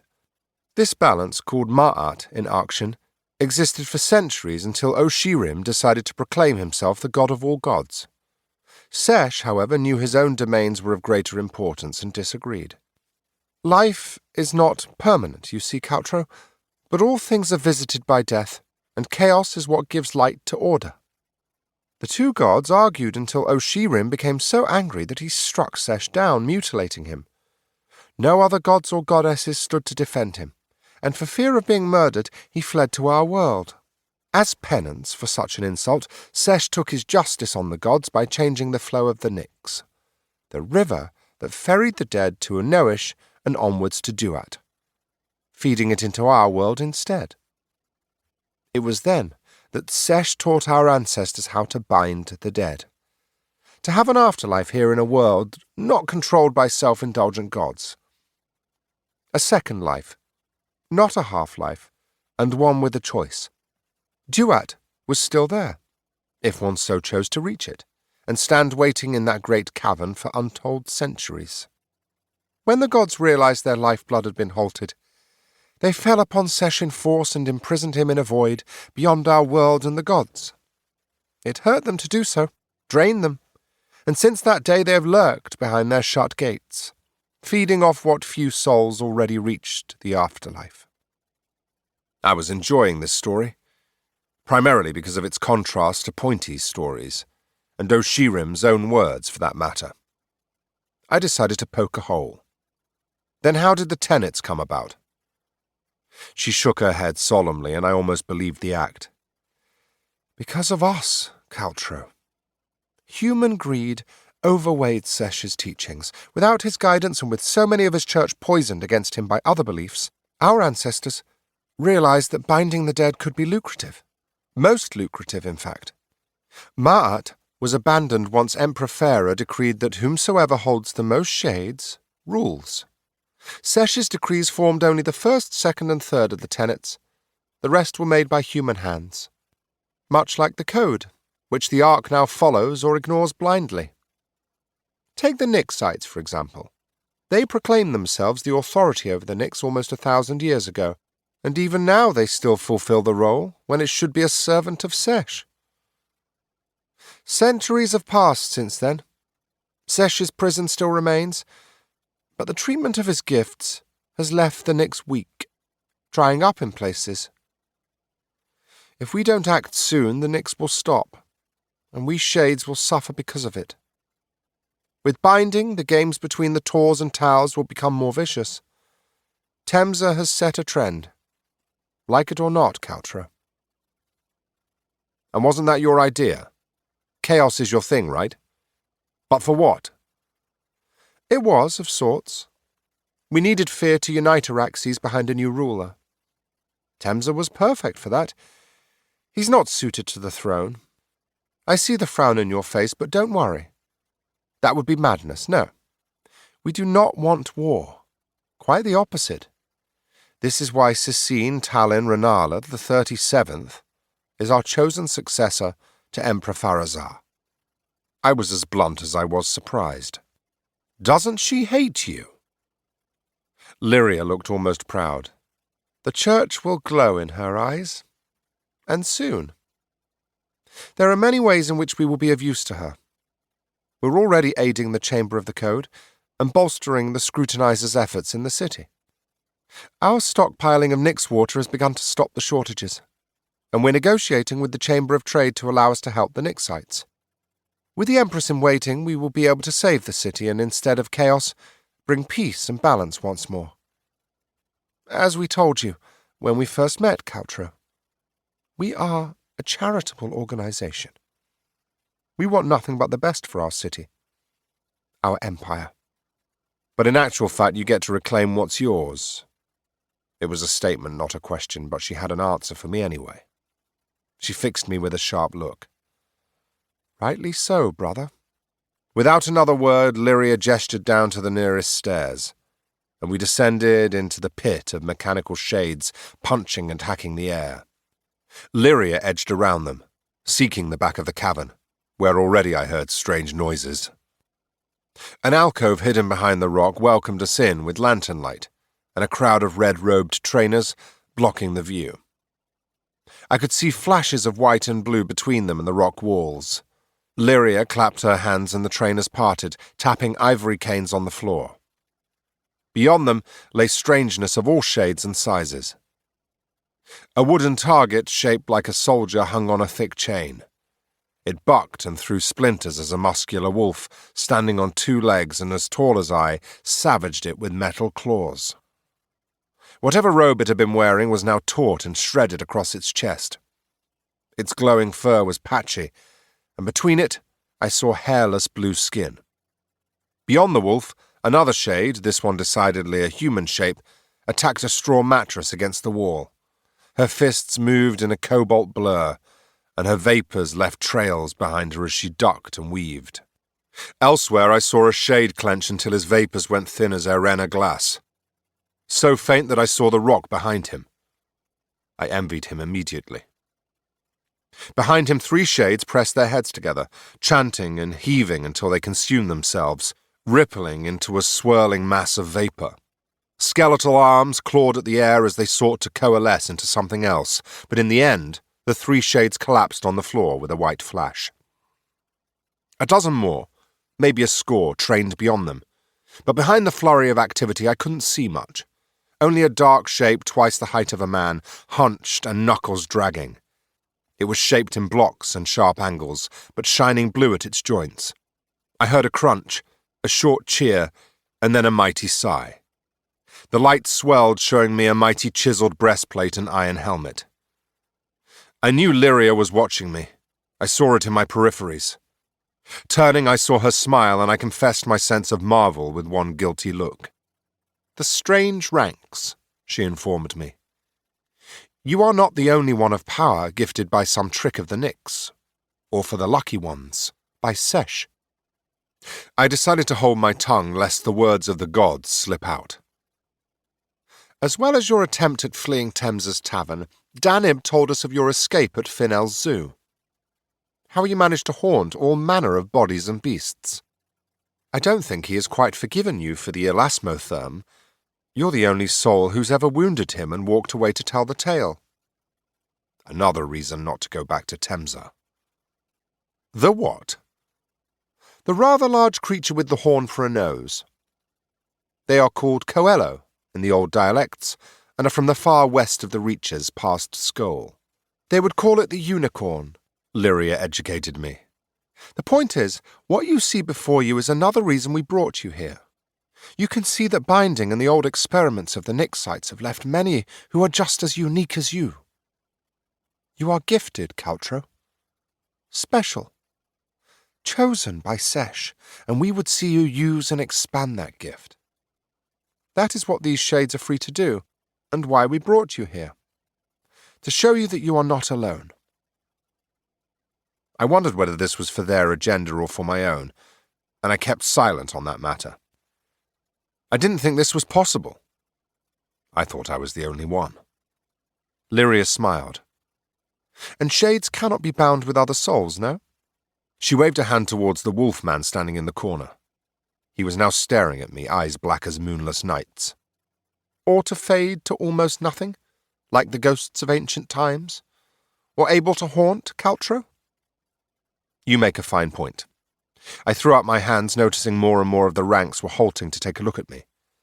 The crimson-clad trainers, too. "You'll find a great deal of what you thought impossible is possible through Sesh and his church." I stepped closer, wary of the hush gradually falling over the cave. "But why?" I asked, coming to the crux in a small voice. I had heard what I needed to hear, so far at least. "Why'd you show me all this? Why trust me, a well-known locksmith, with it? What do you expect in return? I know this city and its greed, and free is a word only heard by those sitting atop mountains of half-coins. Something for everything, that's what I've heard it called. And I find it hard to believe that even you, as generous and charitable as you seem to be, want nothing from me." Lyria's eyes had been searching my face, drinking in every tiny expression that I couldn't hide. Yaradine appeared over her shoulder amongst the other shades, watching just as keenly. Lyria stepped closer to me, her voice a whisper. "You speak plainly. So shall I. You are not coveted by all without reason, locksmith. We want you to open the sanctuary for the Empress in waiting, and stand with us when she places her father into the Nyx, with a half-coin held tightly in her hand. We know she originally summoned you here. You want my allegiance." "No, Caltro," she said, softer still. "We want your help. For you to share in our justice. To be a part of a new era for shades. Death as you've never known it. True freedom." I looked away and thought, but a cold hand on my chin pulled me back to face her. "Aren't you angry, Caltro? Aren't you enraged by what you see in the streets above us? How even the free must fight to be heard? We are. We're angry at the limpness of the chamber of the code, at the very nature of life. Do you not feel rage in your mind whenever a moment of silence can be found? Every day when we look upon the injustice and crime that even daylight can't hold back, we feel it. When we see the downtrodden slitting their wrists just to be free of life, no matter how cruel their master will be in death, Or visitors afraid of stepping onto land past sunset, who have to listen to the howls and screams of soul-stealers. Don't you feel it as we do? As we all will continue to feel until change comes. I knew the anger she spoke of extraordinarily well. It was ubiquitous, just like the Nyx, sprouting and bubbling here, but always just under the surface. Like it or not, Lyria's words had kindled it in me. I felt it in the tautness of my jaw. Justification for my anger flashed through my mind. Old moments of cruelty and torture, of injustice. There was no finer word for it. I was selfish in my anger. I thought of the greater evil and how I could feel a greater pain for my fellow dead. But I thought only of me. My shattered dreams, my interrupted life, my trials and tribulations, my gruesome end at the sharp edge of a knife. My fight for my coin had blinded me until now. Sweeping from the cave, I found the stairs and then the corridor leading upwards. The good part of being a talented locksmith was that my mind drew maps in an instant, and fine ones at that. I followed my memory with long, determined strides. The cries of "Welcome" and "Sesh be praised" flowed over me. I clenched my fists harder around my coin. I didn't know if Lyria and Yaradine trailed behind me. I just kept marching. When I found the round door, I barged it aside and caused the guards to start. They followed me down the corridor, spears waggling in my face, until a shout to leave me became echoing.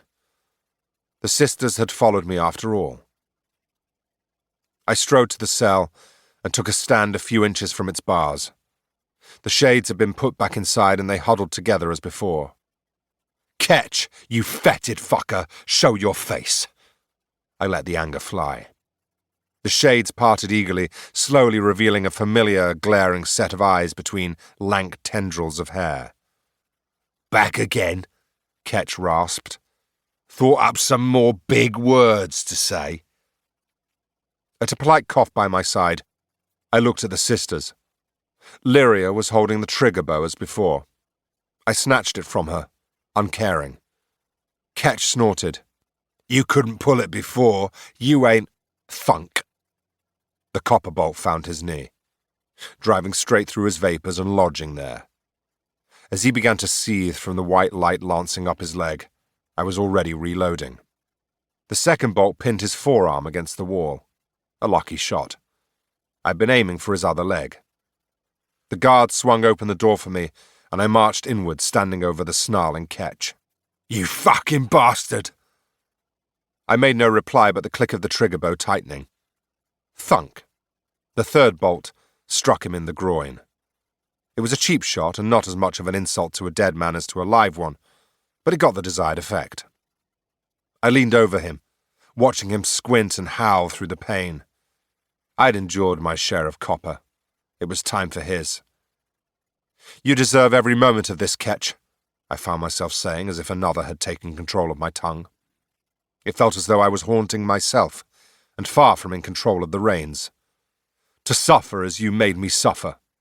Another bolt met his shoulder at almost point-blank range. "Get it over with!" he yowled.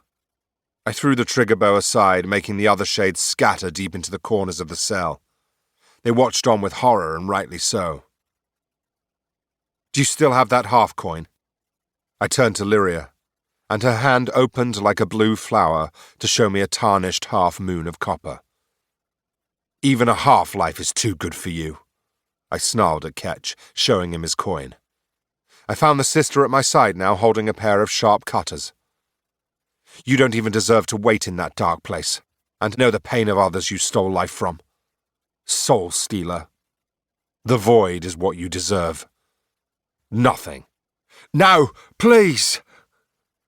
Without a second thought, I snatched up the cutters and took 1 point from Ketch's half-coin. It was tough work cutting with my weak strength, but the anger drove me on.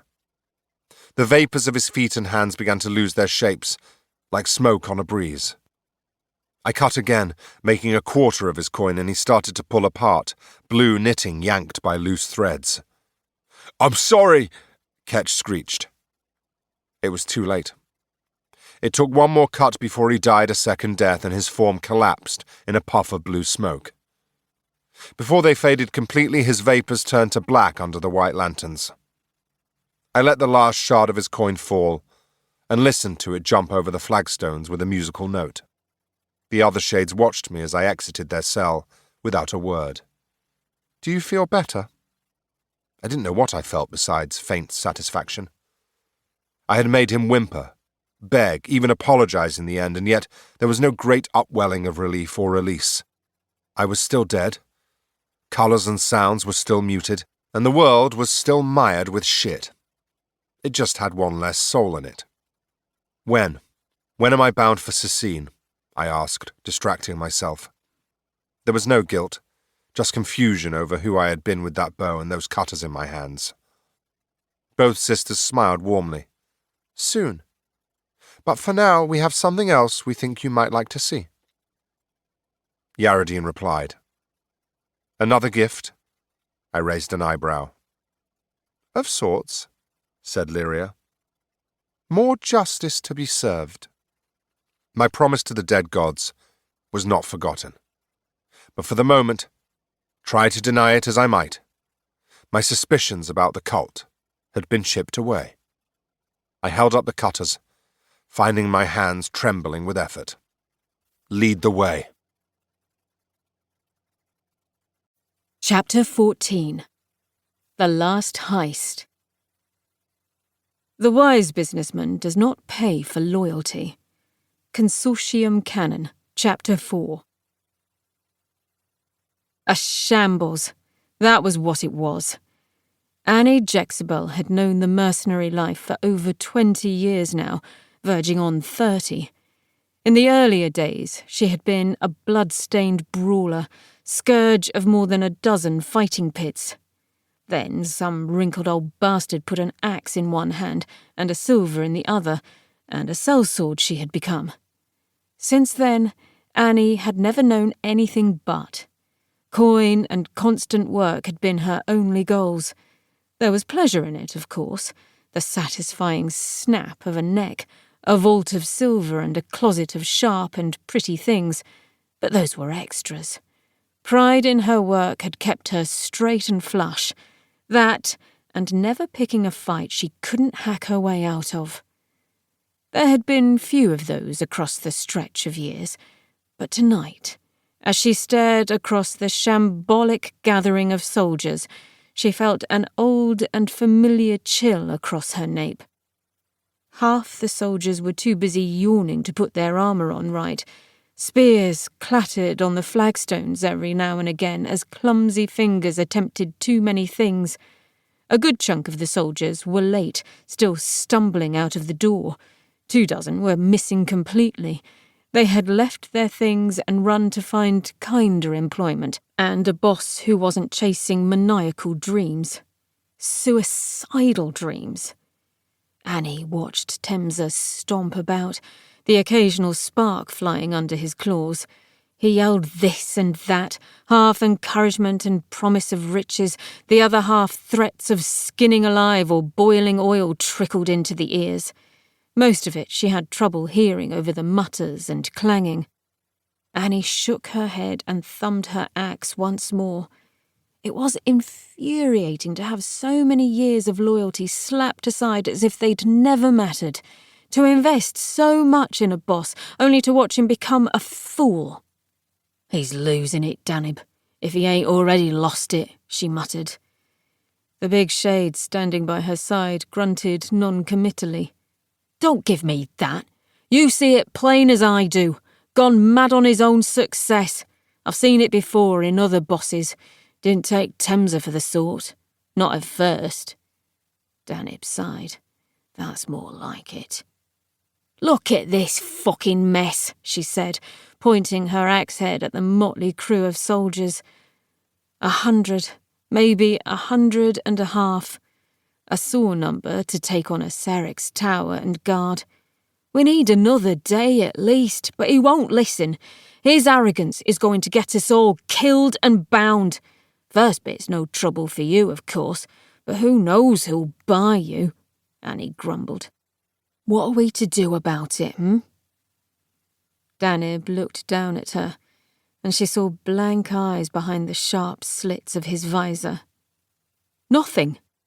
Well, he's not my master, just my employer. The shade thunked the tip of his greatsword in the sand. Annie growled. Fine.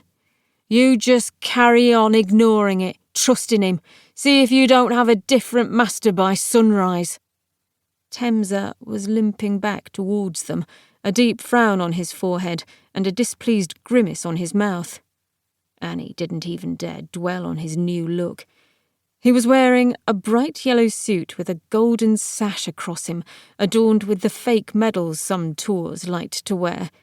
His eyes had been underlined with black and cobalt paints, as was the fashion of the rich, and she couldn't see the skin of his fingers for all the gold and silver rings on them. I thought they'd be ready by now, Miss Jezebel, he snapped. Annie cocked a hand behind her ear, and he huffed irritably before repeating himself. As did I, she muttered in reply. Half of them haven't slept. Those who did still haven't had time for supper. Or to even clean their armour or blades from last night. Temza came closer.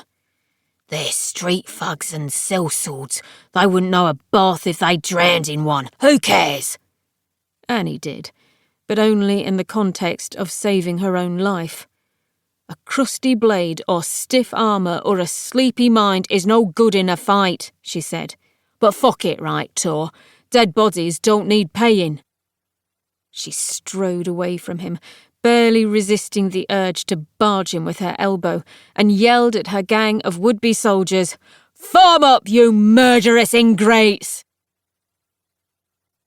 A dark and quiet night had fallen over Araxes. The streets were even emptier than in the day. Barely any lamps or torches lit the way for Temza's armoured carriage. Weak starlight found its way through the buildings, casting bands of faint shadow across the dust and flagstone.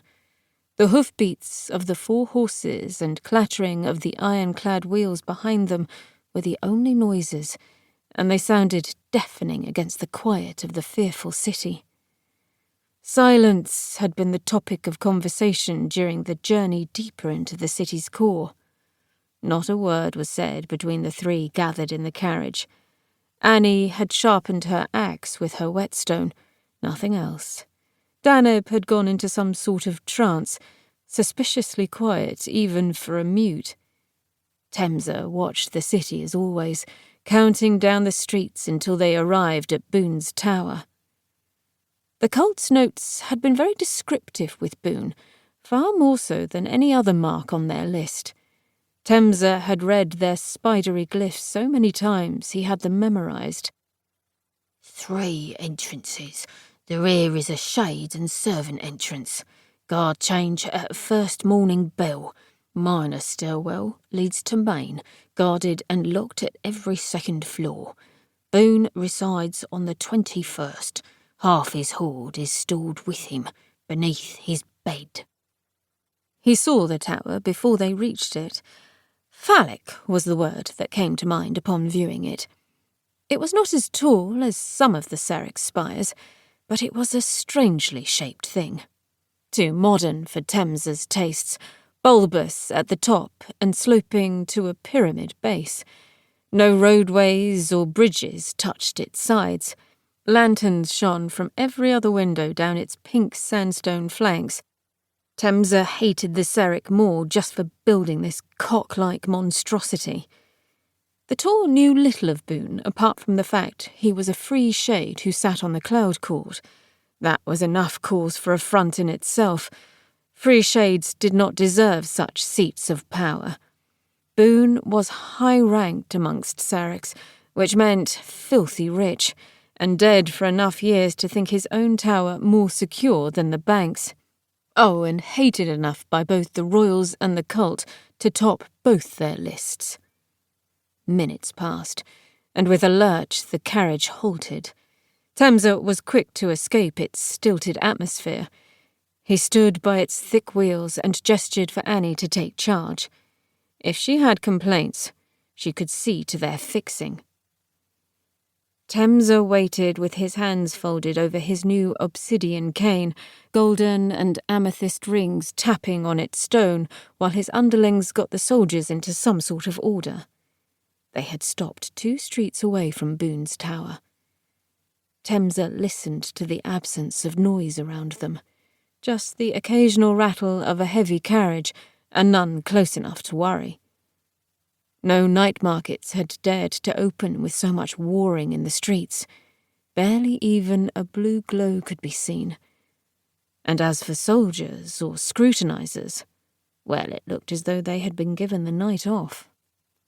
"See, my dear, a fine night for a heist," Temza said to Annie as she loped up to him, her axe down by her side. He took a deep breath of city air in through his nostrils. It always smelled less foul in the core. "Huh," Annie replied. "Conveniently quiet." Temza chuckled, refusing to share in her dark mood. "Nonsense. More like my reputation precedes me. Huh. Onwards, Miss Jezebel, as we discussed." "Aye." With a wave, Annie took half the soldiers, Danib the other. They peeled apart at the junction and crept along either side of the street. Temza followed behind them in the deepest shadows, cane tapping, leg chiming. He felt that familiar excitement rise up, the one he'd developed a taste for in recent weeks.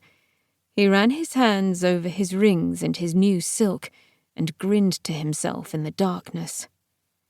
Sarek Boone's walls were high and topped with curls of copper and glass. The gates on this side of his property relied on stoutness rather than grandeur.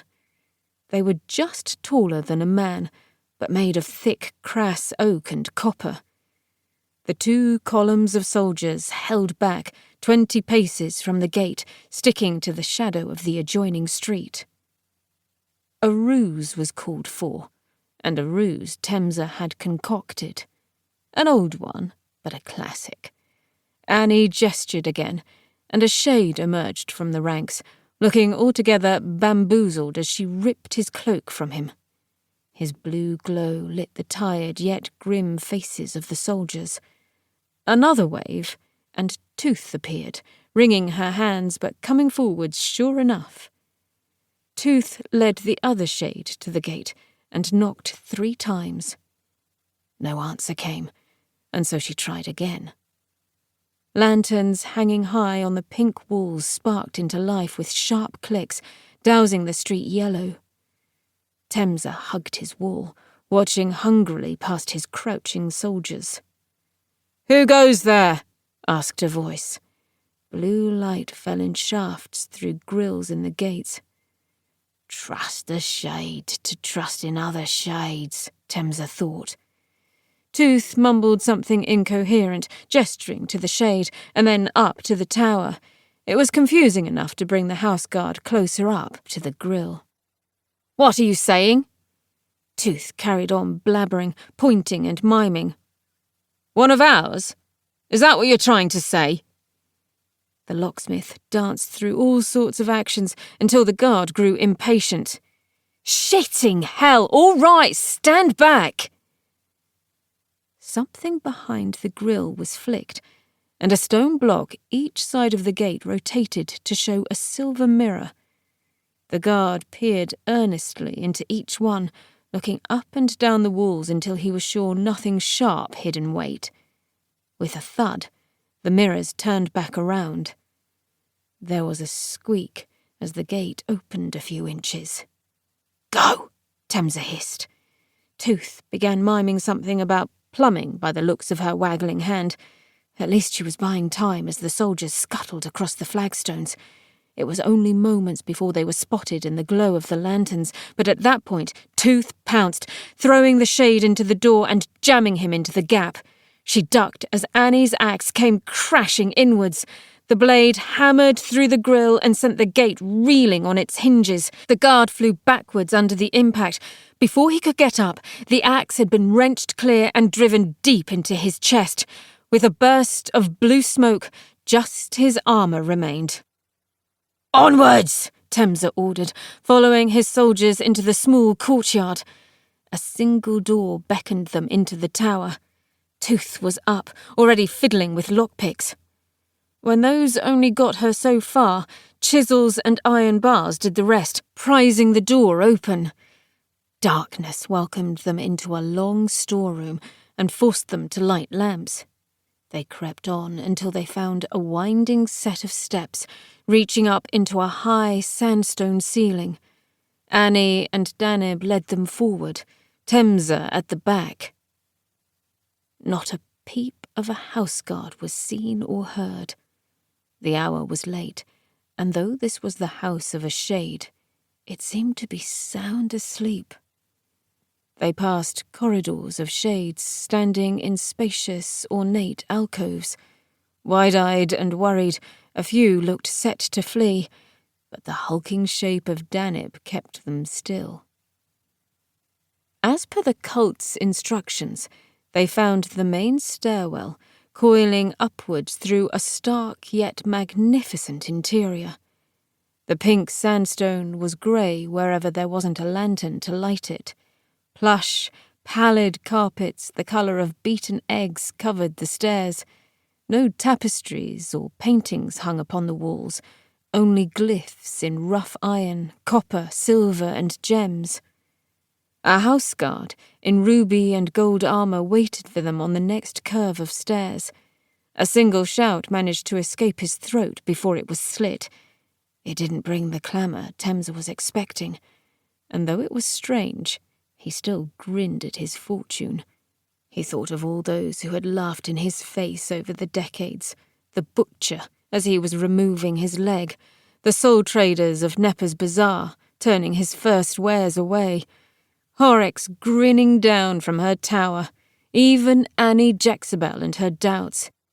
Here he was on the steps of a Syrinx tower, one weighing away from claiming the same title. How he would laugh in those faces soon, and heartily. Flat-barred cage doors kept each of the floors separate. They fell one by one under the combined force of Tooth's lockpicks, Annie's axes, and a brute of a shade in full armour. What few guards stood before them were quickly swarmed and put to either their first or second death. Their efforts seemed half-hearted, as if they had not been paid or promised enough for the job. Temza quietly chastised Boone. He should have invested his silver better. It would turn out to be the second death of him. The defence began to increase soon afterwards, with a line of Boone's guards forming up behind one of the next cage doors. They jabbed through the bars at Temza's soldiers, making blood run down the stairs. Bodies were thrown aside, left to tumble and clatter back the way they had come. To the beat of Temza's cane striking the steps, the killing proceeded with all the inexorable ambivalence of a turning cog. Gradually, the fighting turned against the guards, and when Daneb had broken the bars, Temza's soldiers trod over 20 corpses in their climb. Finding the next set of cage doors open, and the next, the soldiers grew thirsty for more. They rushed up the steps, which had become steeper and taller now they reached the peak. They panted like war dogs, trailing blood in their sandy footprints. Annie called for control, but she was ignored and overruled by Temza. The Tor continued to stamp his cane on the floor until the soldiers picked up the rhythm, barking or hammering on their breastplates with him. "Fetch, you hounds! Kill!" Temza roared, a mad cackle escaping at the end. No sooner had the words left his mouth than the clash of armour sounded from above. A dozen bodies fell screaming from the stairwell's edges before Temza made it up to the next floor, where a grand landing offered respite from the climb. Annie was already there, doing her best to carve a flank out of the wall of shields and spears that blocked their way. These houseguards were all shades, and they glowed through the joints in their armour. Daneb waded through them like a farmer threshing crops. Blue bodies scattered before him, but few collapsed to smoke. Boone, you dead swine! There's no use fighting the inevitable! Temsa yelled. All secrecy had long since evaporated, and yet, even as he uttered his challenge, he saw more shades coming to fill the gaps his fighters had cut. He wondered how many more shades were hiding between him and the next floor. He pulled a blade from his cane and stabbed here and there into the fray, or stamped on any half-lives that came stumbling through the shield wall. On and on their battle raged, fierce and loud. Temsa was down to 30 soldiers when his smile crumbled. Within him was a deep urge telling him to walk away, the voice of a younger, less ambitious Temsa. But then he saw Boone's guards breaking, scattering from behind their makeshift wall of shields. Thankfully, Temsa's soldiers took their time instead of rushing in, picking their way through their fallen sword fellows and wiping entrails from their hands. They looked exhausted. Silence had fallen again in Sarek Boone's tower. There came no shouts, no orders, no bells. Temsa shooed his soldiers forwards, up the last set of stairs and into Boone's chambers. They were surprisingly expansive, given he lived in the slender part of the tower. The shaft, Temsa wanted to call it. He had thought it odd for the Sarek not to be at the peak, as most nobles chose, but the rich were known for their eccentricity. Temsa was the first to stride into the empty chambers, his remaining attackers spread out behind him. While he stared up at the engraved columns and painted statues of some dog-like creature, he made a mental note to hire more mercenaries come the morning. Too many had failed him tonight. Plenty more bodies would be needed for his final push. Be ready, he muttered to Annie as she lumbered beside him, breathing heavily. She stank of death and shit, and left a patter of crimson drips on the glass-like marble where she walked. Temsa was glad the air was scented with perfumes. I'm always ready, Annie growled. But this is nonsense, Temsa. More than half our number are dead. You'd better hope we don't have to fight our way out. I'd better hope. You forget yourself for the last time. Temsa's voice was as sharp as a sandstorm's breath. They traded dark and troubled stares for a moment before he drew himself up to his full height and said, You, Miss Jezebel, have been treading a dangerous path. I warned you not to continue, but you didn't heed my words and kept up your insolence. I won't tolerate it any more. Survive tonight and consider your service ended. Go serve a noble of similar low ambition and be happy. Temsa tapped his cane sword on the floor, making it sing. Oh, and I should wish you good luck, Miss Jezebel. I hear finding employment in this city can be murder. Before Annie could reply, before she could even wipe the look of half-shock, half-hatred off her face, a voice boomed through an ornately carved doorway at the end of the chambers. Baron Temsa! Move. Do what I pay you to do. Temsa snapped at the hulking woman, and Annie stomped forwards without a word. Temsa outwardly smirked, though trepidation grew inside him. This was the first heist in which he'd been announced into his praise chambers. Sarek Boone, I presume, called Temsa, following his soldiers into a darkened chamber. There was a feel of reverence to it. Gems studded the walls in the shapes of stars. A marble lectern sat upon a dais. A handful of white lanterns filled with fluttering somethings sat at its base, casting a weak glow. The only other light was Boone, standing with his elbow on the lectern, like a preacher about to deliver some wisdom. An animal sat at his side, a sharp-eared dog with a long snout. It was just as dead as Boone was, and its blue teeth were bared in a low growl. You have made it at last. Took you some time, announced the Seric in a charming tone. Get him! Temsa whispered to Danib and Annie. But they did not move, and held the soldiers back with fierce glares. Not that they needed any encouragement. The word trap was already spreading through the bloody ranks. Temsa felt sweat creep onto his forehead. I said get him! He snapped. Nobody but Boone moved. The Seric strode around the dais, his phantom plodding along behind him. Boone wore a sheer silk robe that shone blue with his glow. Gold chains hung around his chest, the kind that would have drowned a man in seconds had he jumped from the docks. His skin had been burned and charred before he'd died. It held a fractured pattern, and in places was darker than the rest of him. "Welcome to my home, Tor Temsa. I see you've already had the tour." Temsa may not have been a champion of armour and swords, but he did know how to duel with wit. You should have paid a prettier coin for your house guards, Half-Life. They gave up easily enough. Boone visibly prickled at the insult. He forced a smile. "I've heard a lot about you, Tor Temsa. Rumours, mostly. But every rumour has a root, does it not? One just has to weed it out. And here you are, in the flesh. And gold, apparently. You've climbed to quite the respectable height on the ledger, I must say." Almost a Seric like you, Boone, Temsa snapped. "Almost being the operative word, Tor. There are no almosts or maybes in this game. You should know that.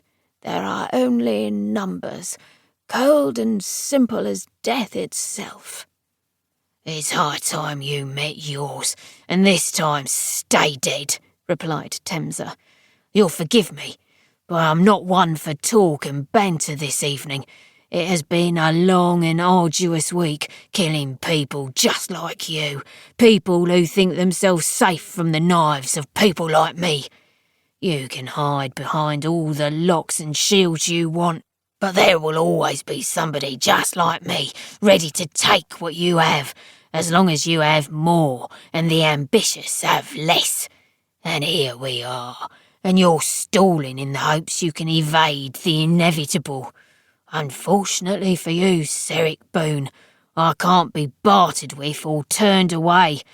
Even if I had an empathetic bone in my body, this is not personal. It's business. As I told the others, your name simply ended up on the wrong list. Yours ended up on 2 wrong lists, as it happens.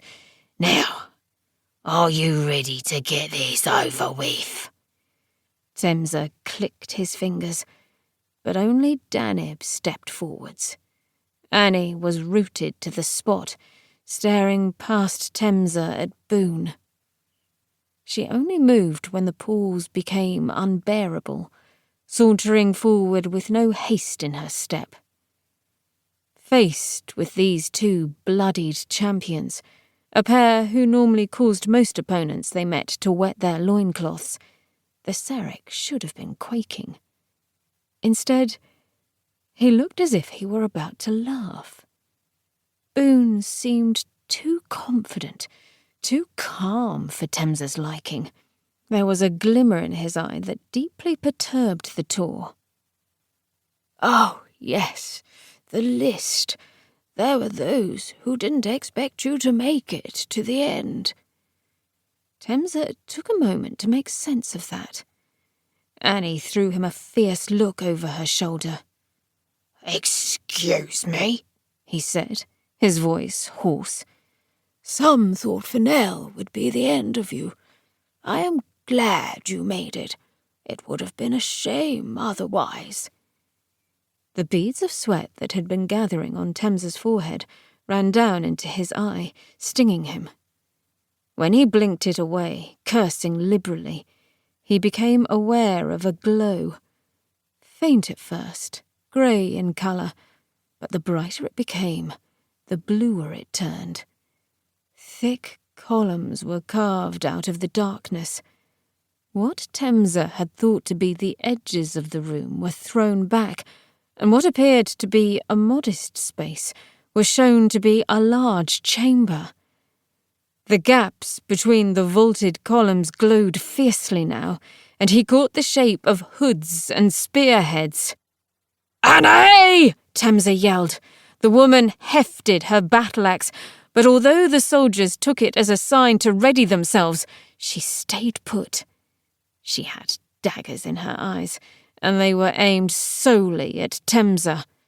Danib also remained motionless, the point of his broadsword in the plush carpet. It was immediately clear they were outnumbered and surrounded. 100 shades, maybe 200, emerged from every part of the room, clad in crimson robes and plate mail. They didn't have the look of the house guards, but the cult instead. Though they kept their distance, it was no less menacing to be encircled by blades. 2 lithe and familiar figures in crimson had joined Boone on the dais. Other shades gathered around them, faces shrouded with hoods. One wore grey instead of the cultist crimson. "Ah, the enlightened sisters," Temsa greeted them coldly. "Of course." Silence reigned. Hands gripping his cane to keep from shaking, Temsa dug his rings into his palm as hard as he could. Anything to find a distraction from what seemed a rather spectacular failure on his part. It was not a word that he usually entertained, but it now filled his mind like the pealing of a bell. Temsa looked around at his trembling soldiers, the waiting shades, and the cultist standing on the dais. No matter where his gaze moved, he saw nothing but imminent bloodshed. What troubled him deeply was that for once it might turn out to be his own blood. "Sarek Boone," he said, trying a smile. "Surely you'll do me the honour of enlightening me." "Quite the apt word," said Sister Lyria, stepping past Boone and unveiling her bald, glowing head. "And I would have thought you smarter than that, Temsa. It is quite simple. Sarek Boone here has been a brother to the Church for more than a decade. He was always to be your last mark, and your last heist. It is fortuitous that our good Empress-in-Waiting loathes him as much as she does." Sarek Boone shrugged, his silks whispering. "I have that effect on many people. What can I say?" Temsa threw up his hands, still refusing to believe the obvious. "That's it. You used me to cause a bit of fear and strife. But for what? To grow yourself an army?" Lyria sighed, as if she dealt with a child. "You have such low expectations of us, Temsa." She gestured to one of the other hooded shades as she spoke, one in a grey robe. The figure stepped forwards. "When we have our sights set so high." "What riddle is this, Lyria?" Temsa demanded. There was a whisper or two traded between the 2 shades, and then the one in grey threw back his hood. Temsa stamped his foot with a clang. He had been cheated, and if there was one thing in this life he hated, more than scheming half-lives, more than useless employees, it was being cheated. "Ha! Well, if it isn't Caltro Basalt, we meet again." And this time under much more favourable circumstances, for me at least. "Are you enjoying this, Caltro? Enjoying playing both sides?" The locksmith looked around the chamber. "I have to say, it's satisfying so far." Temsa's reply was a coarse growl. "I knew we'd make an auction of you yet." Sarek Boone had been trying to pick his nails, a habit of life, clearly. This coming from the man working with both the church and the Empress-in-waiting, he said. Then call us both the villains and backstabbers in this story, Boone. This is Araxes, after all, Temsa said with a dramatic sigh. Behind his casual exterior, his mind churned, counting figures in the glowing alcoves, swords, spears, tallying, checking. He thought of the open door and sweating soldiers behind him. He looked between his hulking guards, one glowing, the other red-faced with anger. Backstabbing was a coward's way. It was much more satisfying stabbing people in the front and seeing their faces fade as the blood or vapour drained from them. Annie, Danib, fetch my locksmith back for me, would you? Temsa said, casually ringing his blade against his golden talons, as casual as a towel summoning tea with a bell. Only the shade moved. Danib heaved up his giant sword, making all the soldiers present bristle and set their jaws, ready to fight or die. But instead of a warrior's stance, he slung his blade onto his shoulder with a clunk and strode towards the dais.